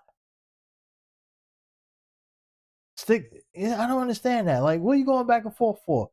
You helping them out. Oh, I don't know. Like, between Kerry Champion and then Bakari Sellers, they all are, because they're so against DSA that they have to side with Republicans on bashing the segment of the party. Instead of just saying, hey, some of the stuff, like that lady said, she said, oh, the voters in South Carolina, the more low-income people, she's basically saying black people, but she didn't say that, are not going to be online for Medicare for all. Yeah, if you explain it that way, yeah, throw in anti-Israel, right? Because I remember I told you before, the AIPAC crowd has bought and invested in the Congressional Black Caucus, and the Black Democratic leadership are all pro-Israel. They're bought and paid for. So yeah, that is going to be a slight turn off, but you don't have to position it as anti-Israel. That's another thing. You heard what she said? She said, they're not going to be for Medicare for all and anti-Israel. and then they just let it sit out in the atmosphere. She just no pushback. Nobody on that panel. No, we're the Democrats on the panel. We're Brian Cohen. No, what do you mean? We're not anti-Israel. That's a lie. We just don't support genocide. Simple. Boom. End it. Like, they just let it sit out there because there's nobody on it. Because I would assume that Brian is pro-Israel or pro-genocide in the sense of like supporting the genocide, and probably others on that panel. But they throw it out there to get you. If you're against genocide, you're anti-Israel. There's no pushback. Talking about Israel is like a third rail. So they allow the GOP to control that conversation. It's crazy. Like, they're afraid. Like, come on, grow some balls. Jump in there and say, no, that's not how it is. They're all afraid to do it. Side cat lady when they've lost the working class, middle class of America in the countries that, in the states that aren't on the coasts. It's all lost the middle class, but who you think the GOP's got the middle class? When they give tax cuts to the top 1%? You think Trump's got the middle class right now? Trump also lost the middle class. Losing the middle class. Because they all want to give tax cuts to the billionaires. And that's what the Democrats need to get back in and bounce back on that message and say, oh, we lost the middle class? Yeah, we might have lost the middle class, but the Republicans ain't doing any much better with the middle class right now. And they're currently in power. And the other thing is, the Republicans on these panels, they're talking like if they're not currently in charge. You see how they're positioning everything?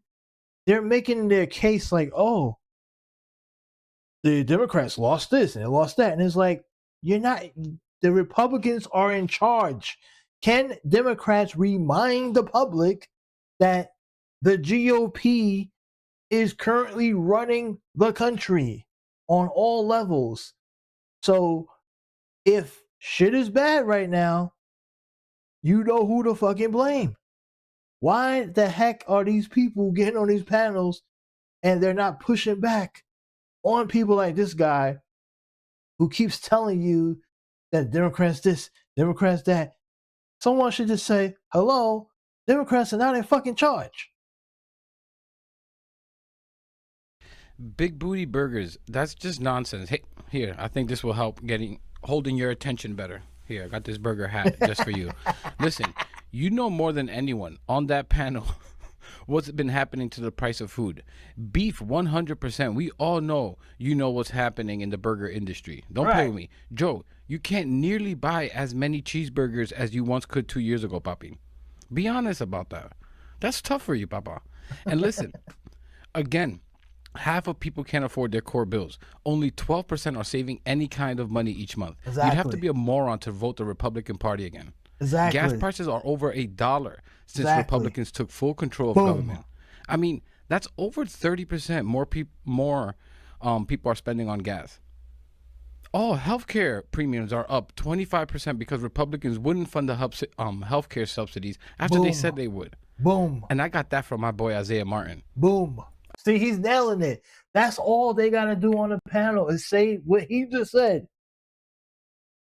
That's all they got to do. Just keep repeating that shit over and over on a damn loop. Instead of arguing back and forth about some issues that a handful of people on the far left is talking about. That should be the forefront. That's what people should be caring about. Not some damn, a couple candidates want to defund the police or socialism. No, idiot. That's right there. They need to put that on a fucking card, and every single person that gets on a panel should just repeat that on a loop. Everybody should repeat that.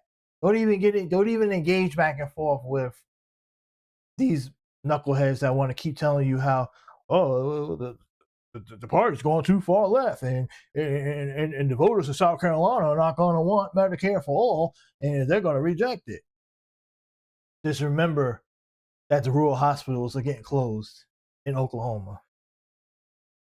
Just keep reminding them. And the funny thing is, the Republicans seem to not have to defend any of their positions.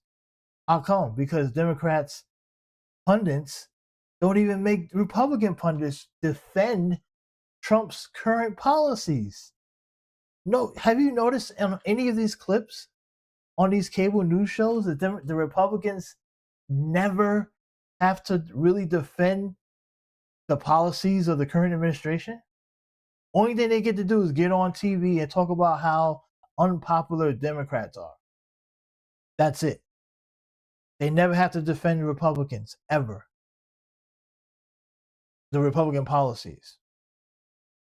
Which is crazy considering that they're the ones currently in charge. Oh, the gas and stuff is high. Well, yeah, it's high, but Democrats are not popular because of DSA. That's why gas prices are high. Like, come on, man. Like, seriously? What are we talking about here?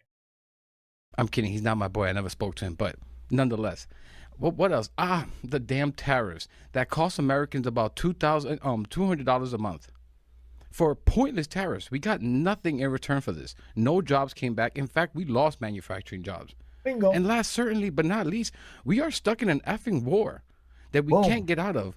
And Trump is too stupid to take the loss. Boom. It's going so bad, Trump is hiding in food catering trucks, eating chocolate-covered strawberries while Scott Jennings sucks on his toes. What a visual. I love giving you guys a visual to think about. No, I don't want to think about Why go after the people that aren't really into you? Like, I don't find myself trying to win over people who've already decided they don't want to be a part or be down with me. I want to get my loyal followers. I'm just in theory. If this is me, I'm like, who are the people who are riding with me? Who are the people who's like, this is what I like. I love what you're saying. Let's take this. And maybe the movement then takes over. But instead of trying to impress people who have moved on, that's the problem. I'm going to win these flyover states, these people who aren't really no one cares. Talk to your constituency. Figure out whom it is. You don't think you need to convince people? You don't think you need to convince people? They already tried that. No, you don't need to convince people. You need to get turnout. If people are not convinced that they shouldn't, that they don't need health care or that what's going on currently is not bad, then you ain't going to win them over. You're just not. You know how you convince people? By talking about your policies to your base when you get on TV. That's all you got to do. Talk about the good policies. You're not going to convince people by continuing to defend or play defense on positions that are being laid in front of you by the GOP. No. You know who needs to convince people? Republicans need to convince their voters why they should continue to pay higher prices and why the economy sucks. Let them figure that out. You need to convince your base. Yeah, that's what you got to do. Convince your base that you guys are going to fix the problems. You can do that after you decide what your base is. He said it's black women. No, it's not. It's how you win. So, for instance, you think what Donald Trump didn't do, he knew what his base was. Let's bring back behavior that some people will call downright racist, and how I see it in some ways. And he said, I'm talking to you. You're my base. You people ride with me. You think that this is an issue? Come with me. And it may have been wholly unpopular. I can talk about all the things, all the fear. What is one example? I give an example of this. When we talk in Trump ran on being a bigot. Right? What the fuck? Can we give you an example? Like she's one of those. Racism doesn't exist. What do you mean? There's no racism. Can you give me an example? You want an example? Go to fucking X. Just go log into X. And she's being dishonest because I would bet that she's probably gotten some like sexism shit in her DMs from some weirdos. Go to X and Rumble. You'll see all the examples. You'll see all the examples over there. Matter of fact, one day we're gonna do a Rumble tour on this channel. We're gonna go to Rumble and just kind of like scour some lives and look at the chats. Yeah, there's plenty of examples out there. Go to 4chan. Go to any local Facebook local news post You'll see all the goddamn racism in there. Ain't nobody more. What they say? Ain't nobody more racist than a white person in a local Facebook news story. You see it all. They come out. That's like the meetup. Especially now that they got them anonymous pages, you can in the Facebook groups now that you can be anonymous. Oh yeah, they go crazy. They go insane. Yeah. They love that anonymous shit, boy. I'll tell you that right now. Bimbo, Trump campaigned on it. Yeah, Trump definitely campaigned on racism. What did he say? They're eating the cats. They're eating the dogs. At Springfield, they're eating the cats. Huh? Remember that? Or even in 2020, when he campaigned, he told the Proud Boys to stand back and stand by. Remember that? Stand back and stand by. Was that 20 or 24? I don't even remember. Those told him to stand down or whatever. Stand back. No, he said stand back and stand by, right? Because he knew them Proud Boys was ready. He was like, if it go wrong, I'm going to need you out there for me. Stand back and stand by. The cats and dogs. I mean, that was crazy. Campaigned on a lie he knew was a lie about Haitians are eating cats and dogs. Why do you think he did that? Too. It's the reason he wouldn't condemn Nick Fuentes or the leaked Republican group chat talking about bringing gas chambers back and calling black people watermelon people. Why wouldn't the Republicans, Trump, J.D. Vance, why wouldn't they condemn this? Right. It's the reason that he said Kamala slept her way to the top. Are you seeing a pattern? It's the reason he calls Barack Hussein Obama. Oh, remember he attacked the black journalists at the National Black Association for Journalism. I think that's what it's called. National Journalism Black Association. He attacked them and shit. He attacks anybody, he's especially black women. He goes after all the black women. Leticia James, Fannie Willis, his name was. Fonnie Willis. Yeah. The man is straight up racist. So is his base. And they love it. They love it. It's like their favorite thing. And that's the core of how they all get along. Oh, yeah. Another place you can go to, you want to see racism, where she knows, because I bet you she has an account over there, go to Truth Social. That's another place. Truth Social, X, and the local Facebook, small town local Facebook group. You gotta find all the racism that you want to find. And I bet you Truth Social probably got a whole lot of it. They're probably number one on the board. Like, come on now. It's so much. It's so hard to pick which one you want. It's the reason every black person you guys come across on the left is somehow a DI hire. And obviously just a new way for you idiots to say the N-word. Right. It's what your voters thirst about. That's what she's talking about. Trump gave them the bigotry that they wanted. Right. They found it to be authentic, genuine. Yep. I wonder why that is. And she's playing stupid. She knows. Exactly. She definitely knows. She definitely knows. Like, the racism is so wild because they be like, they'll tell you to get a job, and then they won't hire you, and then they'll say you're lazy, and you're on welfare. And it's like, what? Which one is it? What do you want? You want me to work, or you want me to stay home and be on welfare? Which one is it? Because you can't even figure out which one you want. Right? They see a black name or a person that's not white. Oh, we're not going to call them back. We're not going to hire them. They don't want to hire people that are of color. And then complain that the person of color is lazy. You can't call someone lazy and not hire them. You can't have it both ways. You can't have it both ways. Racist and hateful for no reason. And that's like the majority of white people in like middle America. You know? They do that, especially if they have a place like business. They ain't hiring black people. they'll maybe hire a Mexican if they can pay him cheap. Maybe they'll do it. Only time they might hire a black person is if the black person, maybe they knew them, they grew up with them, maybe they some happen to know somebody that, like, you got to have like 50 million references. Like, if you got like 100 people that vouches for you, maybe, right?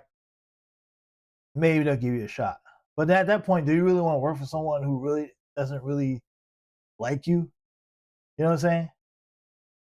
Like, it's like, I don't think so. Because you don't want to be in an environment like, you don't want to work for someone who's like racist and shit. But then that doesn't go well because you're not going to be treated fairly.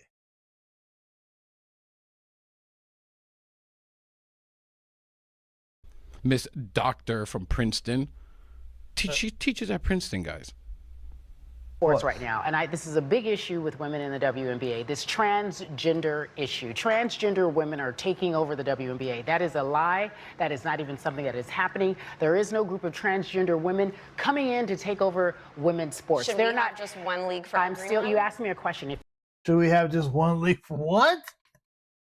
This is, see, here we go again. I just finished talking about this.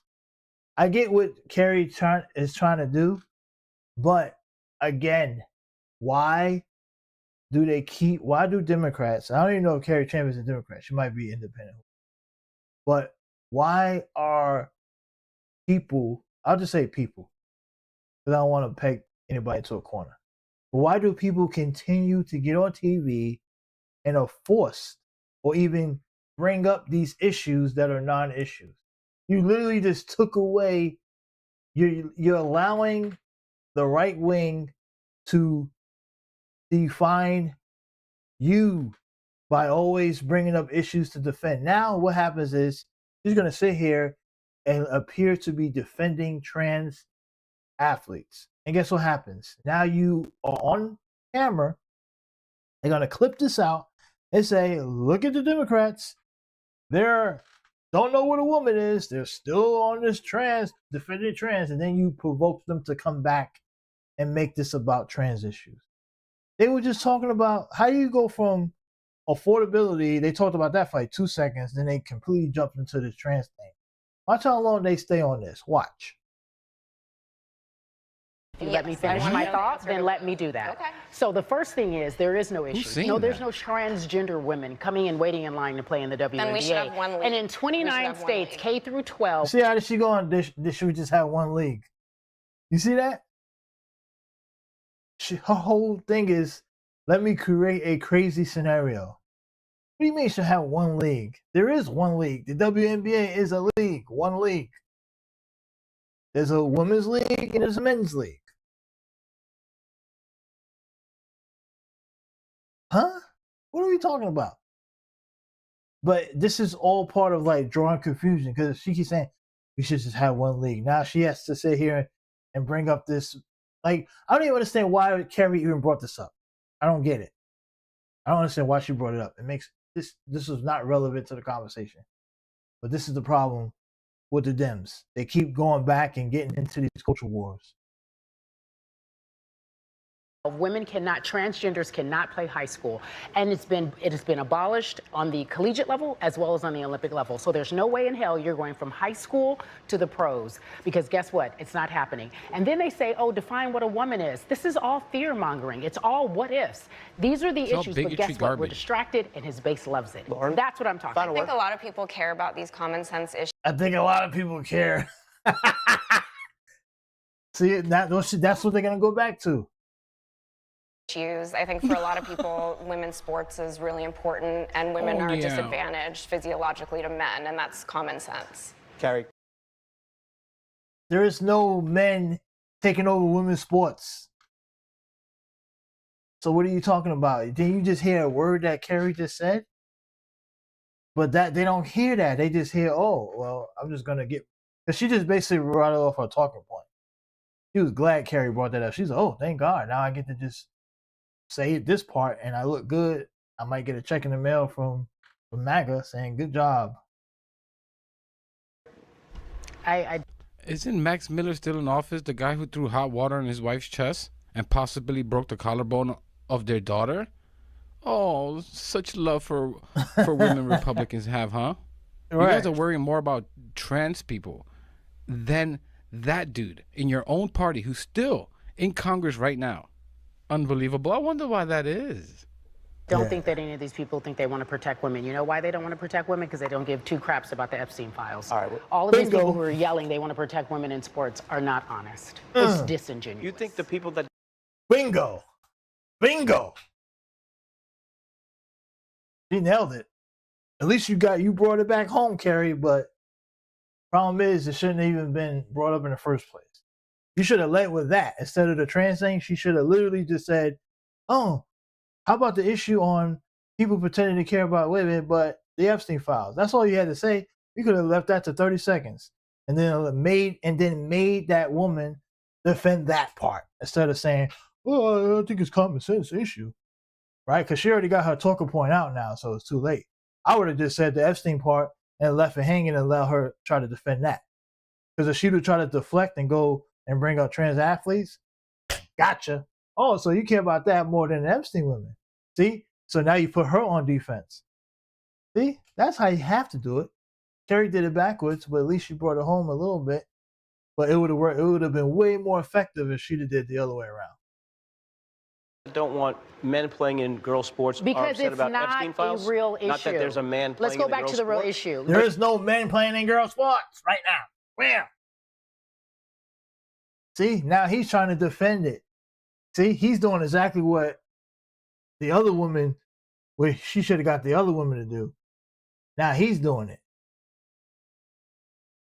I mean, you think there's Carrie, this are is an there issue. transgender I'm just women going to fall taking back on over? the statistics. No, let me ask you a question. What is it, Statistics? What statistics?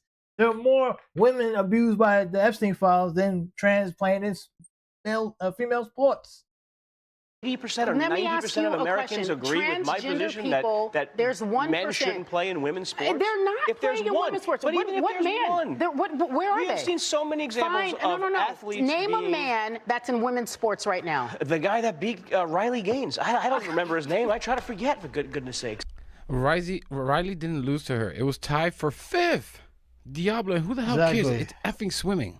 I'm sorry for any swimming fans out there. Guys, in college right now, I looked at the guy, and that happened like years ago, bro. So you still on that issue? The guy that beat Riley Gaines. That's all they got. They don't even know why they're arguing an issue that is not a... He just proved the point. He just proved the point. He just proved the point. When did that Leah Thomas thing happen? Wasn't that in like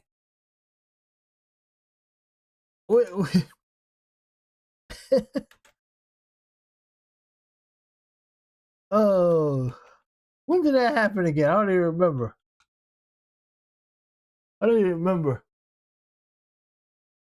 That was 4 years ago. They tied. It was March 18, 2022, at a women's 200-yard freestyle final at the NCAA Division I Women's Swimming and Division Championship, held at the in Atlanta, Georgia. That's when it happened, and they tied for 5th place.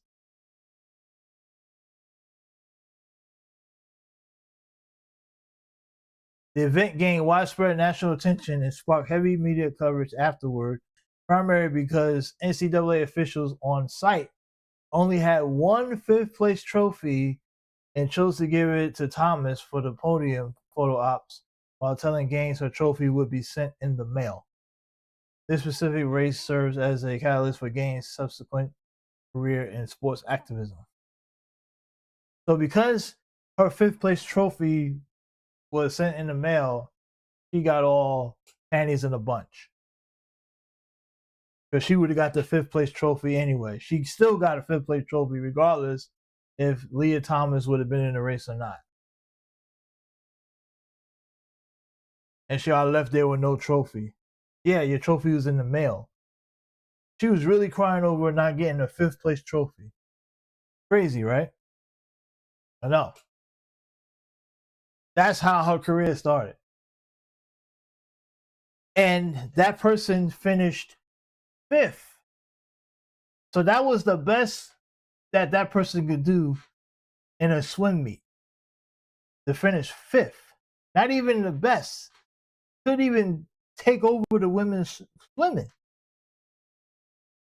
So they went up against the best women in swimming and was only able to get to 5th place in 2022.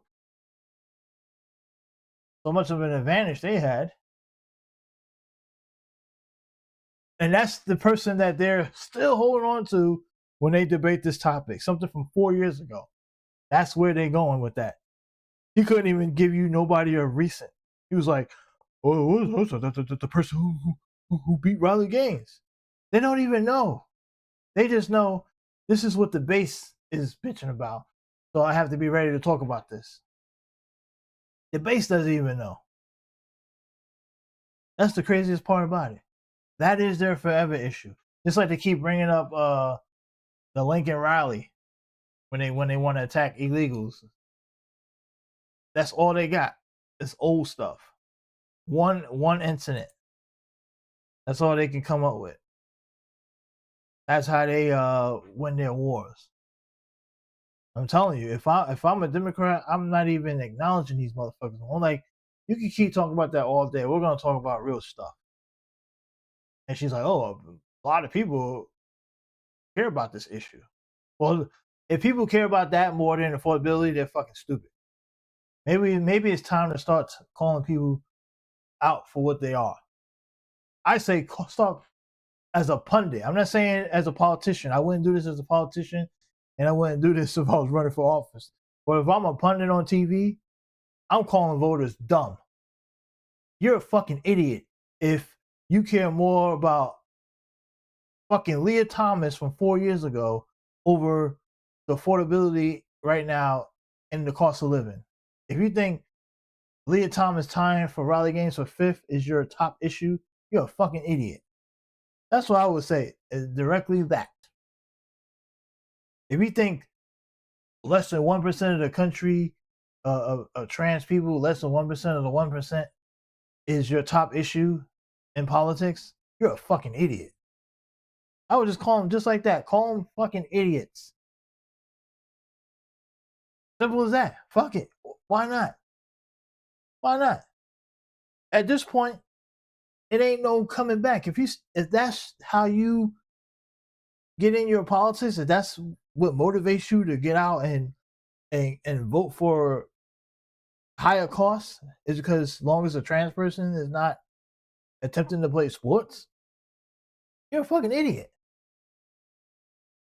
That's what they gotta do. These pundits, forget being nice, forget trying to continue into debate back and forth. I would just forget about calling, okay, maybe don't call the voters idiots, but call the fucking pundits idiots. If you're a Democrat pundit, you get on TV with a Republican pundit, call that motherfucker an idiot. That's all you gotta do. You're a fucking idiot.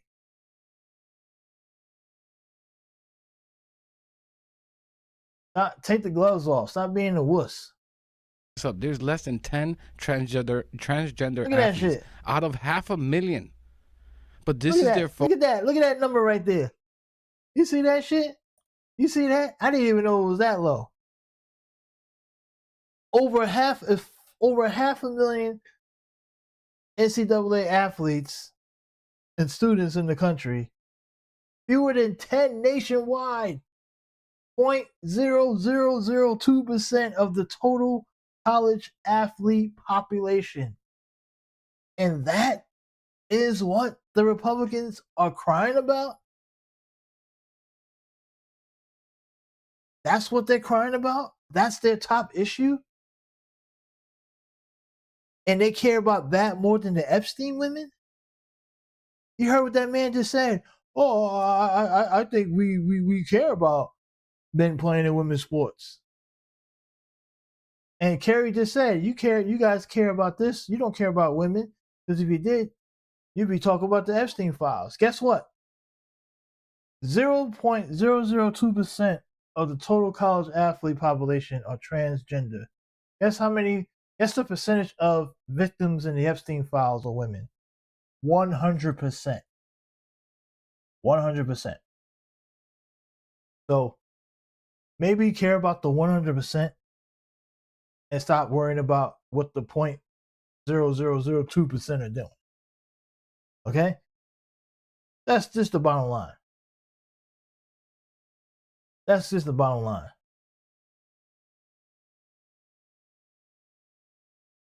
That's crazy. Look at that shit. I'm gonna have to screenshot that so I can remember it.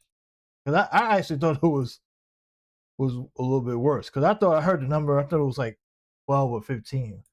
But less than 10? Holy shit. Like, that's even worse than I thought. Even at 10 and 15 would have been like, what the fuck? But this is less than 10? And this is on the record. So they know that already. Congressional testimony. Unbelievable. Unbelievable. This is what got their attention. Focus. I wonder why. It can't be bigotry. It can't be. Of course, not it's the bigotry. Republican Party. Of course, it's bigotry. Like the obsession, guys. That I just find this shit creepy. As a straight person, it just comes off to me that there's something more here. It's much more weirder to me. I don't know. Maybe that's just me. All right, this is obviously an important culture war issue. Somehow we went from the order of the Democratic Party. Important culture issue? That's the problem. How is that it shouldn't even be a culture issue. The fact that 0.0002% of something is a culture issue, that tells you everything you need to know about how stupid the Republican politics are. And if that doesn't wake you up and say, hey, if the Republicans are focused on that more so than making my life better, making my life more affordable, then you're fucking stupid. And you're right. And they always find a way to get back to that issue. And I blame Carrie Champion on this one. She got to eat this one because, yeah, they were talking about the Democrat primary, then they jumped right into culture issue. And that's like you feeding right into the GOP. I can't even blame the Republican pundits on this one. Carrie Champion's got to eat this one. She literally set the table for them. And she went exactly to where they wanted to go. So that was on Carrie. You got to take that L. Sorry, she asked for an example. I mean, you're right. Yeah, but you should have went with a different example. You should have. That's the problem. You let her dictate you. Well, no. You should have went with a different example. You should have started off. Your example should have been the Epstein files, the women in the Epstein files not getting justice, and all the men in the Republican Party that are abusing women, the Max Millers, Dana White, UFC being on camera slapping his wife, Donald Trump and his issues with women and his cases. You should have just stuck to that when you talk about caring about women. If you was going to go to caring about women, that's what you should have stuck to. I wouldn't even mention the sports. Let them bring that up, because they would have looked stupid then. And I was like, this is an no issue that is on a lot of people's minds right now. All right, great conversation. Up next, we're going to get some feedback. It's not a great conversation. That whole conversation, that panel was stupid. It was dumb. There's nothing great about that. What was great about that?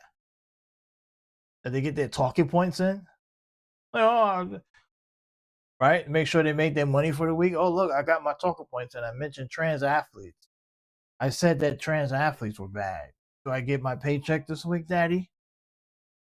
That creepy ass lady, Lauren Link from Zelda, these people do not care whatsoever about women's sport. Yeah, right. Republicans care so much about women's sports. They don't even think women should be in the workplace and pursuing a career, let alone becoming athletes. Exactly. The Heritage Foundation wants to get rid of women's sports. It's literally the fucking platform of the Heritage Foundation, Project 2025. They want to eliminate it. They want women in the kitchen, barefooted and pregnant. They don't even want these women to play sports. How did they gloss over that? It's literally in the Heritage Foundation's playbook. They want to get rid of Title IX and stop sports. They want the sports out. Like, what are we talking about here? Guys, they're ripping away their reproduction rights. Yeah, it shows how much you value women. 13 states right now you can't get abortions in. All Republican states. Exactly. Like, guys, the reason they care and they bring this nonsense up all the time, is the reason they care so much about trans people and obsess over it. It's the same reason they attack Muslims and calling them terrorists. Right. Every chance they get. Abdul's a terrorist. Mamdani's a terrorist. Ilhan Omar's a terrorist. They're right. And the women is the funny thing about the Democrats is that the women's issue should be so easy for them to fucking defend. Like, and they still can't even do it right. Like, how do you blow that? Out of all the stuff that's going on currently with all the different laws and the policies that directly been hurting women, you should easily be able to prove and show that the Republicans are literally the ones that don't care about women. Like, it doesn't. You have the. It's like the Democrats are failing an open book test. They're failing the open book test because they keep trying to play defense on some bullshit. The new call should be the pundits stop defending, stop getting on and getting into a back and forth about trans athletes. Stop wasting time with that. If they want to talk about caring about women's sports, this is how we hit them back. Epstein files, women, boom, boom, boom, reproductive rights, healthcare, women's abortion, all that other stuff. That's how we hit back against their so-called caring about women. Talk about the literal men that are currently in the party that's active that have been accused of abusing women. Done. And even use quotes from members of their own party. You can find quotes from Marjorie Taylor Greene, from Laura Barber, from even the likes of Nancy Mace.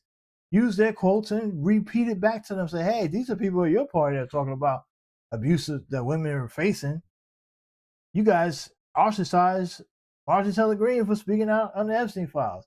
You care about women while you run Marjorie Taylor Greene out of politics. I would just hit them with back-to-back shit to prove them wrong. Make them defend that. Make them defend that position more so than them trying to make you defend 0.220002 of trans athletes, which is nothing to even talk about. Because trust me, the bigger defense they would have to make, they never have to defend how they treat women ever, because they just bring it right back to you and say, oh yeah, but men playing in women's sports, and they can't even name nobody because it doesn't exist. It's so non-existent that they only can name one person. That's the person, the Leah Thomas. They're all terrorists. The Jihad Squad. Right. It's the reason they call black and Hispanics violent criminals, incompetent, blah, blah, blah, DEI hires. Right. It's all garbage. It's all about scaring white people. And it works, sadly enough. Fox News, local Facebook group, Facebook community posts on Fox News pages. Be afraid the big bad wolf coming for you. Even though violent crime is down across the country, you know, in New York and Chicago, and all the major cities, we're not even close to the levels that you used to see back in the 90s, but they still somehow convinced the Facebook commenter that lives in like rural Alabama that somehow their life is in danger because of some crime that happened in Chicago over the weekend. Right? Oh my God! The Democrats are out of control. Socialism. And it's like, bro, nothing's happening. You have more issues to worry about. You don't have working fucking water, or your town doesn't have any electricity, your plants are dying. Go water your plants. What are you worried about what's happening 100 miles away, right? Like, they're like, oh my God, there's a trans person. Come on. Obviously, not all white people, just the ones that are easily frightened and tend to be bigots. She knows what she's doing. It's a large percentage. I would say she's like no 80%. different than the filthy bigots that are filled to the brim in her Republican Party. Right. But anyways, I'm going to leave it there, guys. Let me know what you think about all this in the comments. Look, that discussion, that panel was stupid. Anyways, it was dumb. But anyway, it's time to get out of here. I got to get up early. All right. That's it. We're done here. So, guys, remember what I said. Remember the time. All right, let's get out of here. It's time to get out of here. Let's get out of here. Let's get out of here. Yeah, yeah, yeah.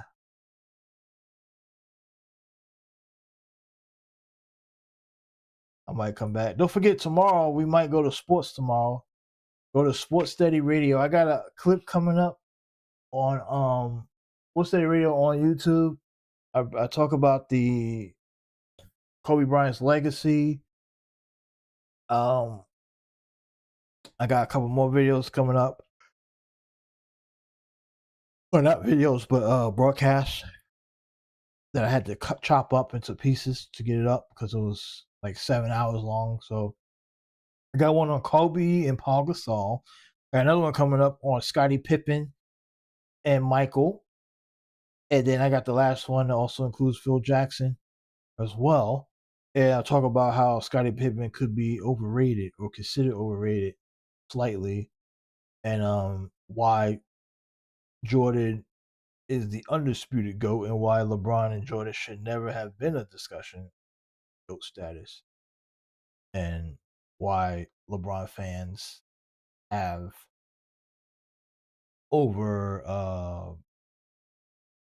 analyzed the importance of Phil Jackson and Scottie Pippen. So I kind of get into that a little bit briefly. I gave it like a preliminary discussion on that, and I might go deep. I might dive deeper, but the Paul Gasol one you got to listen to, because there's some things that I say in there that people are gonna be like, oh, because I kind of tie it in, right? Because Paul Gasol, which I call the most disrespected player in NBA history, based on how, because he's disrespected from the Kobe fans and many NBA fans, because they act like he's just he was just like like a shirt on the side of the road that you just picked up off the ground. And I break down why Paul Gasol's pickup by the Lakers was almost, it altered the legacy of Kobe Bryant. It literally saved Kobe's legacy. Because you could make the case that if at the rate that it went, because remember what happened after Paul Gasol left. The Lakers were a toilet bug. Again, they struggled for a bit, and then Kobe retired, then LeBron came in. I can make the case that if Paul Gasol doesn't become a Laker, it becomes very hard. It could have been a very long few years after that, and you might even potentially see Kobe leave the Lakers. So Paul Gasol arrival literally saved Kobe's legacy and redefined it, because if Kobe doesn't win those 2 titles with Paul Gasol, we're looking at Kobe Bryant's legacy a lot differently. While he might have been a guy that had put up a lot of points, who knows how much longer he would have been a Laker. Now, I still think he probably would have been a Laker for longer, because I don't think the Lakers would have got rid of him. They sided with him over Shaq. But I do think that Kobe would have either left, but it wouldn't have got much better for the Lakers. And who knows if they would have won another title with Kobe Bryant at the helm. So if Kobe leaves with just 3 titles, how's Kobe legacy looked at when you saw Shaq leave and get a title almost immediately within a couple of years? So you definitely look at that from a different lens, of course. So that's all I can say.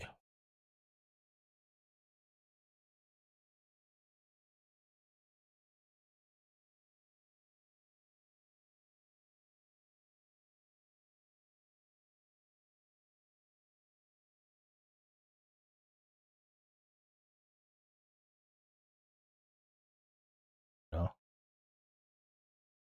But anyway, there you have it. I'm down to 1.3 now. That ain't good. Oh shit. All right. Let's get out of here.